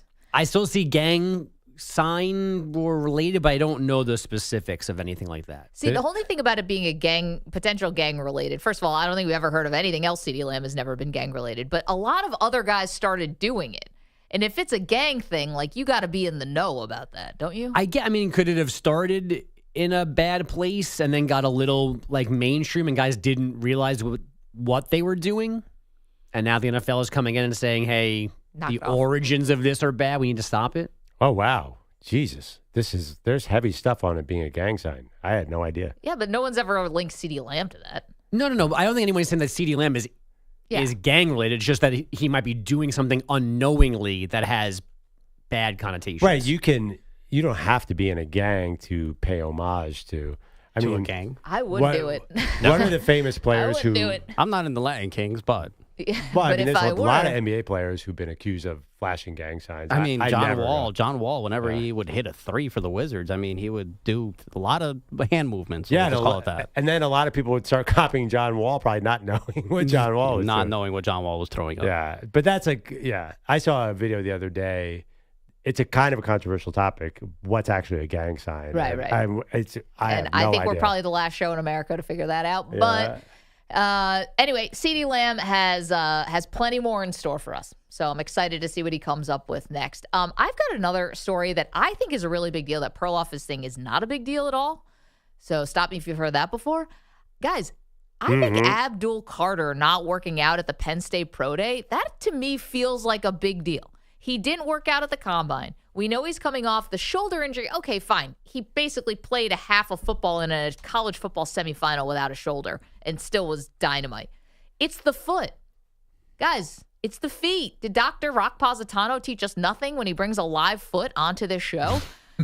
But Drew Rosenhaus didn't say foot yesterday. He said shoulder. What? Drew Rosenhaus? Of course he's not going to bring more attention. He's his agent. But why did nobody follow up on this? That's what I was reading this course. I'm like, well, why didn't anybody say what about the foot? Because the story that I read then shifts into his old quotes from the Combine, dismissing the foot and saying we'll be fine by the pro day. But he didn't say, he blamed this on the shoulder.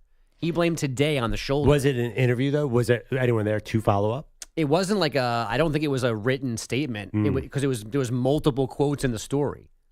I just think when you start talking about athletes' feet, not athlete's foot, not the tough actin' tenactin John Madden used to show for. Boom.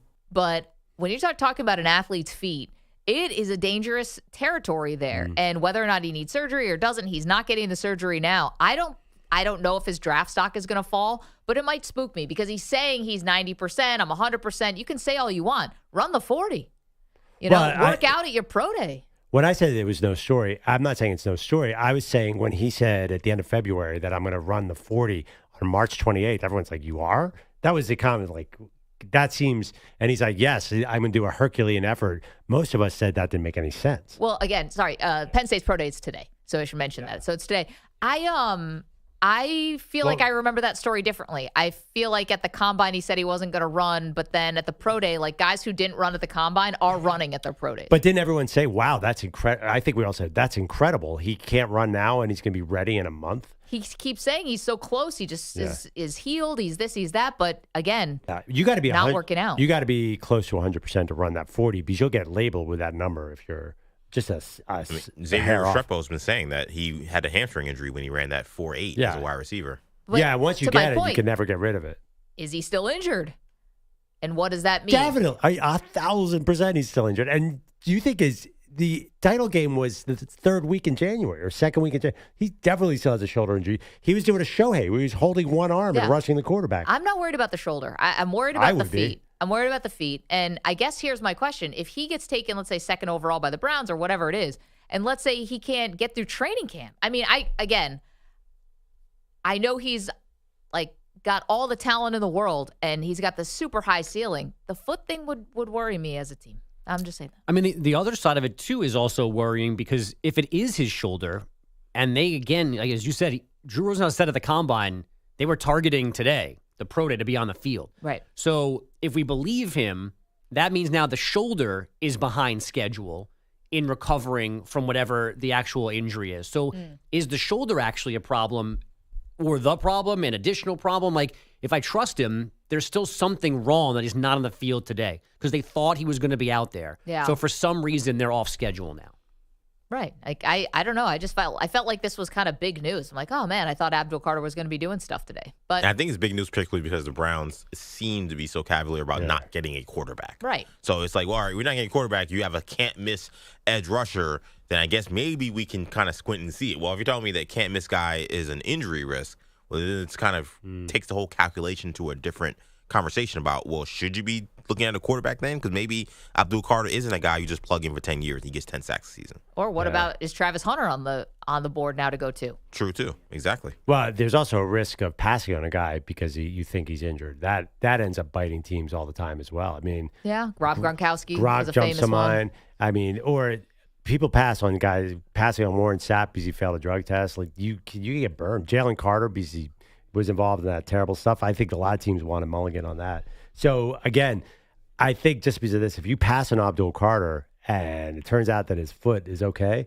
you might really regret it.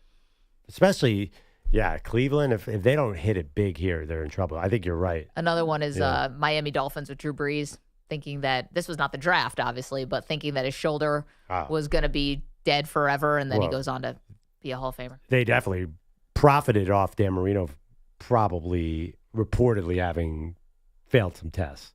Yeah, and that's the only reason he was there for them at the end of the first round in that famous 83 draft. I hope I didn't get in trouble there. But isn't that the rumor? That's out there, right? You can have that one to yourself. Well, okay. Dan Marino's a classic faller who fell, Yeah, but and it was this is a different. huge It's injury. mistake. That was rumor. You know, like this is not a rumor. This is Abdul Carter not working out at his pro day at Penn State today, and it's multiple injuries now. It's the shoulder, it's the foot.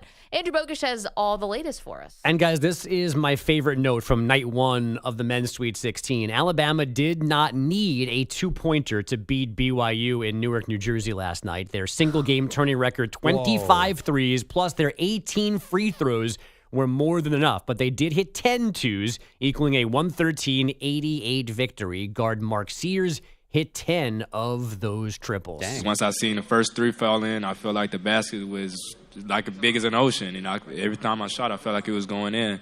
So, yeah, I just lost myself in the game and, just let everything else happen. Sears finished with 34, and now he hopes to stay hot for tomorrow's East Regional Final with Duke. The Blue Devils stopping a late Arizona push to win 193. Cooper Flagg, 30.6 rebounds, 7 assists, and 3 blocks. Guy stinks. Across the country, stay in school. Florida was dismissing Maryland 87-71. Over the last 10 tourneys now, teams are 1-7 in the game following a buzzer beater like the Terps got from Derek Queen last weekend. The freshman did score 27 in defeat last night. 1-7, is that bad? It is. And finally, we've got Arkansas and Texas Tech. The Razorbacks led by as many as 16, still up 13 with 4.5 minutes to go, only to find themselves in trouble in overtime. Shot clock down to 10. Hawkins will give it to Williams. Dribbles over on the right side. Williams trying to back it against Knox. Into the paint. Turns baseline. Pump fake. Puts it up off the glass and in! 7.3 to go. That's Ryan Radke on the Westwood One NCAA radio network. Darian Williams hoop, the game winner because Arkansas missed on the other end. John Calipari's team losing 85-83. Two teams went at it, slugfest, and we're all disappointed here, but I told them there's nothing them individually or my team could do to disappoint me because of what they've done this year. 16 points is the third largest comeback in Sweet 16 history. Can I update the Maggie Perloff Pearl Jam Season 4? Our I wish you really wouldn't. rather men's not. bracket challenge. I fell. Like Why a not, rock. Bogues? Well, I remain in last place, but There's like 152 brackets. What well, last place among us, not last place. And I think I'm thinking on 87 right now. But what is the silver lining for me is that I have more points available than both you two guys. But nothing could have changed last night. Nobody lost a team last night, did they? No. Well, our very own Andrew Kaplan, who's been really representing for the show, was tied for first place for the first 2 rounds of the tournament. Now is tied for second. So for Kaplan, he's really got to hope that Florida continues on this amazing run that they're on. Feels to me like the brackets haven't even started yet. There's so much chalk in this bracket that we're going to see massive movement. Well, no, but the problem is EJ's lost a Final Four team.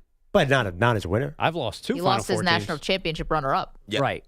Like I they're lost Clemson. Yeah, so that's bad. Right. And I lost BYU, who's an Elite 8 team, so that's also bad. You And had him in the Arizona, who's a Final Four team as well. So I think I lost 2. Yeah, Wow. we've all lost. Or quite a Arizona, few. no, sorry, Arizona would play Clemson. This bracket's all crazy. But it is a lot of one seeds still alive. Oh yeah, but so the only thing that's keeping me alive is that I haven't gotten anything very wrong yet. I had a lot of stupid 1-game losses early, but I have all 4 Final Four teams left. I have some points still to make up, more so than I think EJ and you two guys.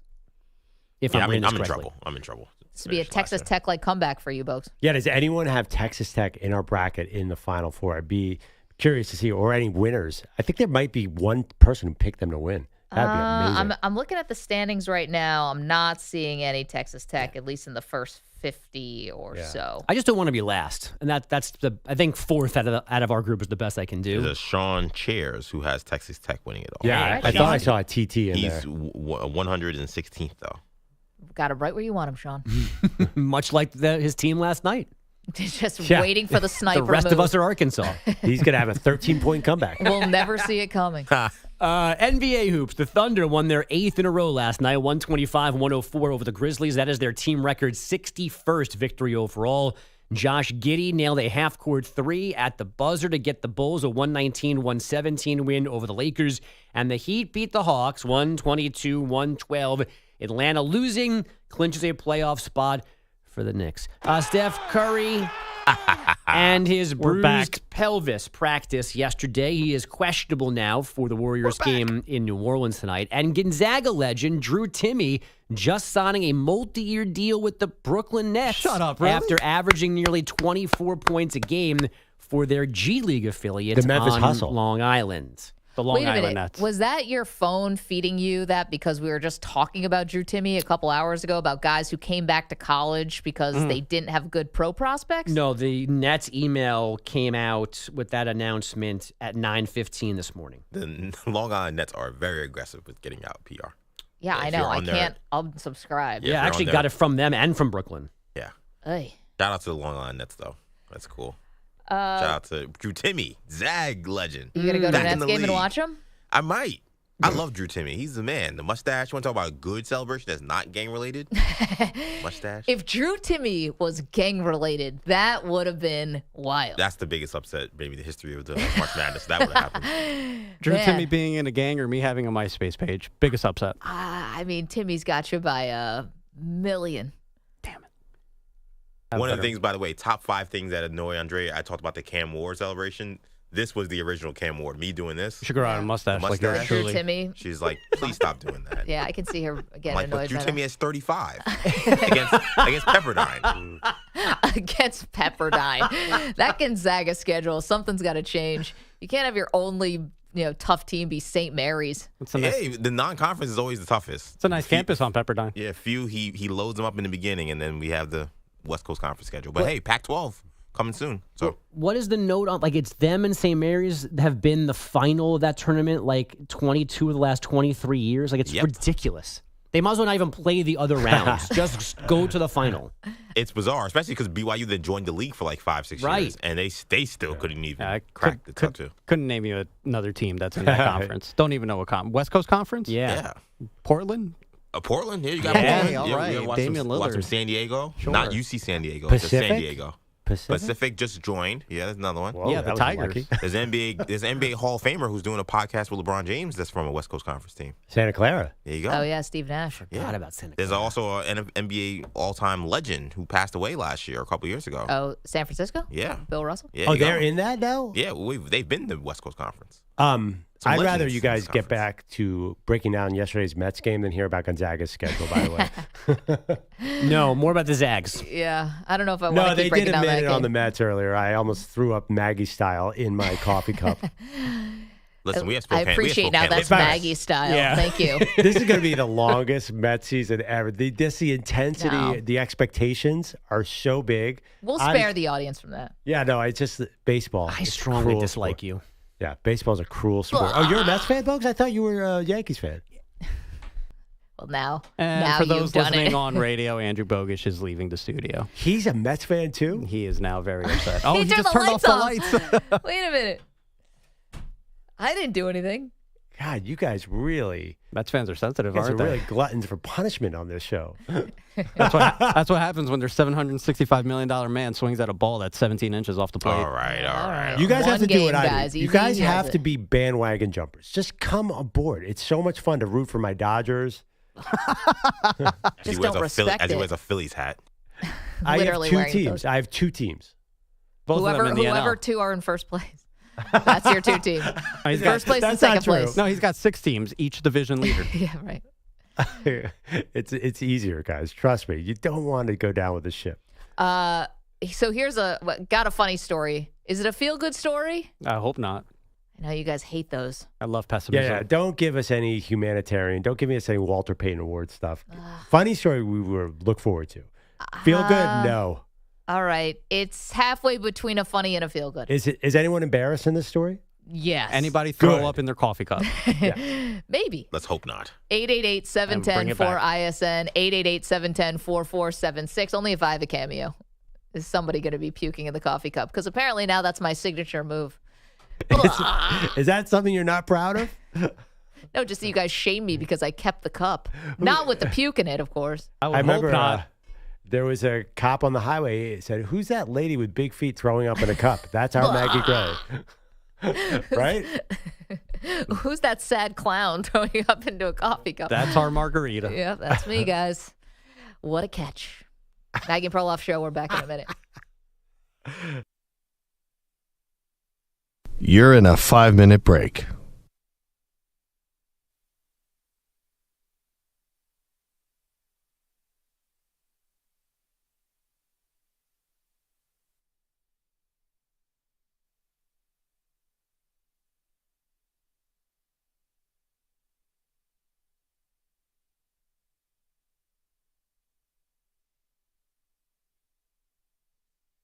Four minutes, 30 seconds remaining.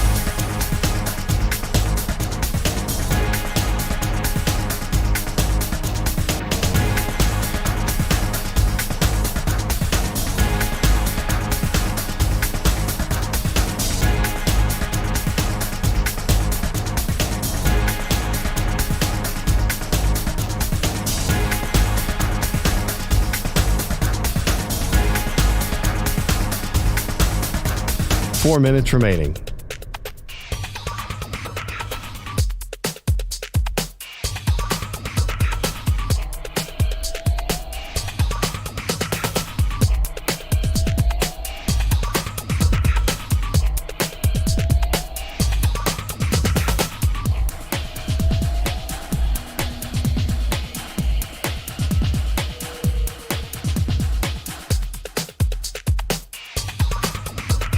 Three minutes, 30 seconds remaining.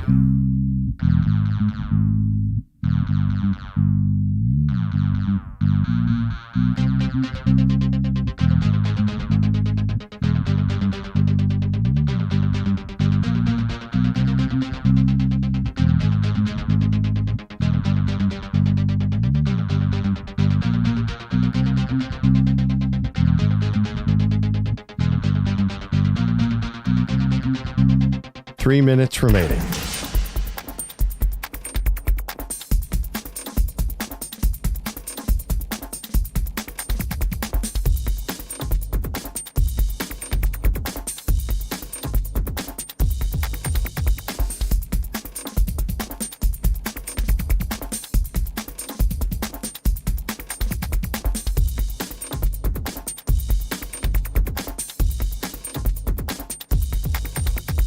Two minutes, 30 seconds remaining.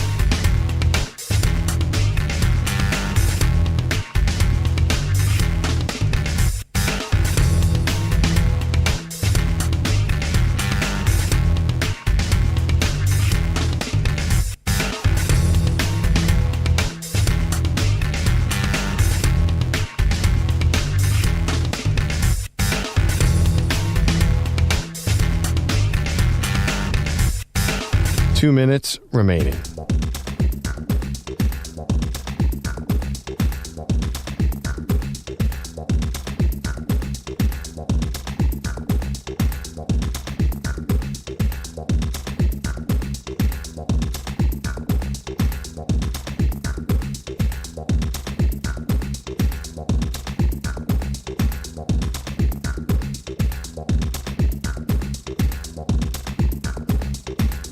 One minute, 30 seconds remaining.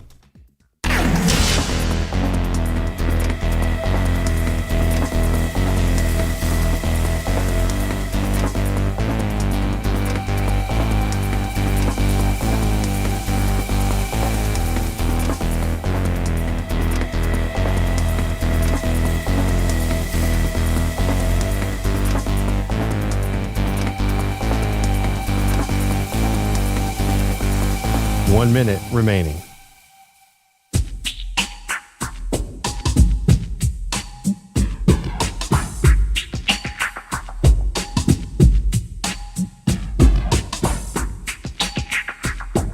$45 seconds remaining.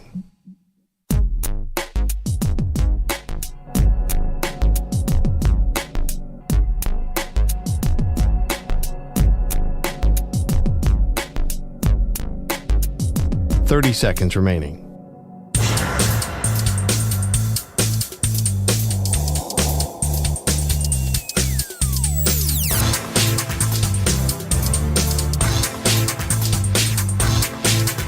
$15 seconds.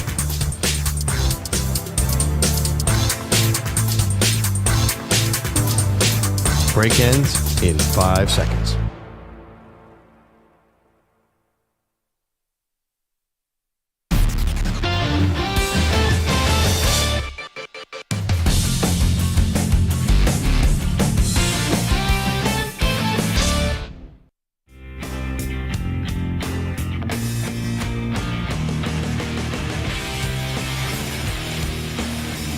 All right, combination of a feel-good story, but kind of a funny story, too, which is the Hallmark Channel is back, and they're going to be doing another Christmas-related movie.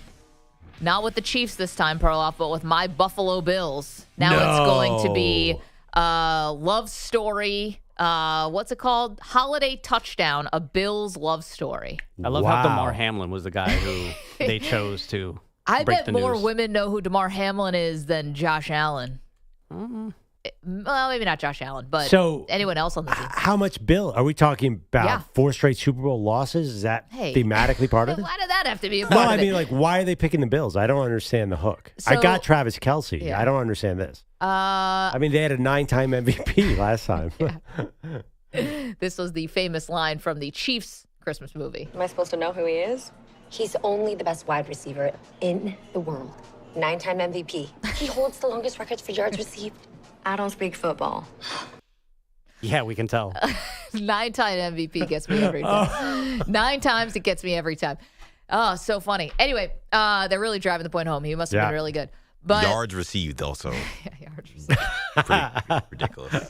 But now the Bills are getting this treatment. So I don't know. Is it going to be about Josh Allen and Haley Steinfeld? Is it just going to be 2 Bills fans? Are they going to 9-time MVP. rub each other in buffalo sauce? I have no idea. I'm a little jealous here. Okay, so I'm reading the story. The Hallmark chief brand officer said the Chiefs movie did so well that we're going to the Bills. Wouldn't the Eagles be the next team? We just won the Super Bowl. Can't put the Eagles on Hallmark. A Hallmark movie where Nothing romantic about the Eagles. I just see the ultimate scene. One guy would be up on one lamppost, and his woman would be on the other lamppost, and they would lock eyes. That'd be incredible. Gotta put that on MTV or HBO or. Okay, that's more of a Girls That's Gone like Wild. True TV. They're getting matching tattoos for in yards received. Wildwood, New Jersey somewhere. I mean, I don't know. Yeah, that's a true TV original.